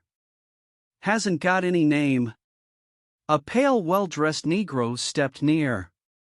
It was a yellow car, he said, big yellow car. New. See the accident? Asked the policeman. No, but the car passed me down the road, going faster in 40. Going 50, 60. Come here and let's have your name. Look out now. I want to get his name. Some words of this conversation must have reached Wilson, swaying in the office door, for suddenly a new theme found voice among his gasping cries. You don't have to tell me what kind of car it was. I know what kind of car it was. Watching Tom, I saw the wad of muscle back of his shoulder tighten under his coat. He walked quickly over to Wilson and, standing in front of him, seized him firmly by the upper arms. You've got to pull yourself together, he said with soothing gruffness. Wilson's eyes fell upon Tom. He started up on his tiptoes and then would have collapsed to his knees had not Tom held him upright. Listen, said Tom, shaking him a little. I just got here a minute ago, from New York.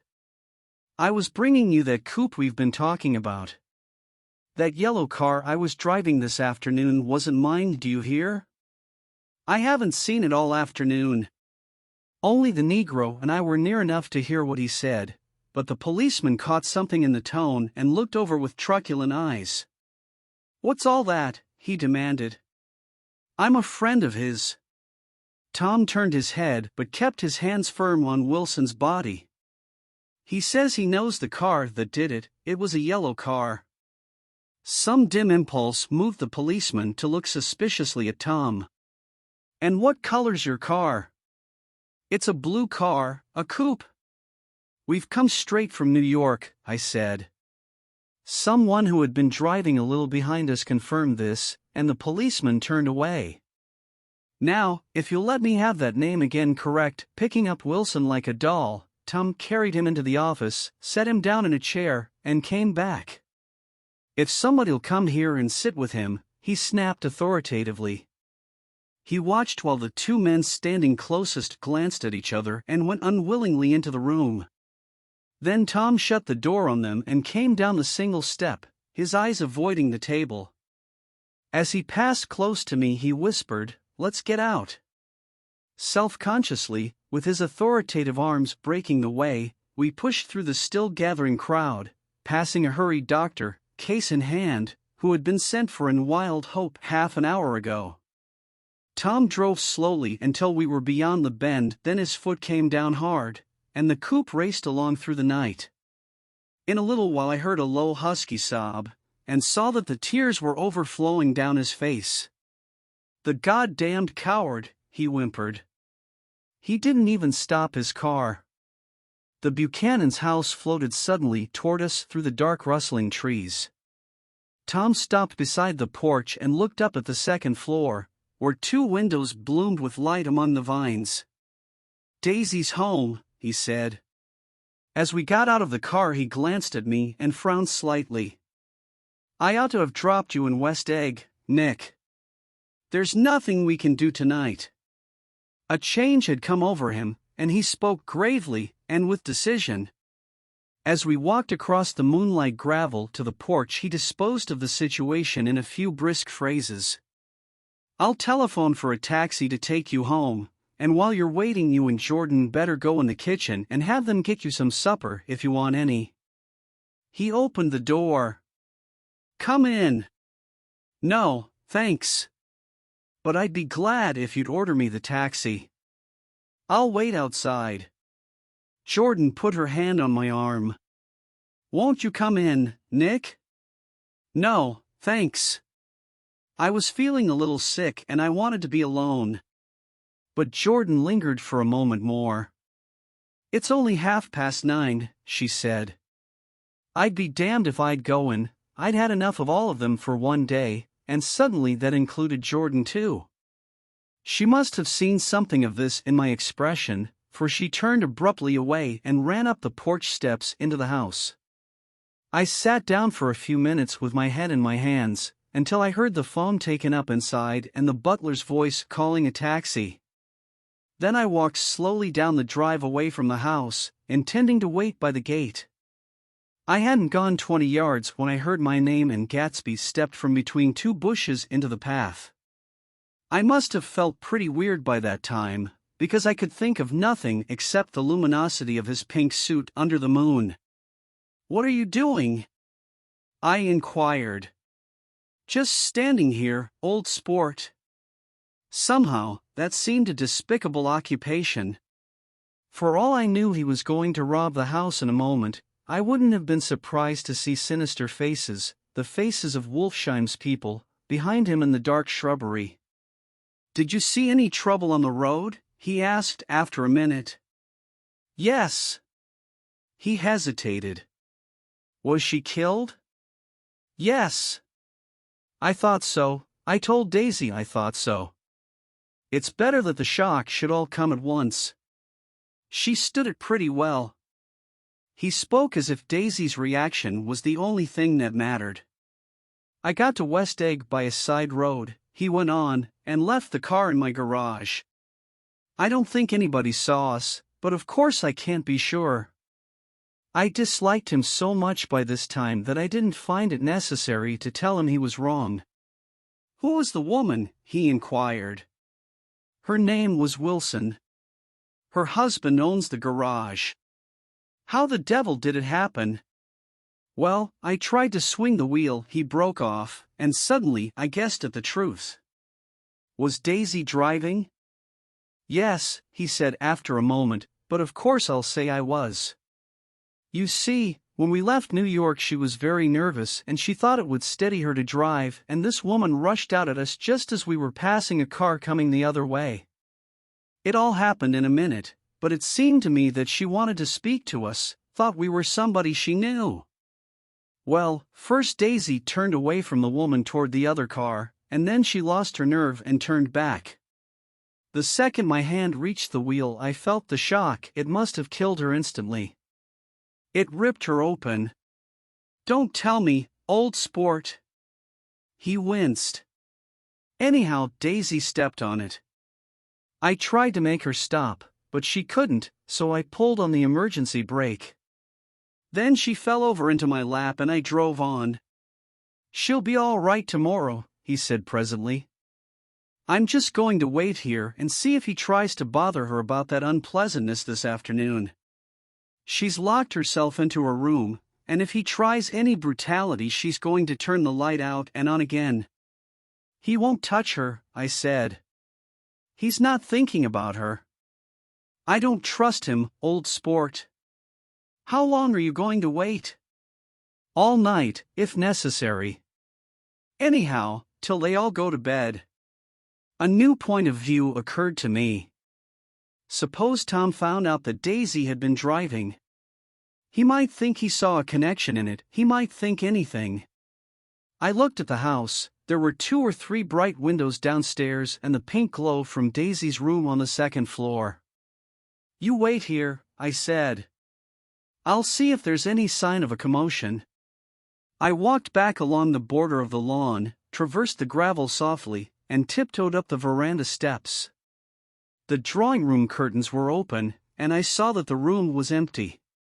Crossing the porch where we had dined that June night 3 months before, I came to a small rectangle of light which I guessed was the pantry window.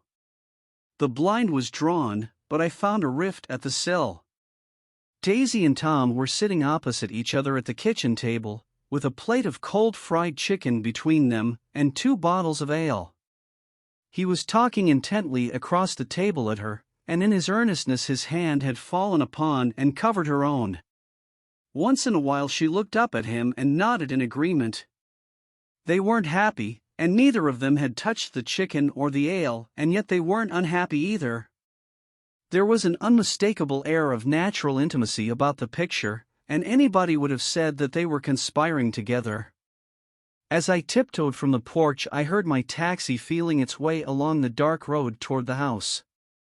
Gatsby was waiting where I had left him in the drive. "Is it all quiet up there?" he asked anxiously. "Yes, it's all quiet." I hesitated. "You'd better come home and get some sleep." He shook his head. "I want to wait here till Daisy goes to bed. Good night, old sport." He put his hands in his coat pockets and turned back eagerly to his scrutiny of the house, as though my presence marred the sacredness of the vigil. So I walked away and left him standing there in the moonlight, watching over nothing. Chapter 8. I couldn't sleep all night. A foghorn was groaning incessantly on the sound, and I tossed half-sick between grotesque reality and savage, frightening dreams. Toward dawn I heard a taxi go up Gatsby's drive, and immediately I jumped out of bed and began to dress. I felt that I had something to tell him, something to warn him about, and morning would be too late. Crossing his lawn, I saw that his front door was still open and he was leaning against a table in the hall, heavy with dejection or sleep. "Nothing happened," he said wanly. I waited, and about 4 o'clock she came to the window and stood there for a minute and then turned out the light. His house had never seemed so enormous to me as it did that night when we hunted through the great rooms for cigarettes. We pushed aside curtains that were like pavilions, and felt over innumerable feet of dark wall for electric light switches. Once I tumbled with a sort of splash upon the keys of a ghostly piano. There was an inexplicable amount of dust everywhere, and the rooms were musty, as though they hadn't been aired for many days. I found the humidor on an unfamiliar table, with 2 stale, dry cigarettes inside. Throwing open the French windows of the drawing room, we sat smoking out into the darkness. "You ought to go away," I said. "It's pretty certain they'll trace your car." "Go away now, old sport? Go to Atlantic City for a week, or up to Montreal." He wouldn't consider it. He couldn't possibly leave Daisy until he knew what she was going to do. He was clutching at some last hope, and I couldn't bear to shake him free. It was this night that he told me the strange story of his youth with Dan Cody. Told it to me because Jay Gatsby had broken up like glass against Tom's hard malice, and the long secret extravaganza was played out. I think that he would have acknowledged anything now, without reserve, but he wanted to talk about Daisy. She was the first nice girl he had ever known. In various unrevealed capacities he had come in contact with such people, but always with indiscernible barbed wire between. He found her excitingly desirable. He went to her house, at first with other officers from Camp Taylor, then alone. It amazed him. He had never been in such a beautiful house before, but what gave it an air of breathless intensity was that Daisy lived there. It was as casual a thing to her as his tent out at camp was to him. There was a right mystery about it, a hint of bedrooms upstairs more beautiful and cool than other bedrooms, of gay and radiant activities taking place through its corridors, and of romances that were not musty and laid away already in lavender but fresh and breathing and redolent of this year's shining motor cars, and of dances whose flowers were scarcely withered. It excited him, too, that many men had already loved Daisy. It increased her value in his eyes. He felt their presence all about the house, pervading the air with the shades and echoes of still vibrant emotions. But he knew that he was in Daisy's house by a colossal accident. However glorious might be his future as Jay Gatsby, he was at present a penniless young man without a past, and at any moment the invisible cloak of his uniform might slip from his shoulders. So he made the most of his time. He took what he could get, ravenously and unscrupulously. Eventually he took Daisy one still October night, took her because he had no real right to touch her hand. He might have despised himself, for he had certainly taken her under false pretenses. I don't mean that he had traded on his phantom millions, but he had deliberately given Daisy a sense of security. He let her believe that he was a person from much the same stratum as herself, that he was fully able to take care of her. As a matter of fact, he had no such facilities. He had no comfortable family standing behind him, and he was liable at the whim of an impersonal government to be blown anywhere about the world. But he didn't despise himself, and it didn't turn out as he had imagined. He had intended, probably, to take what he could and go, but now he found that he had committed himself to the following of a grail. He knew that Daisy was extraordinary, but he didn't realize just how extraordinary a nice girl could be. She vanished into a rich house, into a rich, full life, leaving Gatsby nothing. He felt married to her, that was all. When they met again, 2 days later, it was Gatsby who was breathless, who was, somehow, betrayed. Her porch was bright with the bought luxury of starshine. The wicker of the settee squeaked fashionably as she turned toward him, and he kissed her curious and lovely mouth. She had caught a cold, and it made her voice huskier and more charming than ever, and Gatsby was overwhelmingly aware of the youth and mystery that wealth imprisons and preserves, of the freshness of many clothes, and of Daisy, gleaming like silver, safe and proud above the hot struggles of the poor. I can't describe to you how surprised I was to find out I loved her, old sport.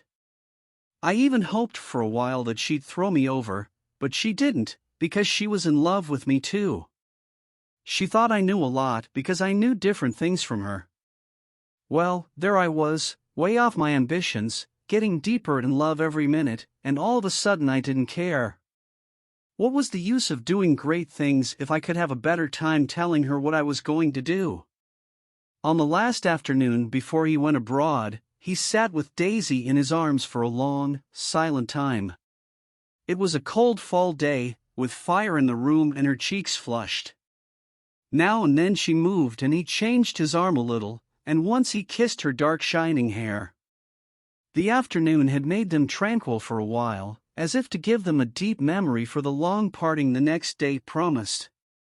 They had never been closer in their month of love, nor communicated more profoundly one with another, than when she brushed silent lips against his coat shoulder or when he touched the end of her fingers, gently, as though she were asleep. He did extraordinarily well in the war.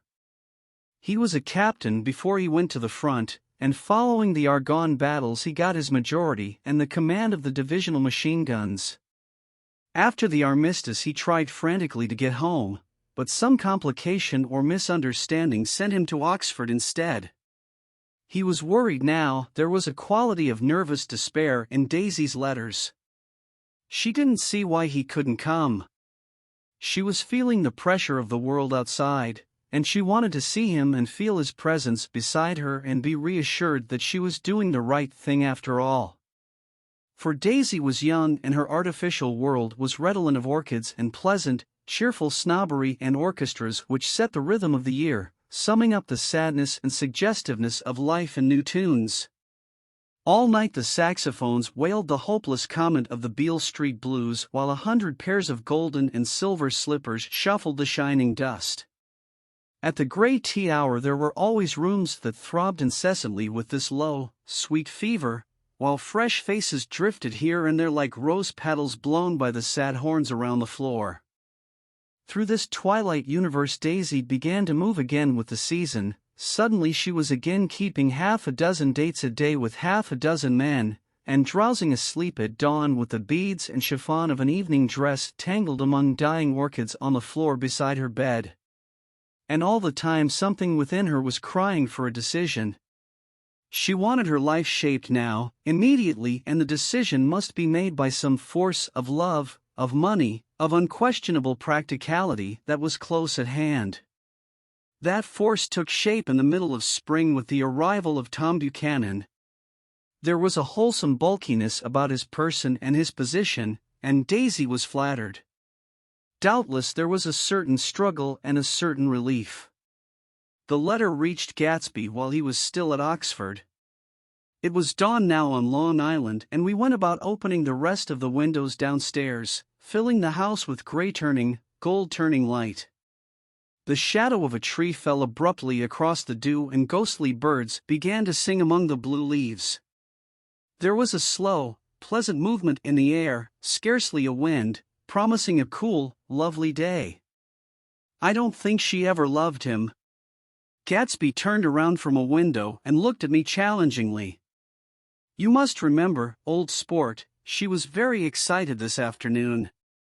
He told her those things in a way that frightened her, that made it look as if I was some kind of cheap sharper. And the result was she hardly knew what she was saying. He sat down gloomily.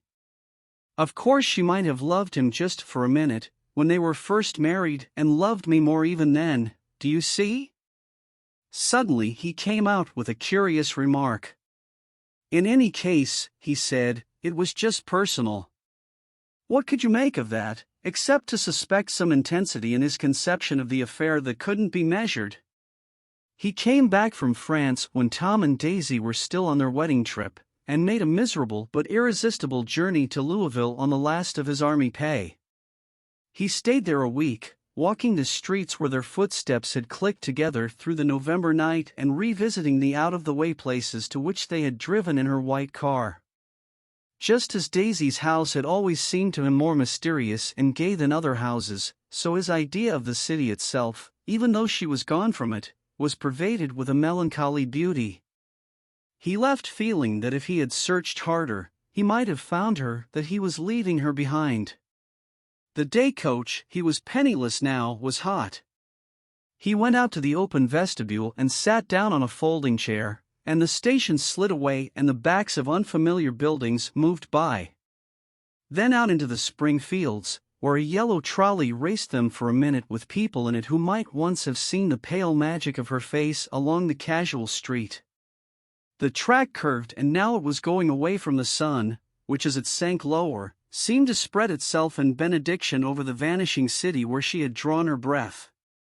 He stretched out his hand desperately as if to snatch only a wisp of air, to save a fragment of the spot that she had made lovely for him. But it was all going by too fast now for his blurred eyes, and he knew that he had lost that part of it, the freshest and the best, forever. It was 9 o'clock when we finished breakfast and went out on the porch. The night had made a sharp difference in the weather, and there was an autumn flavor in the air. The gardener, the last one of Gatsby's former servants, came to the foot of the steps.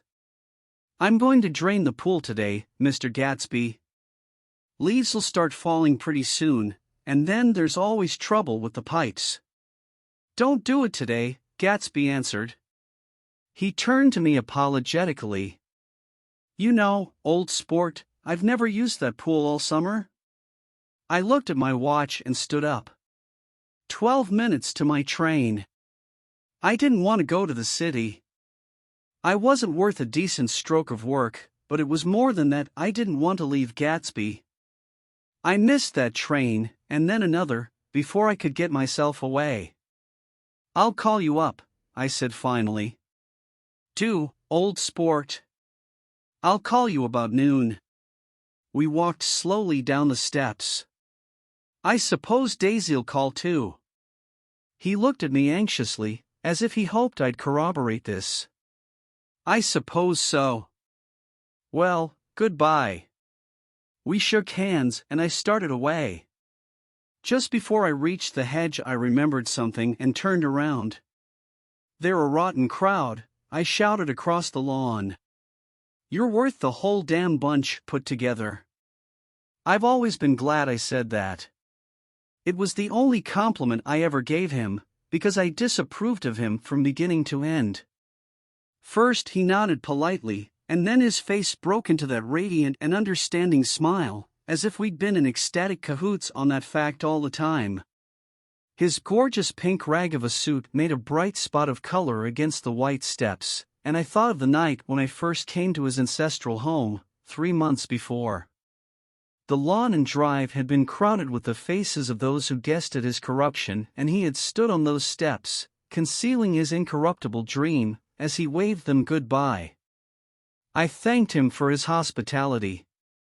We were always thanking him for that, I and the others. Goodbye, I called. I enjoyed breakfast, Gatsby. Up in the city, I tried for a while to list the quotations on an interminable amount of stock, then I fell asleep in my swivel chair. Just before noon the phone woke me, and I started up with sweat breaking out on my forehead. It was Jordan Baker. She often called me up at this hour because the uncertainty of her own movements between hotels and clubs and private houses made her hard to find in any other way. Usually her voice came over the wire as something fresh and cool, as if a divot from a green golf links had come sailing in at the office window, but this morning it seemed harsh and dry. I've left Daisy's house, she said. I'm at Hempstead, and I'm going down to Southampton this afternoon. Probably it had been tactful to leave Daisy's house, but the act annoyed me, and her next remark made me rigid. You weren't so nice to me last night. How could it have mattered then? Silence for a moment. Then. However, I want to see you. I want to see you, too. Suppose I don't go to Southampton and come into town this afternoon? No, I don't think this afternoon. Very well. It's impossible this afternoon. Various. We talked like that for a while, and then abruptly we weren't talking any longer. I don't know which of us hung up with a sharp click, but I know I didn't care. I couldn't have talked to her across a tea table that day if I never talked to her again in this world. I called Gatsby's house a few minutes later, but the line was busy.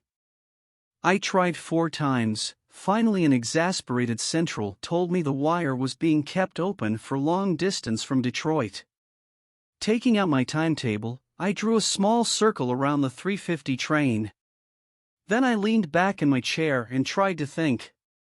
It was just noon. When I passed the ash heaps on the train that morning, I had crossed deliberately to the other side of the car.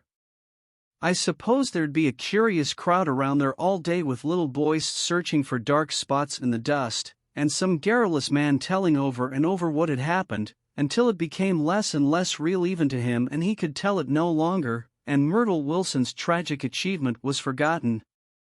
Now I want to go back a little and tell what happened at the garage after we left there the night before.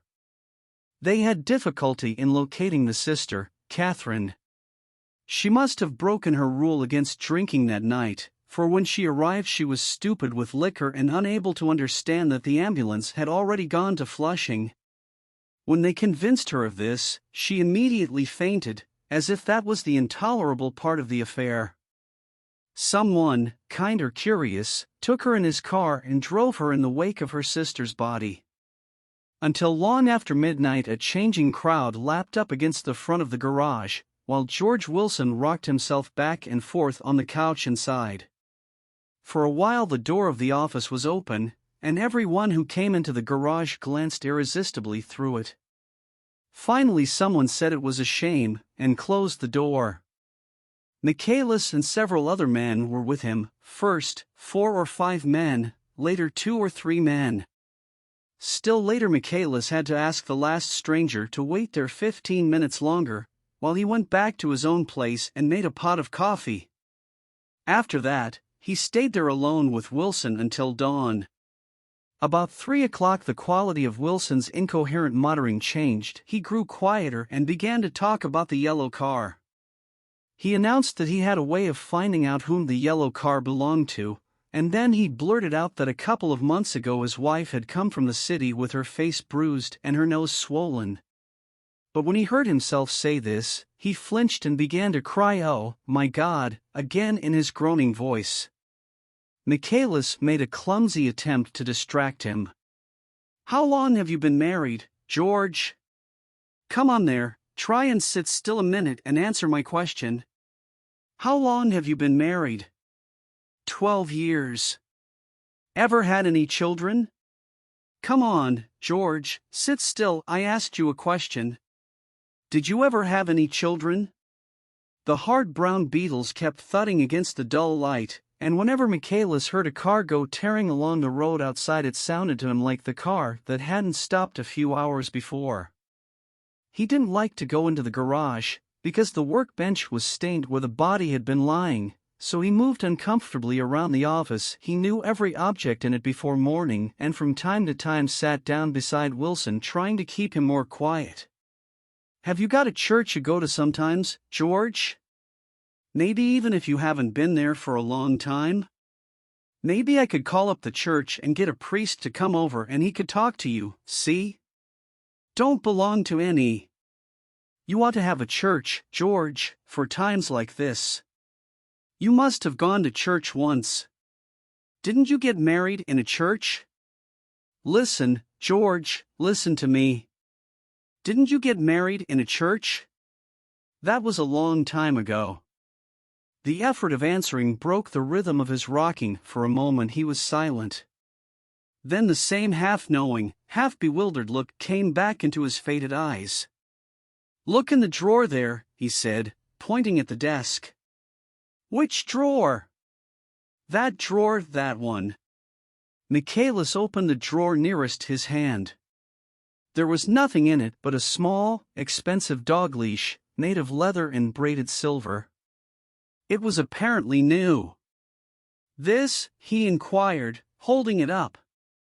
Wilson stared and nodded. "I found it yesterday afternoon. She tried to tell me about it, but I knew it was something funny."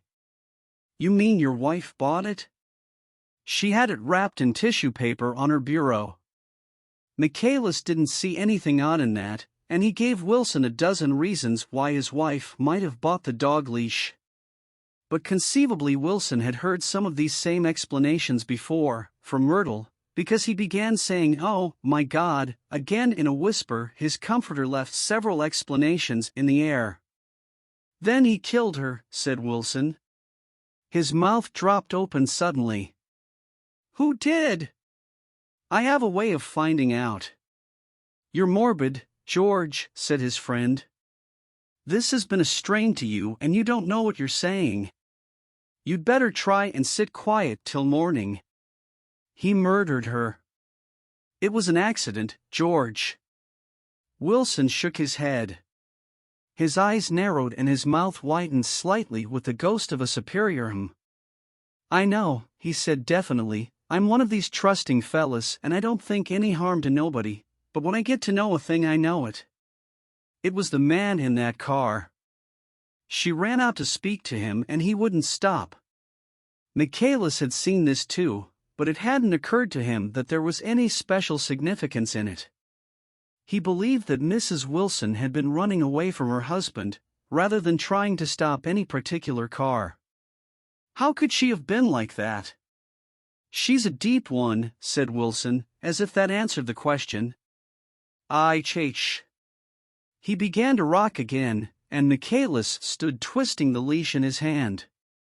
"Maybe you got some friend that I could telephone for, George?" This was a forlorn hope. He was almost sure that Wilson had no friend. There was not enough of him for his wife. He was glad a little later when he noticed a change in the room, a blue quickening by the window, and realized that dawn wasn't far off. About 5 o'clock it was blue enough outside to snap off the light. Wilson's glazed eyes turned out to the ash heaps, where small gray clouds took on fantastic shape and scurried here and there in the faint dawn wind. "I spoke to her," he muttered, after a long silence. "I told her she might fool me, but she couldn't fool God. I took her to the window."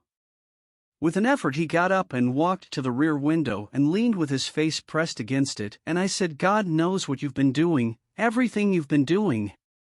You may fool me, but you can't fool God." Standing behind him, Michaelis saw with a shock that he was looking at the eyes of Dr. T. J. Eckelberg, which had just emerged, pale and enormous, from the dissolving night. "God sees everything," repeated Wilson. "That's an advertisement," Michaelis assured him. Something made him turn away from the window and look back into the room.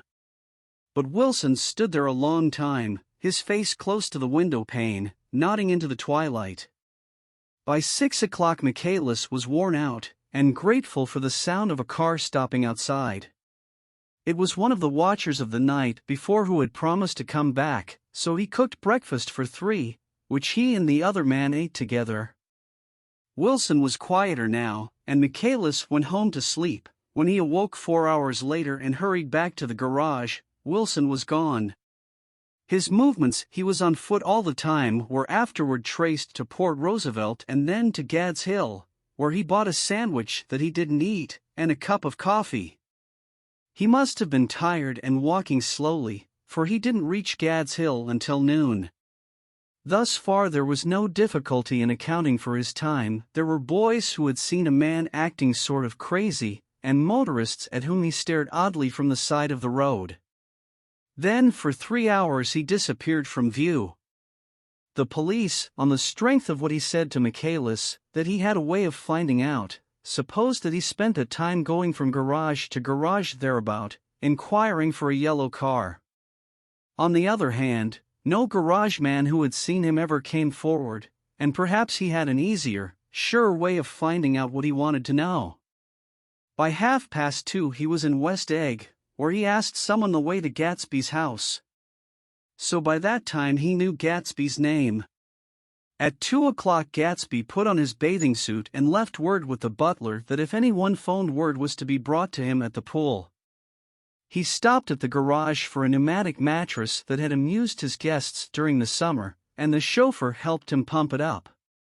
Then he gave instructions that the open car wasn't to be taken out under any circumstances, and this was strange, because the front right fender needed repair. Gatsby shouldered the mattress and started for the pool. Once he stopped and shifted it a little, and the chauffeur asked him if he needed help, but he shook his head and in a moment disappeared among the yellowing trees. No telephone message arrived, but the butler went without his sleep and waited for it until 4 o'clock, until long after there was anyone to give it to if it came.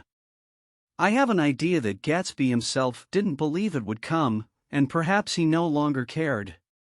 If that was true, he must have felt that he had lost the old warm world, paid a high price for living too long with a single dream. He must have looked up at an unfamiliar sky through frightening leaves and shivered as he found what a grotesque thing a rose is and how raw the sunlight was upon the scarcely created grass. A new world, material without being real, where poor ghosts, breathing dreams like air, drifted fortuitously about, like that ashen, fantastic figure gliding toward him through the amorphous trees.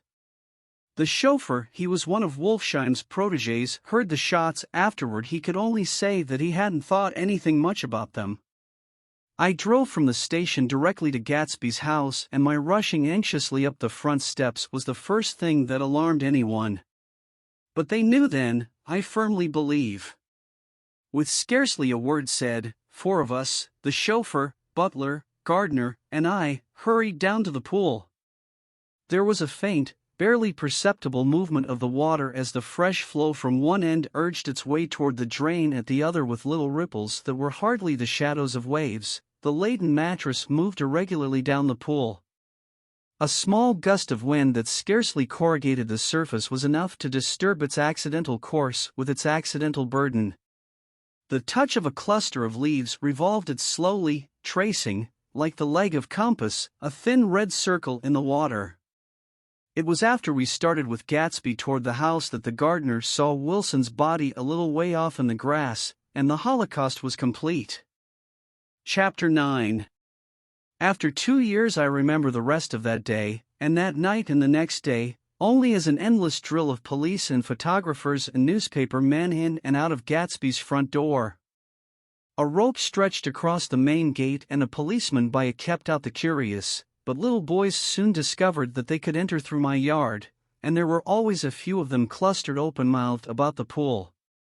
Someone with a positive manner, perhaps a detective, used the expression madman as he bent over Wilson's body that afternoon, and the adventitious authority of his voice set the key for the newspaper reports next morning. Most of those reports were a nightmare, grotesque, circumstantial, eager, and untrue. When Michaelis's testimony at the inquest brought to light Wilson's suspicions of his wife, I thought the whole tale would shortly be served up in racy pasquinade, but Catherine, who might have said anything, didn't say a word. She showed a surprising amount of character about it too, looked at the coroner with determined eyes under the corrected brow of hers, and swore that her sister had never seen Gatsby, that her sister was completely happy with her husband, that her sister had been into no mischief whatever. She convinced herself of it, and cried into her handkerchief, as if the very suggestion was more than she could endure. Wilson was reduced to a man deranged by grief in order that the case might remain in its simplest form. And it rested there. But all this part of it seemed remote and unessential. I found myself on Gatsby's side, and alone. From the moment I telephoned news of the catastrophe to West Egg Village, every surmise about him, and every practical question, was referred to me. At first I was surprised and confused, then, as he lay in his house and didn't move or breathe or speak, hour upon hour, it grew upon me that I was responsible, because no one else was interested, I mean, with that intense personal interest to which every one has some vague right at the end. I called up Daisy half an hour after we found him, called her instinctively and without hesitation. But she and Tom had gone away early that afternoon, and taken baggage with them. Left no address? No. Say when they'd be back? No. Any idea where they are? How I could reach them? I don't know. Can't say. I wanted to get somebody for him. I wanted to go into the room where he lay and reassure him, "I'll get somebody for you, Gatsby. Don't worry. Just trust me and I'll get somebody for you." Meyer Wolfsheim's name wasn't in the phone book. The butler gave me his office address on Broadway, and I called information, but by the time I had the number it was long after 5, and no one answered the phone. "Will you ring again?" "I've rung them 3 times. It's very important." "Sorry. I'm afraid no one's there." I went back to the drawing room and thought for an instant that they were chance visitors, all these official people who suddenly filled it. But, as they drew back the sheet and looked at Gatsby with unmoved eyes, his protest continued in my brain. "Look here, old sport, you've got to get somebody for me. You've got to try hard. I can't go through this alone." Someone started to ask me questions, but I broke away and going upstairs looked hastily through the unlocked parts of his desk. He'd never told me definitely that his parents were dead. But there was nothing, only the picture of Dan Cody, a token of forgotten violence, staring down from the wall. Next morning I sent the butler to New York with a letter to Wolfsheim, which asked for information and urged him to come out on the next train. That request seemed superfluous when I wrote it. I was sure he'd start when he saw the newspapers, just as I was sure there'd be a wire from Daisy before noon, but neither a wire nor Mr. Wolfsheim arrived. No one arrived except more police and photographers and newspaper men. When the butler brought back Wolfsheim's answer I began to have a feeling of defiance, of scornful solidarity between Gatsby and me against them all. "Dear Mr. Carraway, this has been one of the most terrible shocks of my life to me. I hardly can believe it that it is true at all. Such a mad act as that man did should make us all think. I cannot come down now as I am tied up in some very important business and cannot get mixed up in this thing now. If there is anything I can do a little later let me know in a letter by Edgar. I hardly know where I am when I hear about a thing like this and am completely knocked down and out. Yours truly, Meyer Wolfsheim."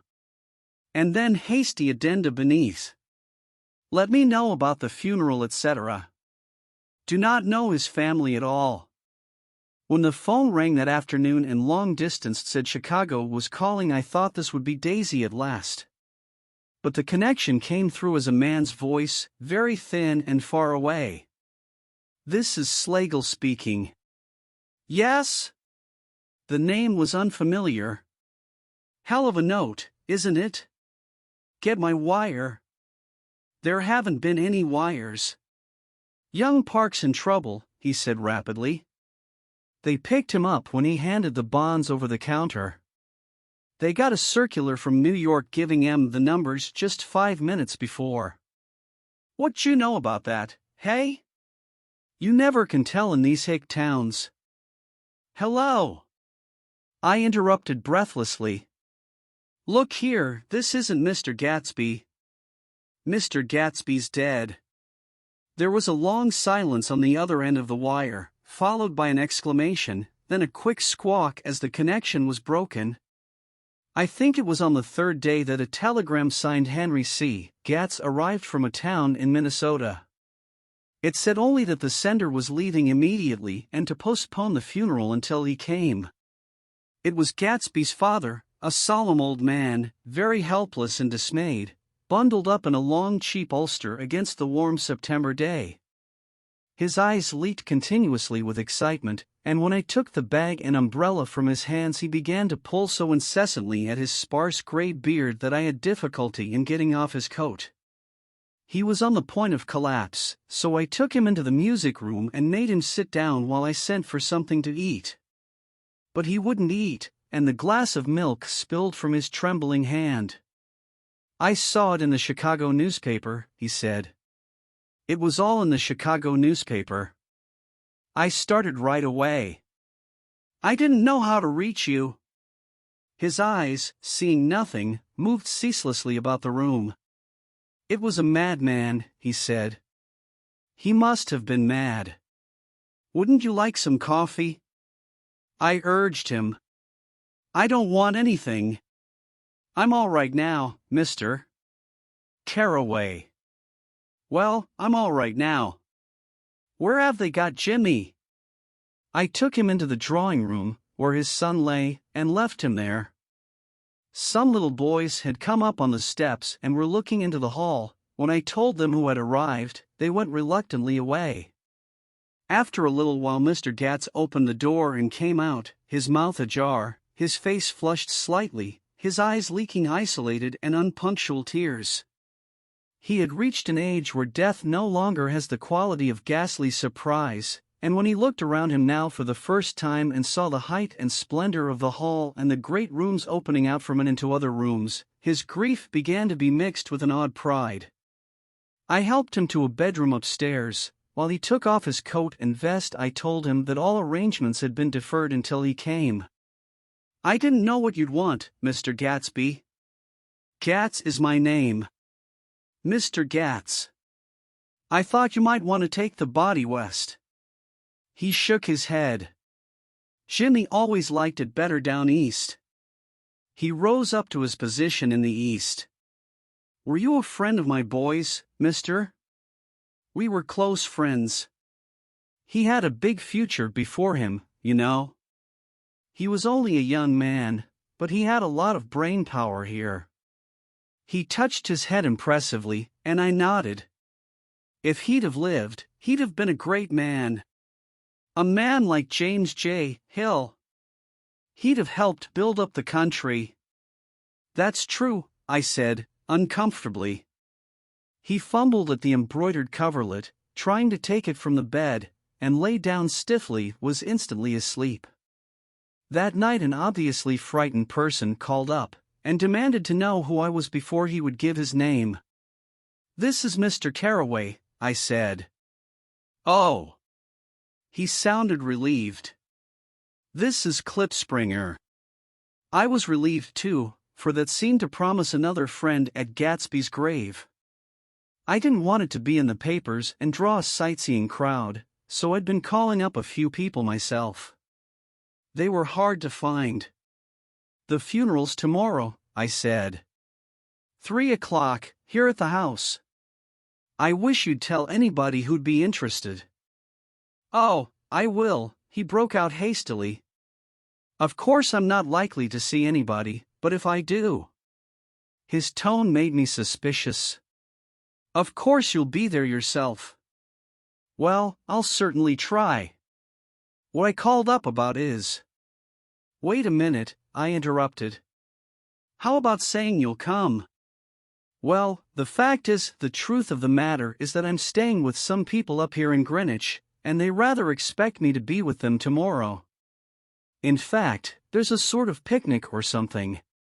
Of course I'll do my very best to get away. I ejaculated an unrestrained ha, and he must have heard me, for he went on nervously. What I called up about was a pair of shoes I left there. I wonder if it'd be too much trouble to have the butler send them on. You see, they're tennis shoes, and I'm sort of helpless without them. My address is care of B. F.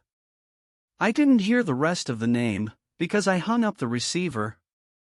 After that I felt a certain shame for Gatsby. One gentleman to whom I telephoned implied that he had got what he deserved. However, that was my fault, for he was one of those who used to sneer most bitterly at Gatsby on the courage of Gatsby's liquor, and I should have known better than to call him. The morning of the funeral I went up to New York to see Meyer Wolfsheim. I couldn't seem to reach him any other way. The door that I pushed open, on the advice of an elevator boy, was marked the Swastika Holding Company, and at first there didn't seem to be anyone inside. But when I'd shouted hello several times in vain, an argument broke up behind a partition, and presently a lovely Jewess appeared at an interior door and scrutinized me with black hostile eyes. "Nobody's in," she said. "Mr. Wolfsheim's gone to Chicago." The first part of this was obviously untrue, for someone had begun to whistle the rosary, tunelessly, inside.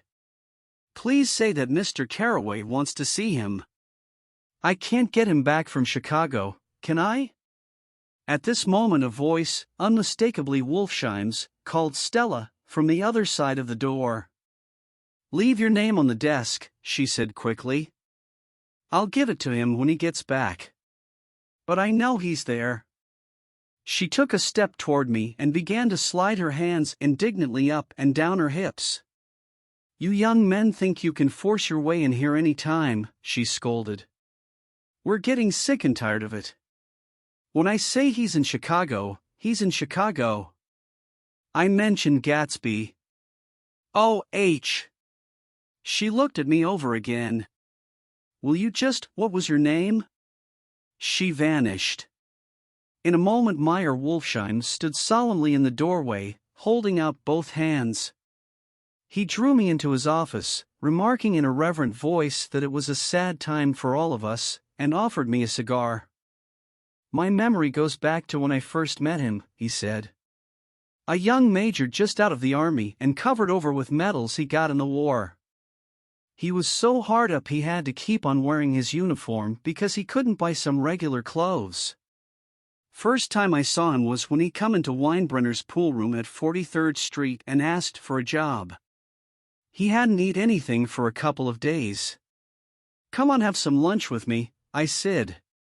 He ate more than $4 worth of food in half an hour." "Did you start him in business?" I inquired. "Start him? I made him."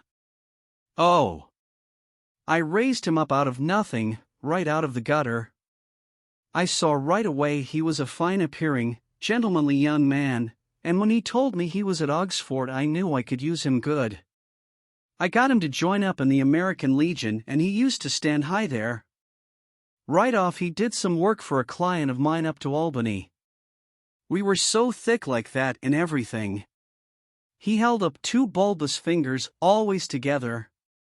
I wondered if this partnership had included the World Series transaction in 1919. "Now he's dead," I said after a moment.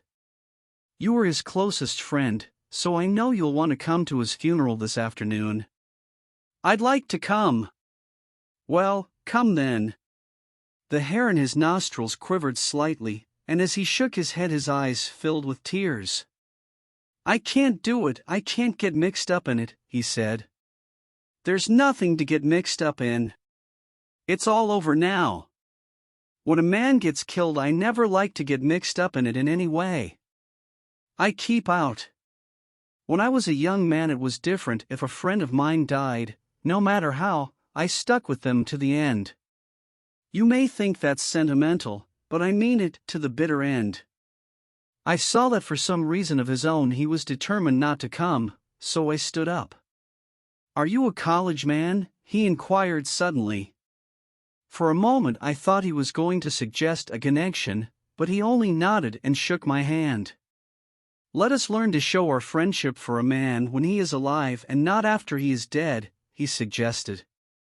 After that, my own rule is to let everything alone. When I left his office, the sky had turned dark and I got back to West Egg in a drizzle. After changing my clothes, I went next door and found Mr. Gatz walking up and down excitedly in the hall. His pride in his son and in his son's possessions was continually increasing, and now he had something to show me. "Jimmy sent me this picture." He took out his wallet with trembling fingers. "Look there." It was a photograph of the house, cracked in the corners and dirty with many hands. He pointed out every detail to me eagerly. "Look there," and then sought admiration from my eyes. He had shown it so often that I think it was more real to him now than the house itself. "Jimmy sent it to me. I think it's a very pretty picture. It shows up well. Very well. Had you seen him lately? He come out to see me 2 years ago and bought me the house I live in now. Of course we was broke up when he run off from home, but I see now there was a reason for it. He knew he had a big future in front of him. And ever since he made a success he was very generous with me." He seemed reluctant to put away the picture, held it for another minute, lingeringly, before my eyes. Then he returned the wallet and pulled from his pocket a ragged old copy of a book called Hopalong Cassidy. "Look here, this is a book he had when he was a boy.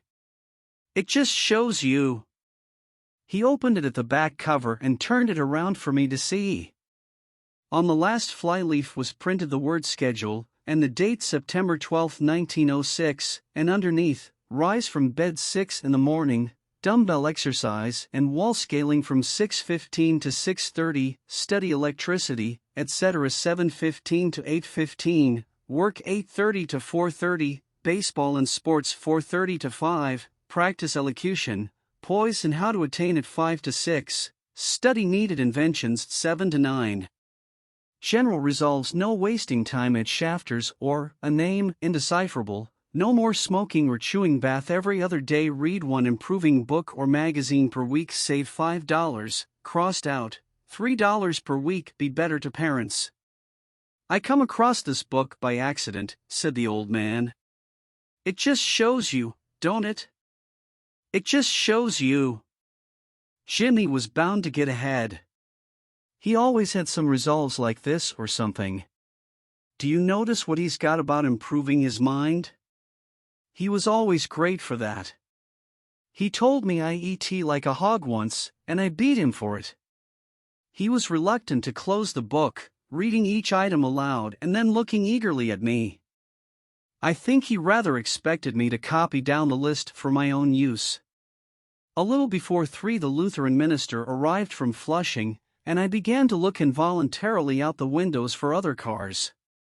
So did Gatsby's father. And as the time passed and the servants came in and stood waiting in the hall, his eyes began to blink anxiously, and he spoke of the rain in a worried, uncertain way. The minister glanced several times at his watch, so I took him aside and asked him to wait for half an hour. But it wasn't any use. Nobody came. About 5 o'clock our procession of 3 cars reached the cemetery and stopped in a thick drizzle beside the gate, first a motor hearse, horribly black and wet, then Mr. Gatz and the minister and I in the limousine, and a little later 4 or 5 servants and the postman from West Egg in Gatsby's station wagon, all wet to the skin. As we started through the gate into the cemetery I heard a car stop and then the sound of someone splashing after us over the soggy ground. I looked around. It was the man with owl-eyed glasses whom I had found marveling over Gatsby's books in the library one night 3 months before. I'd never seen him since then. I don't know how he knew about the funeral, or even his name. The rain poured down his thick glasses, and he took them off and wiped them to see the protecting canvas unrolled from Gatsby's grave. I tried to think about Gatsby then for a moment, but he was already too far away, and I could only remember, without resentment, that Daisy hadn't sent a message or a flower. Dimly I heard someone murmur, "Blessed are the dead that the rain falls on," and then the owl-eyed man said amen to that, in a brave voice. We straggled down quickly through the rain to the cars. Owl-eyes spoke to me by the gate. "I couldn't get to the house," he remarked. "Neither could anybody else." "Go on," he started. "Why, my God! They used to go there by the hundreds." He took off his glasses and wiped them again, outside and in. "The poor son of a bitch," he said. "One of my most vivid memories is of coming back west from prep school and later from college at Christmas time. Those who went farther than Chicago would gather in the old dim Union Station at 6 o'clock of a December evening, with a few Chicago friends, already caught up into their own holiday gaieties, to bid them a hasty goodbye. I remember the fur coats of the girls returning from this or that's and the chatter of frozen breath and the hands waving overhead as we caught sight of old acquaintances, and the matchings of invitations. "Are you going to the Ordways? The Herseys? The Schultzes?" and the long green tickets clasped tight in our gloved hands. And last the murky yellow cars of the Chicago, Milwaukee and St. Paul Railroad looking cheerful as Christmas itself on the tracks beside the gate. When we pulled out into the winter night and the real snow, our snow, began to stretch out beside us and twinkle against the windows, and the dim lights of small Wisconsin stations moved by, a sharp wild brace came suddenly into the air. We drew in deep breaths of it as we walked back from dinner through the cold vestibules, unutterably aware of our identity with this country for one strange hour, before we melted indistinguishably into it again. That's my Middle West, not the wheat or the prairies or the lost Swede towns, but the thrilling returning trains of my youth, and the street lamps and sleigh bells in the frosty dark and the shadows of holly wreaths thrown by lighted windows on the snow. I am part of that, a little solemn with the feel of those long winters, a little complacent from growing up in the Caraway house in a city where dwellings are still called through decades by a family's name.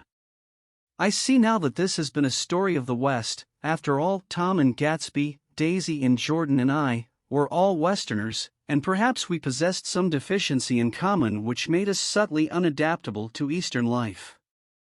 Even when the East excited me most, even when I was most keenly aware of its superiority to the bored, sprawling, swollen towns beyond the Ohio, with their interminable inquisitions which spared only the children and the very old, even then it had always for me a quality of distortion.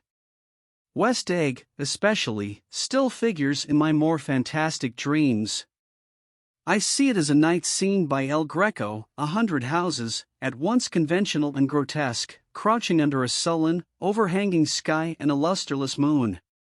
In the foreground 4 solemn men in dress suits are walking along the sidewalk with a stretcher on which lies a drunken woman in a white evening dress.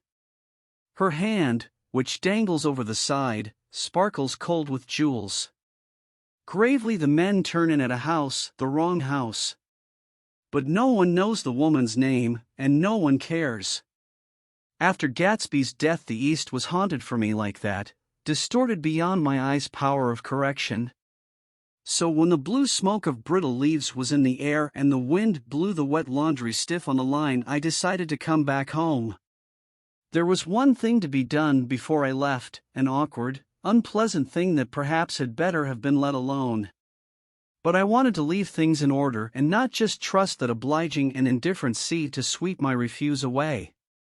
I saw Jordan Baker and talked over and around what had happened to us together, and what had happened afterward to me, and she lay perfectly still, listening, in a big chair.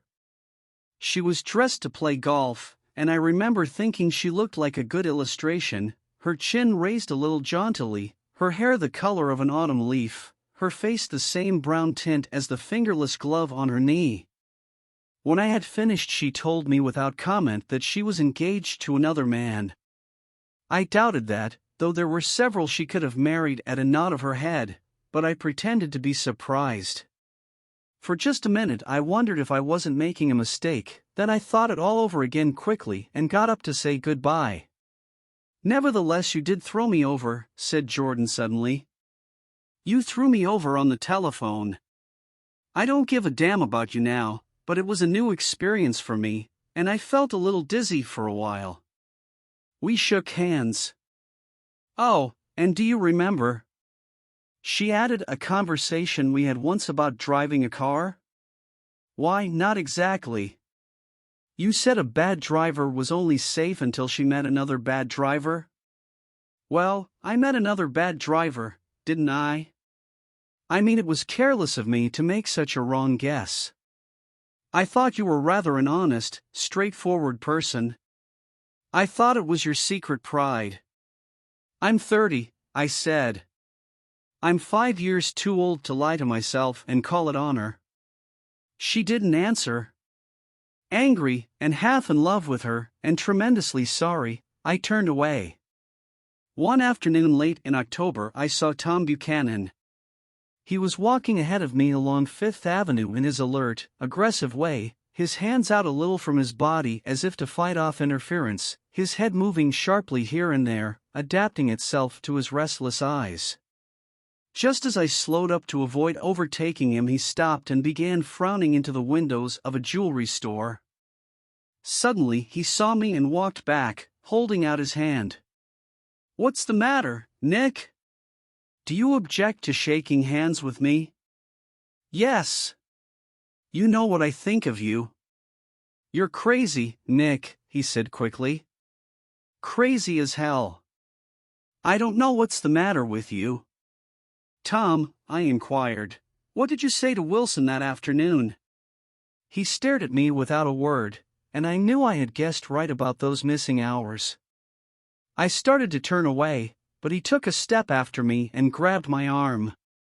"I told him the truth," he said. "He came to the door while we were getting ready to leave, and when I sent down word that we weren't in, he tried to force his way upstairs.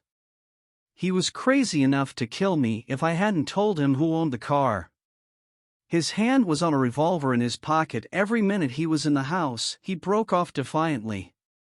"What if I did tell him? That fellow had it coming to him. He threw dust into your eyes just like he did in Daisy's, but he was a tough one. He ran over Myrtle like you'd run over a dog and never even stopped his car." There was nothing I could say, except the one unutterable fact that it wasn't true. And if you think I didn't have my share of suffering, look here. When I went to give up that flat and saw the damn box of dog biscuits sitting there on the sideboard, I sat down and cried like a baby. By God, it was awful. I couldn't forgive him or like him, but I saw that what he had done was, to him, entirely justified. It was all very careless and confused. They were careless people, Tom and Daisy. They smashed up things and creatures and then retreated back into their money or their vast carelessness, or whatever it was that kept them together, and let other people clean up the mess they had made. I shook hands with him. It seemed silly not to, for I felt suddenly as though I were talking to a child. Then he went into the jewelry store to buy a pearl necklace, or perhaps only a pair of cuff buttons, rid of my provincial squeamishness forever. Gatsby's house was still empty when I left. The grass on his lawn had grown as long as mine. One of the taxi drivers in the village never took a fare past the entrance gate without stopping for a minute and pointing inside. Perhaps it was he who drove Daisy and Gatsby over to East Egg the night of the accident, and perhaps he had made a story about it all his own. I didn't want to hear it, and I avoided him when I got off the train. I spent my Saturday nights in New York because those gleaming, dazzling parties of his were with me so vividly that I could still hear the music and the laughter, faint and incessant, from his garden, and the cars going up and down his drive. One night I did hear a material car there, and saw its lights stop at his front steps. But I didn't investigate. Probably it was some final guest who had been away at the ends of the earth and didn't know that the party was over. On the last night, with my trunk packed and my car sold to the grocer, I went over and looked at that huge incoherent failure of a house once more. On the white steps an obscene word, scrawled by some boy with a piece of brick, stood up clearly in the moonlight, and I erased it, drawing my shoe raspingly along the stone. Then I wandered down to the beach and sprawled out on the sand. Most of the big shore places were closed now, and there were hardly any lights except the shadowy, moving glow of a ferryboat across the sound. And as the moon rose higher, the inessential houses began to melt away until gradually I became aware of the old island here that flowered once for Dutch sailors' eyes, a fresh, green breast of the New World. Its vanished trees, the trees that had made way for Gatsby's house, had once pandered in whispers to the last and greatest of all human dreams. For a transitory enchanted moment man must have held his breath in the presence of this continent, compelled into an aesthetic contemplation he neither understood nor desired, face to face for the last time in history with something commensurate to his capacity for wonder. And as I sat there brooding on the old, unknown world, I thought of Gatsby's wonder when he first picked out the green light at the end of Daisy's dock. He had come a long way to this blue lawn, and his dream must have seemed so close that he could hardly fail to grasp it.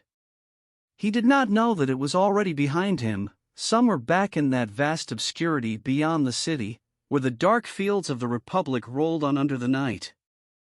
Gatsby believed in the green light, the orgastic future that year by year recedes before us. It eluded us then, but that's no matter. Tomorrow we will run faster, stretch out our arms farther. And one fine morning. So we beat on, boats against the current, borne back ceaselessly into the past. It is the end of the book. See you on the next adventure.